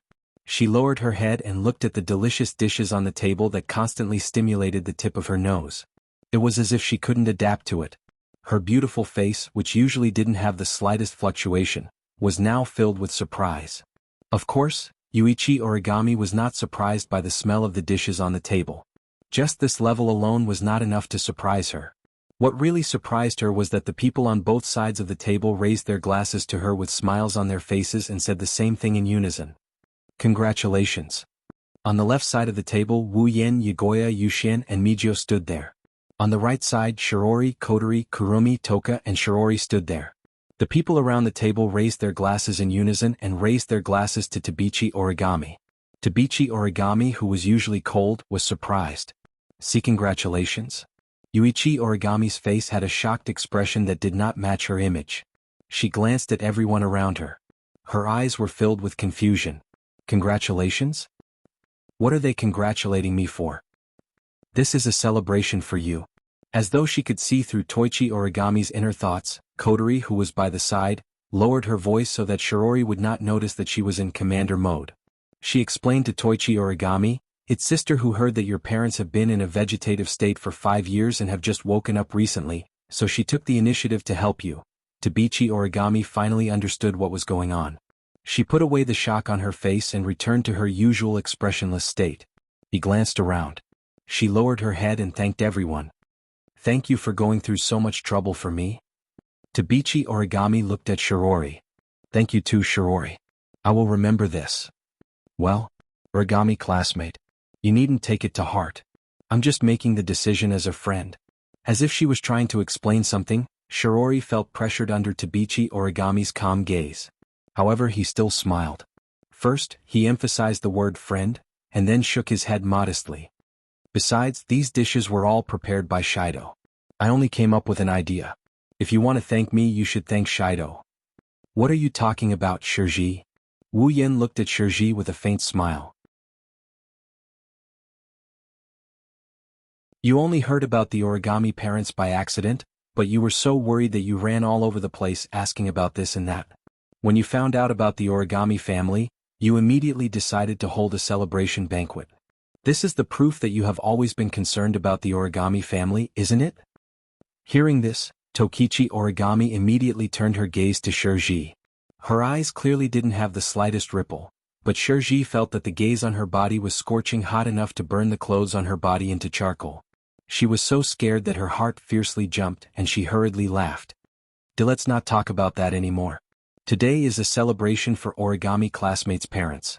Although Origami classmates' parents aren't here, it's still something worth celebrating for Origami classmate. Hurry up everyone, let's eat. Oh, can we finally eat?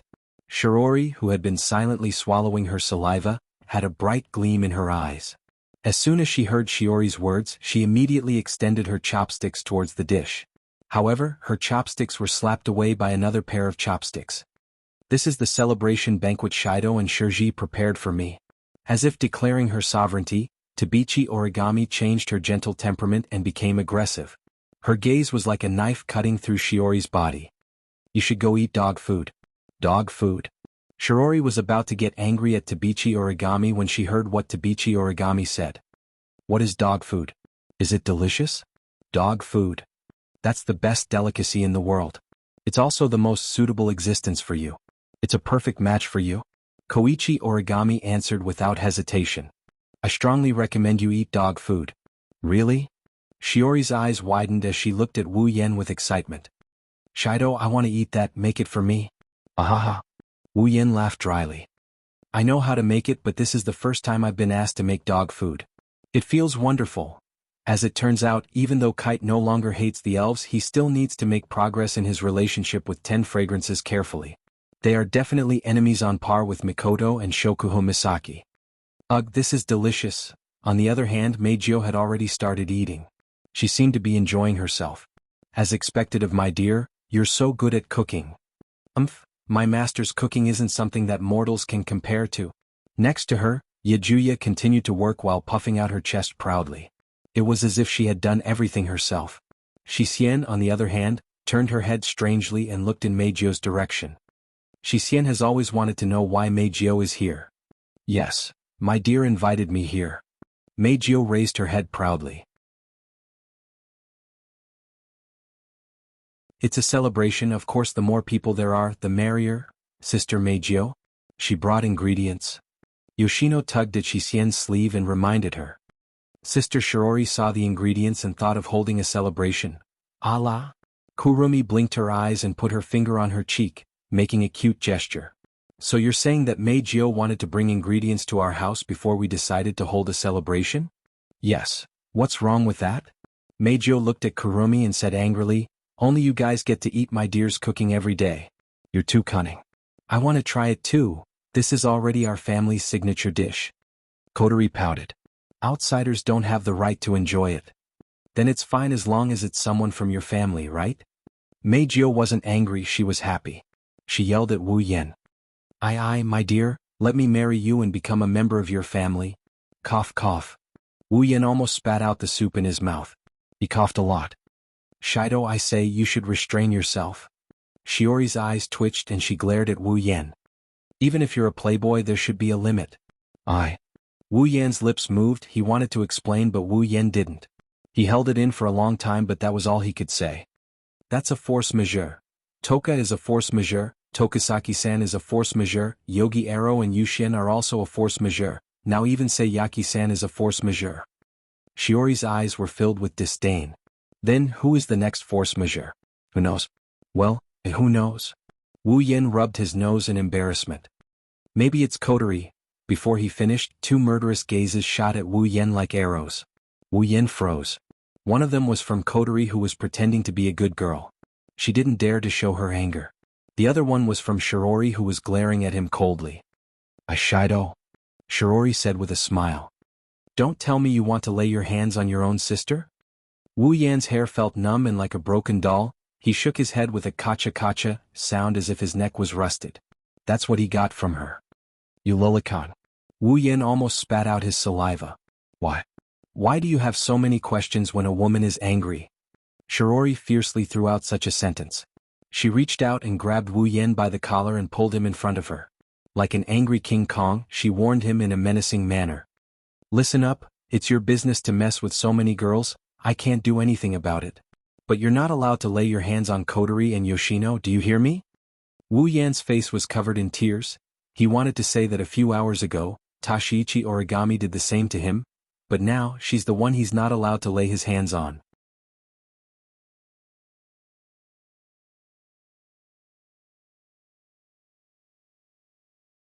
Chapter 1262. In the end, the celebratory banquet ended in a joyous and harmonious atmosphere. Everyone was reluctant to part with the banquet and it ended satisfactorily. As the main character, although Tabichi Origami looked cold the entire time, she did not bring anyone a sense of oppression. Instead, she was unexpectedly supportive. Of course, Tabichi Origami was just arguing with Tabichi Origami over some trivial matters. She also used the excuse of thanking Shirori to constantly harass her. Even Wu Yen was harassed by her a few times, causing Shirori to frequently cast angry glances at her.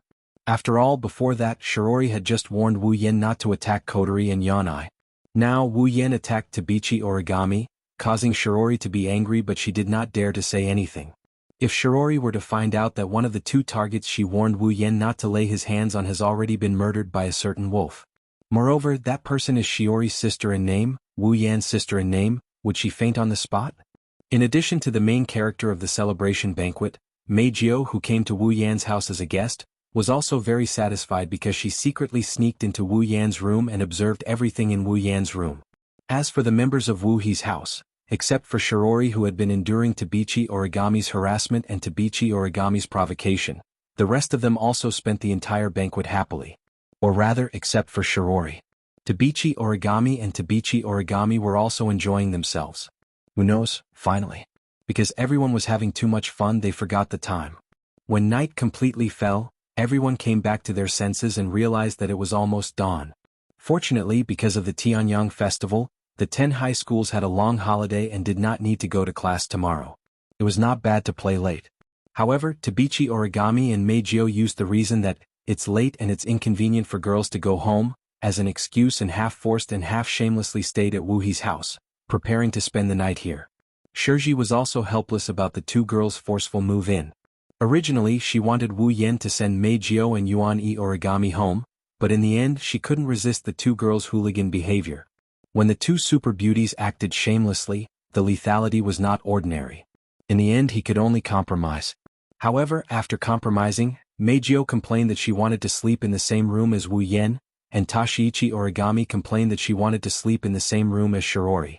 In the end, Shirori, who realized that a certain wolf would ruin her family's reputation, and also realized that her own chastity was in danger, resolutely objected and forcefully suppressed the two girls.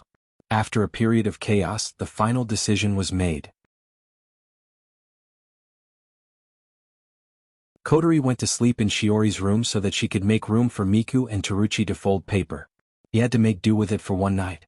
Thus, the chaos ended with Meijio and Teruchi Origami being extremely dissatisfied. There are 5 rooms in Itsuka's house. Wu Yen, Yaguya, Yuhin, Shirori, Kotori, Mikoto, Toka, Yokoi, Kurumi, and Kurumi will stay in the same room. Kurumi will stay in the same room. Luckily, Shirori and Kotori's parents weren't at home due to work, or else tonight would have ended on a bad note. Overall, the current situation is still a happy ending. At least, from Wu Yan's point of view, Meijio and Teruchi Origami evolved from Yuri to half Yuri. They're so hardcore that both men and women are attracted to them, so they should be able to get along very well. While Yaguya and Yushin went to take a shower, Wu Yen laid on his bed and seriously thought about these things. He couldn't help but feel that he's a bit stupid. Placing one hand on his forehead, Wu Yen stared blankly at the ceiling with his wine-red eyes. His thoughts began to wander. Basically, every night when Wu Yen was alone in the room he would be in this state. The reason is that Wu Yen is a night owl, a habit he had when he was an otaku. The other reason is because of his physique. As a vampire ancestor, Wu Yen is definitely a nocturnal creature. Although it doesn't affect him during the day, he's always more energetic at night. In addition, he was a night owl. After becoming the true ancestor of vampires, he could not sleep at night almost 300 out of 365 days of the year. As a result, his soul would usually wander off before he went to sleep. Inadvertently, Wu Yen recalled the phone call he had with Woodman during the day. In fact, during the day, Wu Yan's explanation to Woodman that the elves can't ignore the dem now doesn't mean they can't in the future. Although the elves' growth is limitless once they become his summons and they'll be able to ignore the dem sooner or later, the prerequisite is that they become his summons. Currently, Yaguya, Yushin, and Meijio haven't become his summons yet. For the 3 of them, the dem is still a huge monster. Although he's never mentioned it in front of Yaguya, Yushin, and Meijio, it's undeniable that among all the elven girls around Wu Yen, the 3 of them are the weakest.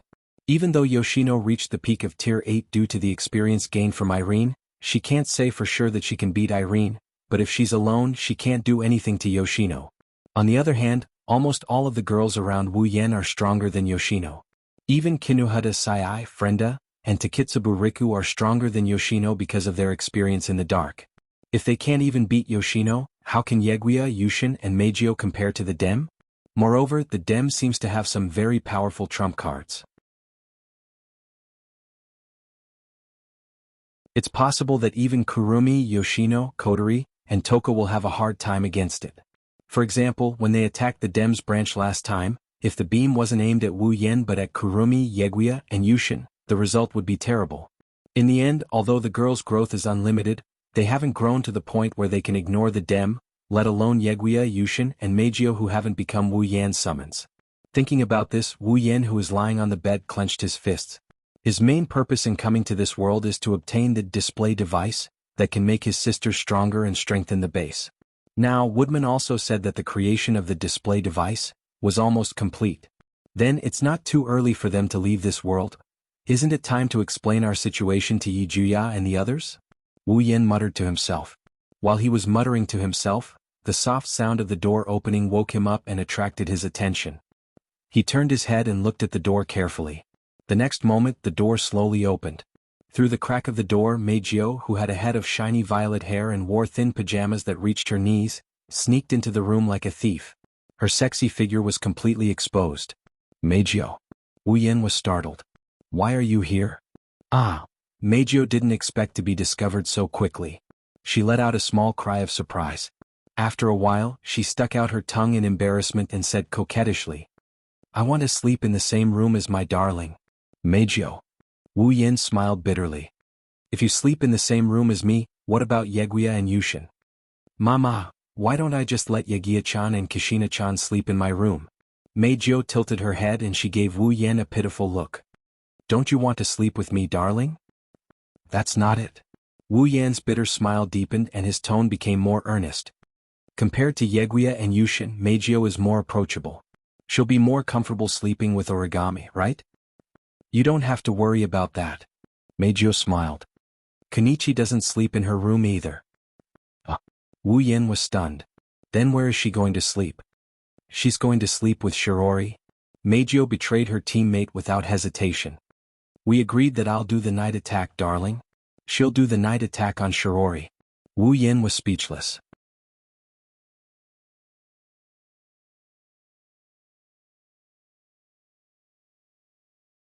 Chapter 1263. No. Absolutely not. There's no room for discussion. Yakuya rejected Meijio's request without hesitation when he returned to the room with Shixien. The right to enter the dreamscape with our master is the spoils of war that we obtained from our sacred duel with those two rude servants of ours. How can we just give it away? I agree. Shixien nodded fiercely. Her narrowed eyes were filled with indignation. Shixien believes that Meijio's idea of reaping without sowing is wrong. She must be strongly condemned. So what? Meijio puffed up her cheeks angrily when she heard Yakuya and Shixien's merciless rejection. Yakuya and Shixien can sleep with our dear master every night. What's wrong with giving me one night? Not every night. Yakuya corrected her seriously with one hand on his waist. Didn't we just say that? That's the right to sleep with someone else after a sacred duel. It's not easy for us sisters to obtain this opportunity. In conclusion, Yigeya and Shixien had to go through a lot of hardships to be able to sleep in the same room as master. Shixien casually said as though she was stabbing a knife into his heart. Meijio, on the other hand, is reaping without sowing. We feel that it's unfair. We won't give up the right to sleep with our master. Reaping without sowing? Meijio hesitated for a moment before raising her hand weakly. Then, how about I treat you to a delicious cake tomorrow? Yi Juya and Shixien's ears twitched, and the resolute expressions on their faces began to waver. Egg, cake. Waver. There wasn't any cake in the banquet earlier. That's not bad. I agree. Actually, if it's just one night, Shixien can still tolerate it. Yes. Offering sacrifices to us is also a very necessary thing. I'm looking forward to it. Hey, where's your persistence? Wu Yan couldn't help but complain loudly. A cake is enough for you to compromise? A cake is enough for you to sell me out? I didn't know you could be so shameless. Hearing this, Yi Ju-shi and Shixien blushed and turned their heads away awkwardly. Meijio looked at Wu Yan with tears in her eyes and started sobbing. Do you really hate me that much? No. That's not it. Looking at Meijio shrugging her shoulders, Wu Yan couldn't help but panic. I don't mean to dislike you. In fact, I like you very much. You like it? Yi Juya and Shixien's ears twitched again. But this time, the expression on his face was more or less filled with jealousy. I like it. Meijio sobbing suddenly froze. Her cheeks quickly turned red and she shyly started to fidget. Oh, dear, really, there are so many people here, you girls? Wu Yan bitterly laughed and he sighed. The three elven girls acted like they were putting on a show. Forget it. You guys came at the right time anyway. Since all three of you are here, I have something to tell you. Something? Yi Ju-shi, Shixien, and Meijio seemed to feel the change in atmosphere. They looked at each other and then looked at Wu Yan. Is there something you need us to do? Yi Ju-shi didn't bother to maintain his arrogant manner. He spoke softly with a normal tone. If there is something difficult you need us to do, we will help you. We will definitely help. Of course. Shixien stepped forward. Her expressionless face became serious. If it is for master, Shixien will do it no matter what it is. It seems like it is something important. Seeing Wu Yan's change in attitude, Meijio felt uneasy. But she still spoke softly. Dear, tell me, Wu Yan found it funny when he saw how serious the three elven girls are. He patted his cheeks and he gave them a comforting smile. Don't be so nervous. Although it is something important, it is not as scary as you think it is. How about this? After thinking for a bit, Wu Yan extended his hand to the three elf girls. It's a waste of time to explain it directly, and you might not be able to understand it. Come over here and hold my hand. I'll share my memories with you. Share memories. Yi Ju-shi, Shixien, and Meijio looked at each other, but they didn't worry too much. Since the target is Wu Yin, he wouldn't do them any harm. That is the only thing they can be sure of. The three of them walked up to Wu Yin and held his hand. In the next moment, a strange wave of mana surged from the hands of the four of them, bringing with it a dazzling light. Seeing the light, Yiju Shi, Xian and Mei Jiao's expressions changed. Then they slowly became paralyzed and became sluggish. A memory fragment that didn't belong to them flowed into the minds of the three elven girls and gradually became their memories. After an unknown amount of time, the dazzling light gradually dimmed. The eyes of the three elven girls that had lost focus gradually focused. However, the three of them still looked as if their souls had left their bodies. They remained in a state of absent-mindedness and were unable to regain their senses for a very long time. Wu Yin didn't say anything. He quietly looked at the three elf girls and waited for them to recover. What the three of them had to accept was too unreal. The systems matter. The summoning of characters. This was only a matter of one dungeon world. Other than this world there were many other worlds. Adding all of these together, it wasn't easy to digest. Fortunately, the three of them were elves. They were inconceivable existences. Otherwise, if a normal person didn't have a certain level of trust in Wu Yin, they wouldn't have believed him. But this was something they had to accept. After all, once they become his summoned characters, they will be with him forever. Together forever, never separate, life in harmony, never abandon. The bond between Wu Yin and the girls was so tight. It couldn't be any tighter. So, Yiju Shi, Xian and Mei Jiao had to understand the current situation. After a long while, the three elven girls gradually regained their senses. They looked at each other but didn't say anything. Only the three pairs of beautiful eyes were filled with shock. Is this real or fake? This was the first thought that came to Mei Jiao's mind. This kind of thing, does it really exist? So amazing. Yiju Shi said in a daze. So Master can do this kind of thing. Shocking, another world. Even Xian didn't know how to express her emotions. What a shocking world. No wonder Master is so strong. With such a magical system, Dem can't compare. I know it's hard for you to believe, but this is the truth. Whether it's the dungeon world, the spalier world, the system, or the summoning of characters. Wu Yin looked at the three elf girls and spoke in a deep voice. Now, you know the situation. Actually, I just want to ask if you're willing to. Do you even need to ask? Before Wu Yin could finish, Yiju Shi, Xian, and Mei Jiao spoke at the same time and interrupted him. You are the master of us Baowu sisters. You were, you are, and you will be. That will never change. Yiju Shi crossed his arms and looked up. His voice was filled with determination. This kind of thing you don't even need to choose. Agreed. Xian tilted her head, the corners of her lips curled up. As long as Yiju Shi master, no matter where it is, Xian will go. You promise to protect me forever. Mei Jiao hugged Wu Yan's arm tightly. She looked at Wu Yan's face with a nervous expression. You can't go back on your word, you? Seeing the three girls choose to follow him without hesitation, Wu Yan felt a burning sensation in his heart. It flowed through his body and warmed him up. A smile that came from the bottom of his heart slowly appeared on his face. You are the ones who have become my summoning characters. You can only stay by my side and share life and death with me. You can't go back on your word. We won't go back on our word. Their gazes met and the four people present all laughed. Just then, count me in.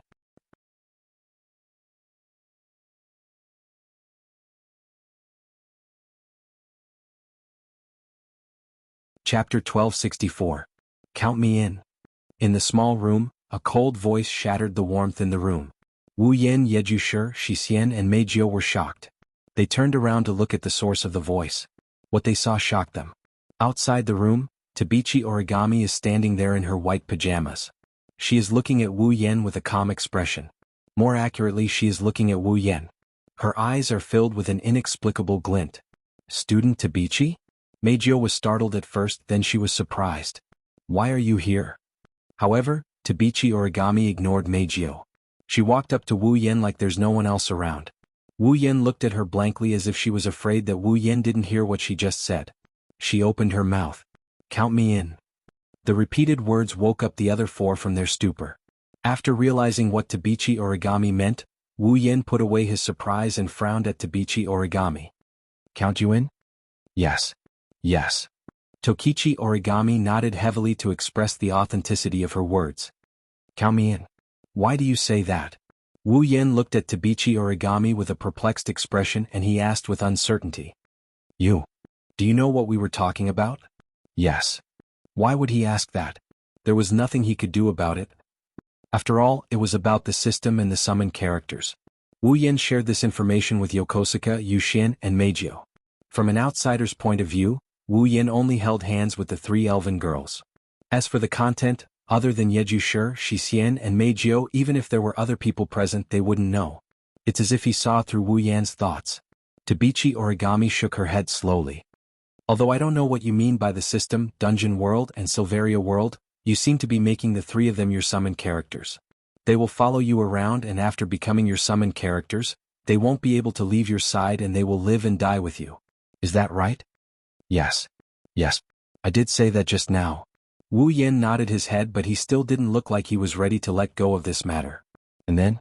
You said count me in, don't tell me. Yes. Tabichi Origami looked at Wu Yen. Let me be your summoned character too. Forget about Wu Yen, even Yokosuka, Yuxin, and Miku who just found out about what happened were confused by her words. Do you know what it means to summon characters? Wu Yen rubbed his forehead, feeling a headache coming on. He solemnly said to Tokichi Origami, that's not as simple as saying that we'll live and die together. Do you think that summoning a character is like signing a contract or selling your body? Tabichi Origami raised her eyebrows and gave such an answer. Is there a difference? Wu Yen choked on his words. Indeed, from a certain point of view, becoming Wu Yan's summoned character is similar to signing a contract to sell your body. She shook her head. Dispelling this bad thought, Wu Yen rolled his eyes at Tabichi Origami. It's not that easy to become my summoned character. It's like a special ability. It will merge your life with mine. Do you know what that means? It means that if I die, you will die with me. Wu Yen crossed his arms in front of his chest in a threatening tone. Don't think this is a joke. It's all true. Is that so? Tabichi Origami nodded when she heard Wu Yen. Just when Wu Yen thought she was going to give up, she said something like this. In that case, can you add me? Ha! For a moment, Wu Yen almost didn't react. He looked at Tabichi Origami in shock. I said, do you really understand? It doesn't matter if you understand or not. Tabichi Origami's expression was the same as usual. She still responded to Wu Yan's words concisely. I have already decided to follow you. It doesn't matter if I become your summoned character or not. Naturally, if you die, I die. This is something that has been decided long ago. Don't be so quick with your words. Wu Yen sighed and he extended his hand. Forget it, you might not understand if I tell you this. Hold my hand. Tabichi Origami didn't hesitate when she saw Wu Yan's outstretched hand. She grabbed it without hesitation. Immediately, the same ripple and light as when she shared her memories with the 3 elven girls lit up the entire place. When the light dimmed again, Tabichi Origami opened her eyes. There wasn't a single ripple in her eyes. Seeing this, Wu Yen thought his memory-sharing spell didn't work. However, Tabichi Origami's words refuted his guess. System. Dungeon World. Spalier World. So that's what it means? Understood. Seems like I finally understand. Wu Yen felt like he lost a lot of energy. As you know, becoming my summoned character isn't as simple as living and dying with me. Even so, you still decided to. Yes. Just like how Yakuya and the others interrupted Wu Yen, this time, Tabichi Origami also resolutely interrupted Wu Yan's words. I will become your summoned character. You. Why do you have to go to this extent? Wu Yen couldn't help but feel anxious. I know it's important for you to repay your debt, but don't put yourself in danger just like that, okay? Wu Yen looked deeply at Tabichi Origami and said something that Tabichi Origami had to consider. You've shared my memories, so you should know why I came to this world. You should also know that the creation of the manifestation device is about to be completed, and I'm about to leave this world with the elves. You've become my summoner, so you'll have to leave with me. Don't forget, your parents are in this world, Shirori is also in this world, are you willing to leave them?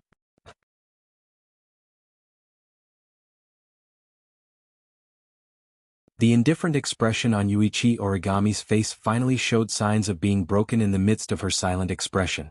Tabichi Origami greatly valued her parents.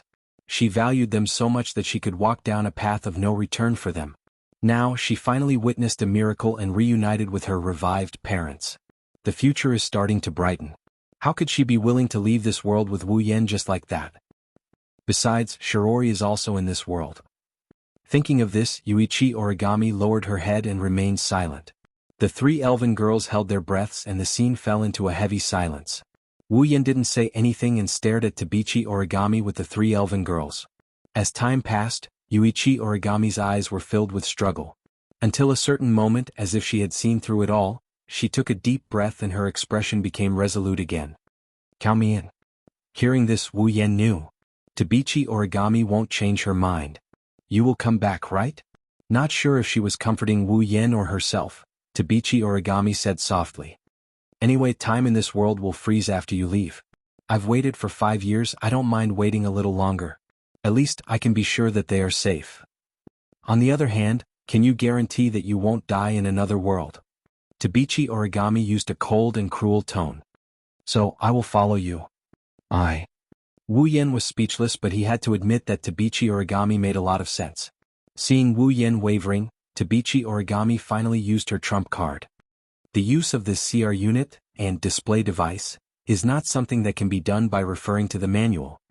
Tabichi Origami glanced at Wu Yan and slowly said, I think that compared to Itsuka Kodori, who has never used the CR unit and only used a portion of the display device, I am more suitable to teach the girls how to use the CR unit and display device. This time Wu Yan was speechless. Wu Yan.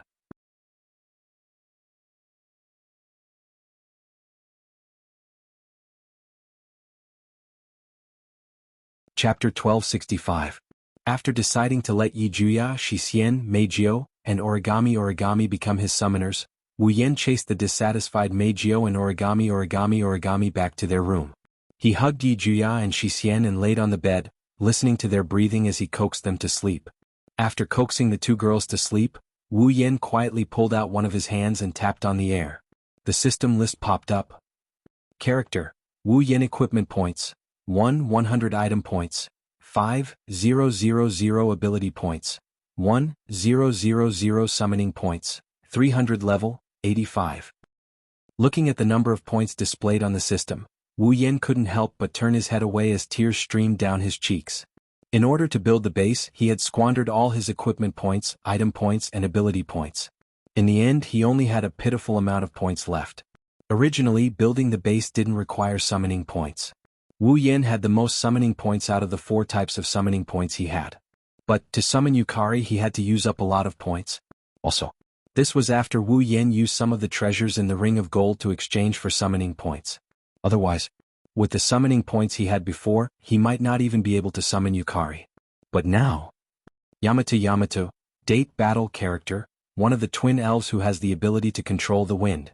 Originally, it was the same elf as the other twin elf, but its original form, Yamato, had split into 2 individuals in the emergence.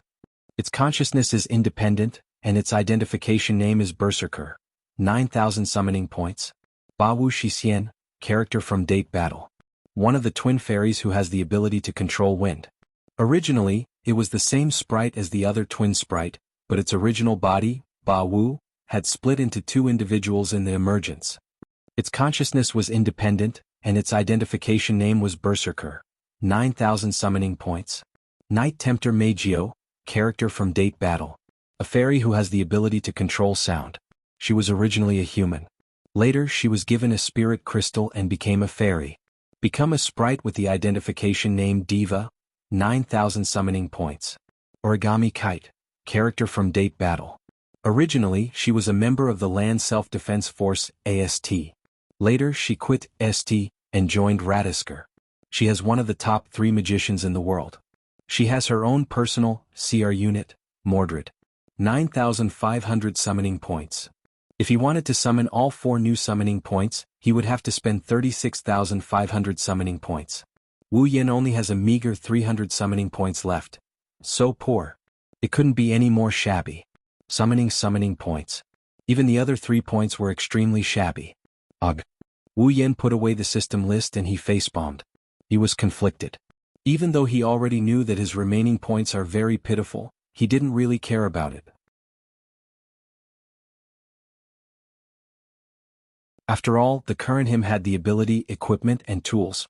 He also had a whole group of people to summon, and each of them was a beautiful woman. The number of points he had didn't affect him much. But now, when he really needed them, how could such a poor summoning points be of any use? Of course, there were still a lot of treasures in the Ring of Gold. If he turned them all into the system, he could get a lot of summoning points. But Wu Yin had always treated the treasures in the Ring of Gold as emergency items.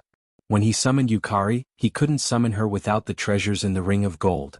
Therefore, even though he knew he wasn't that poor yet, if he kept relying on the treasures in the Ring of Gold like this, it would be troublesome if he really needed to use the points in the Ring of Gold. Was it time for him to earn some points? Wu Yin muttered. System, I seem to be short of summoning points. Say, when are you going to give me a sudden mission? In the end, Wu Yan's mumbling attracted the system's obedient response. User, the current dungeon world cannot detect a sudden mission. If user is short of summoning points, user is advised to enter the next dungeon world to complete the mission. Alright. When he heard the system's response, Wu Yan was stunned. When he came back to his senses, he slapped his thigh, forgetting that he was still holding Yi Jia's thigh.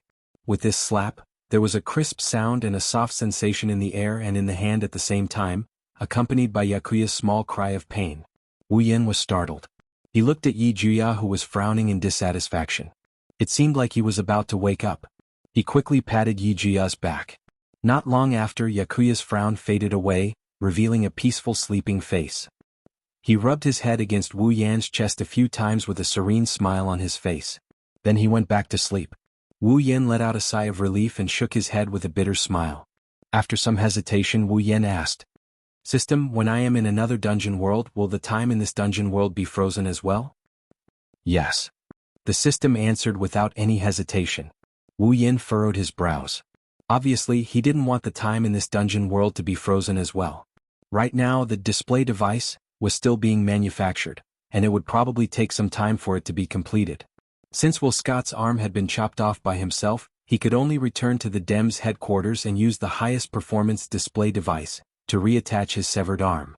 In other words, during this period of time, staying in Tiangong City could be considered as having nothing to do. If possible, Wu Yan wanted to do dungeon missions to earn points while maintaining the flow of time in this dungeon world. When he returned, the display device would be completed. That would be the best situation. However, completing a dungeon mission was not something that could be completed in a short period of time. Come to think of it, by the time the display device was completed, Will Scott would have recovered and the possibility of him being in another dungeon world would be extremely high. If that was the case, Wu Yan didn't want to leave the girls here alone. System. Thinking of this, Wu Yan asked tentatively, Can you maintain the flow of time in this dungeon world but not too fast so that I have enough time to complete the dungeon mission in the other dungeon world? When this question was asked, it seemed like even the system didn't expect it. In any case, Wu Yan didn't wait for the system to answer directly. After a while, the mechanical voice of the system gradually echoed in Wu Yan's mind. In the system's rules, there is no denial of the user's suggestion. After the system's own judgment, the user's suggestion is feasible. The system will adjust the relevant rules. The contents of the adjustment are as follows. If the user is in the main world or dungeon world and the user has a summoned character in another dungeon world, the flow of time in that dungeon world will be unfrozen. The specific flow of time will be based on the flow of time in the main world and the dungeon world the user is in. It will be 1%. This. Hearing this, Wu Yan scratched his cheek. In other words, if I go to another dungeon world and the user has a summoned character in that dungeon world, the flow of time in that dungeon world will be the same as the main world. It will be 101, right? Yes, if the user goes to another dungeon world and spends 100 days in that dungeon world, the difference between the dungeon world and the main world will only be 1 day. That's not bad. At this moment, Wu Yan felt satisfied and relaxed. Since he could go to another dungeon world to earn points and slow down the flow of time between this dungeon world and the main world, it was not a bad choice. If that's the case, when he returns, the display device should be almost complete. After making up his mind, Wu Yan kissed Yejuya and Shixian on the forehead and closed his eyes. I'll say goodbye to the girls tomorrow and go to the other dungeon world.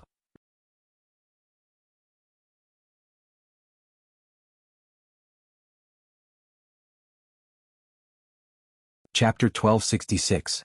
Going to another dungeon world? The next day at the dining table, Wu Yan told the girls about the decision he made last night while Shirori went to the kitchen to prepare breakfast. The girls couldn't help but gasp in surprise. Why are you all so loud? Wu Yen sneaked a peek into the kitchen and after making sure Shirori didn't find anything, he let out a sigh of relief. He rolled his eyes at the girls in the room. Yeguya, Yuhin, Miku, and Origami are fine since they just found out about us. But Kotori, Kurumi, Toka, and Yoshino, why are you all so surprised? How can we not be surprised? Kotori glared at Wu Yen and lowered her voice. Isn't it too sudden to suggest going to another dungeon world? It's not that sudden. Wu Yen took a bite of his bread and waved his hand casually. I'm the only one going, you don't have to follow me. We don't have to follow you? The girls froze on the spot. Seeing this, Wu Yen explained the conversation he had with the system last night to the girls. He also told the girls that when he is in this dungeon world, the time in this world won't be frozen. Instead, it will be slowed down to 1% of the time in the dungeon world he is in. When they heard Wu Yan's explanation, the girls objected strongly to it. How can you go alone? What if no one takes care of you? Yeah. What if there's danger? Aotsusama, I think it's better to bring some people along. It's inconvenient to go alone. I think so too. As the master of us Yamato sisters, are you going to abandon your slaves? Master, you're being too irresponsible. Honey, at least bring me along. I've never been to another dungeon world before. I'm curious. Why are you all so nervous? Wu Yen shook his head and rolled his eyes. Do I look like someone who gets into trouble easily? Let's bring some people with us. Kotori frowned. It's good to have someone to take care of me. I'll go with you. Origami declared in an unquestionable tone. My words now. I won't drag you down. This isn't a matter of whether or not we're dragging them back. Origami. Wu Yen turned his head and looked at Origami. Don't forget that you'll have to leave this world with us after the display device is completed. He didn't know when he would come back again. Therefore, I think you should at least spend some time with your parents while I'm away. Okay. Origami's unquestionable expression instantly collapsed, and she fell silent. Seeing that Origami had tacitly agreed, the other three rookies by the side hurriedly spoke out. Then let us, the Bawu sisters, follow you to the other world. I agree. Yi Juya and Shi Xian don't have parents in this world, so they don't need to accompany them. I don't have any special events recently, so I don't need to meet my fans. Going to the other world to sing seems like a good idea. What's wrong with the two of them? Is there a need to be so worried? Wu Yen heard Yi Juya, Shi Xian and Miku's words and the worry in their eyes. He knocked on their heads. I didn't ask you to come with me, but that doesn't mean I'm going alone. Did you forget that I have Natsuki, Kanon, Nagisa, and Agurola with me? The other girls recalled that Natsuki, Kanon, Nagisa, and Agurola had been staying inside Wu Yan's body all this time. With Natsuki and the others, there's no need to worry, right? Wu Yan smiled at the girls. Besides, I need someone to watch over me. I'll be more at ease if you all stay here together. Wu Yan took out a gem that emitted a soft white light and handed it to Origami. Origami, this is for you, this is? Origami raised an eyebrow when she saw the gem in Wu Yan's hand. Spirit crystal? This was originally yours. Wu Yan looked at Origami. It doesn't matter if you want to use it or not. The decision is in your hands. You can keep it in case you need it. Origami fell silent. After a while she nodded. She opened up a small tori and wrapped the spirit crystal in it before putting it away. Since husband has made up his mind, I won't say anything else. With Natsuki around, you should be able to rest assured. Kurumi looked at Wu Yen helplessly. But please be careful. Don't worry. Wu Yen smiled. The time ratio is 100:1. I spent 3 months in the other world and only 1 day here. Perhaps by the time I return, it won't even be a day here. Indeed? The group of girls' expressions also relaxed. I will take care of the display. Kotori didn't throw a tantrum, she gave Wu Yen a promise. I'll take care of it too. With Toka, Kurumi and Origami here, I'm sure nothing will go wrong. Okay? Wu Yen looked at the girls and nodded with a smile. Before leaving, the girls prepared a lot of things for Wu Yen. There was plenty of food and water. Kotori even prepared some display device for Wu Yen in case he needs it. Although the display device won't be of much use to Wu Yen who has 103,000 grimoires, it's still a token of appreciation from the girls. Therefore Wu Yen didn't say much and put it into the gate of Babylon. After preparing everything, Wu Yen told Shirori that he'll be away for a few days and used a small excuse to brush her off. Then he snuck into his room and opened the system list. He clicked on the dungeon page and began to choose a dungeon. Of course, if he really wants to enter a dungeon, he'll have to pay points. Wu Yan was very poor and he didn't want to use the items in the Ring of Gold. He could only let the system choose a random dungeon. After all, he doesn't have to pay points to enter a random dungeon. Thus, after entering the dungeon page, Wu Yan opened his mouth. System, choose a random dungeon. Beep. Initiating dungeon selection. The system's cold voice rang in Wu Yan's mind. Then, a glowing frame started to flash between the dungeon options on the list. Like a slot machine, it spun so fast that even Wu Yan couldn't see it clearly. After a while, it stopped on one of the dungeons. Then the dungeon option lit up from the gray, unavailable, and became an option. Beep. Random dungeon selection successful. Dungeon World, Starry Dragon Knight, selected. Enter. Starry Dragon Knight? Wu Yan stared blankly at the options shown on the list. Wu Yan stared blankly at the system. Starry Dragon Knight? Which dungeon is this? Haven't you seen the original dungeon? Wu Yan felt a headache coming on when he thought of this. If possible, he'd rather choose a dungeon that he's familiar with. That way, not only would the dungeon missions be easier, he'd be able to act boldly because of his understanding of the world. As for Starry Dragon Knight, Wu Yan didn't even see the original dungeon. Wu Yan rubbed his nose and he mumbled in an embarrassed manner. System, can you do another random selection? The user can choose a random dungeon world. If the user doesn't enter and complete the dungeon mission, the user can't make another random selection. The system's cold voice sounded. If the user isn't satisfied with the random selection, the user can spend a small amount of points to cancel the random selection and make another random selection. Wu Yan's eyebrows twitched. How many points do I need? Equipment points, item points, ability points, and summoning points are 10,000 points each. This world it is. Wu Yan said decisively. He didn't want to give himself time and chance to regret. He pressed the Starry Dragon Knight option. The scene in front of him blurred slightly. Wu Yan's figure disappeared from the room.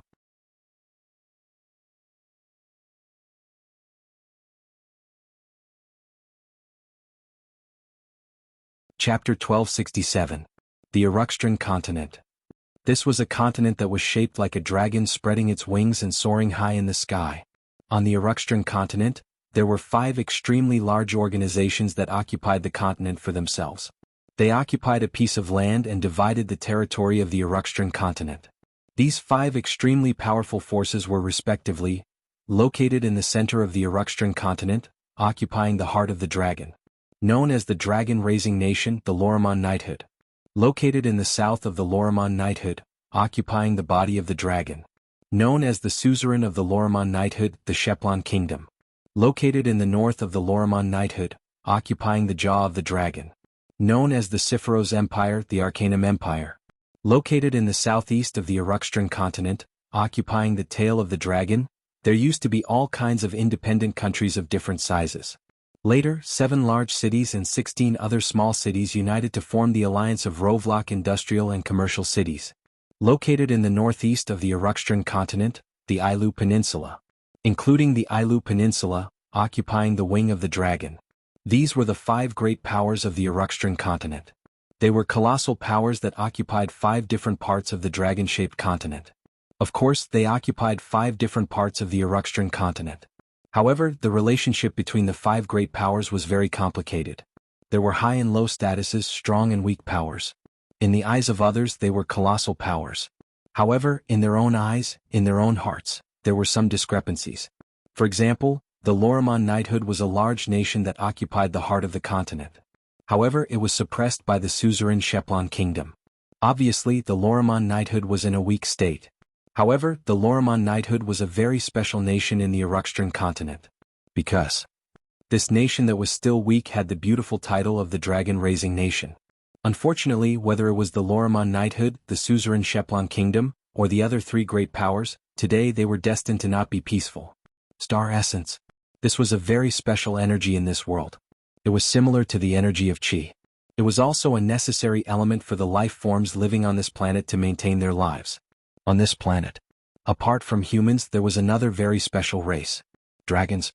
A real Western dragon. However, in this world, the dragons that lived on this planet, Although they had the power to be called a disaster like in the legends, their situation. But it wasn't very good. The reason was because of the star essence. This world's planet had a tendency to view creatures with powerful magic as harmful and eliminated them. It could be said that this was a self-cleansing effect by the planet. But what was unable to be erased was the dragons with powerful magic. Became an obsolete race abandoned by the planet. Therefore the dragons could not accept star essence. They couldn't obtain this star essence that life forms relied on to sustain their lives. If you want to survive on this planet, you must have star essence as a supplement. If you are unable to obtain star essence as a gift from the planet, you will not be able to escape the fate of extinction. Under such circumstances, a special contract known as the Abian Secret Agreement was created. Due to the planet's tendency to view creatures with mana as a threat, humans who did not possess any mana were instead the most welcomed life forms on the planet. They were born with abundant star essence, which was why the dragons had signed the secret pact of Abian with the humans. The dragons were facing extinction, but the humans coveted the dragons' power. Therefore the two sides signed the contract. The dragon used the contract to leave a mark known as the star engraving on the human's body. From the special route formed by the star engraving, the dragon would replenish the star essence on the contracted human's body. In return, the dragons will listen to the humans' orders and give their powerful magic to the humans. With the help of the star carving, the dragons that signed the contract with the humans survived and the humans gained the right to order the dragons. This is the most special existence in this world. Although not everyone can sign a contract with a dragon and become a person who can order the dragons, it is undeniable that this world is a world where humans and dragons live together. All of this is due to the star essence given by the planet. The dragons receive the star essence from their masters. The humans, as the masters, provide the star essence. This had always been the connection between humans and dragons on the continent of Eluxtran. But today the star essence of the entire world went berserk. That's right, berserk. Only those who possess the star engraving and can see the star essence's dragon summoning could see it clearly. The world is changing. People, dragons, flowers, trees, oceans.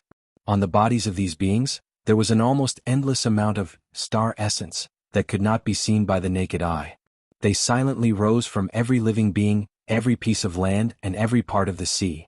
Like a swarm of bees, they madly gathered together and surged into the air, forming an extremely terrifying vortex that emitted an astonishing amount of energy. In every corner of the world, people, things, and things that could sense the changes of the star essences were all terrified. They looked at the star essences that rose from their bodies and then looked at the star essences that were continuously gathering in the air. They were at a loss and did not know what to do. What the hell is going on? With such a thought lingering in their minds, at the next moment, the humans and dragons who had lost a large number of star essences in their bodies lost all of their strength. Their faces turned pale as they weakly fell to the ground, terrified by the inexplicable situation that happened to them. For a moment, the humans and dragons on the entire planet fell into an unprecedented panic. Is the end of the world? That was the only thought left in the minds of the humans and dragons who barely maintained their consciousness. In various parts of the world, many important people who relied on their own abilities to continue their activities even if they temporarily lost the replenishment of the star essences looked at the surging star essences that had condensed into a vortex in the air with a solemn expression, not knowing what they were thinking. After all, only a very small number of people can calm down in this doomsday-like phenomenon. Among this extremely small number, there was one such person who had quietly appeared in an extremely dense forest. It was a dragon. It was an extremely elegant and beautiful dragon with long green hair and white fur. Its wings were like the wings of a cicada, emitting a green light. This huge dragon raised its head and stared at the whirlpool of star essence in the sky that covered the entire world. Its body flashed with a green light and its body gradually shrank until finally, it turned into an extremely beautiful woman with extremely long green hair and horn-like ornaments. She turned from a dragon to a human. She raised her head and looked at the star essence swirling in the sky. Her eyes were filled with confusion. She looked dignified, shocked, complicated, and greedy. Such a large amount of star essences. The woman sighed in amazement. If the dragon clan can obtain it, then even if they don't rely on humans they should be able to survive for a long time, right? After saying that, the woman closed her eyes as if she knew she said something stupid. When she opened her eyes again, there was only a dignified look in her eyes. The star essence of the planet is going berserk. It even affected the star essence in the living body and caused it to go berserk as well? Planet, what is going on? This phenomenon. The woman narrowed her eyes and muttered to herself.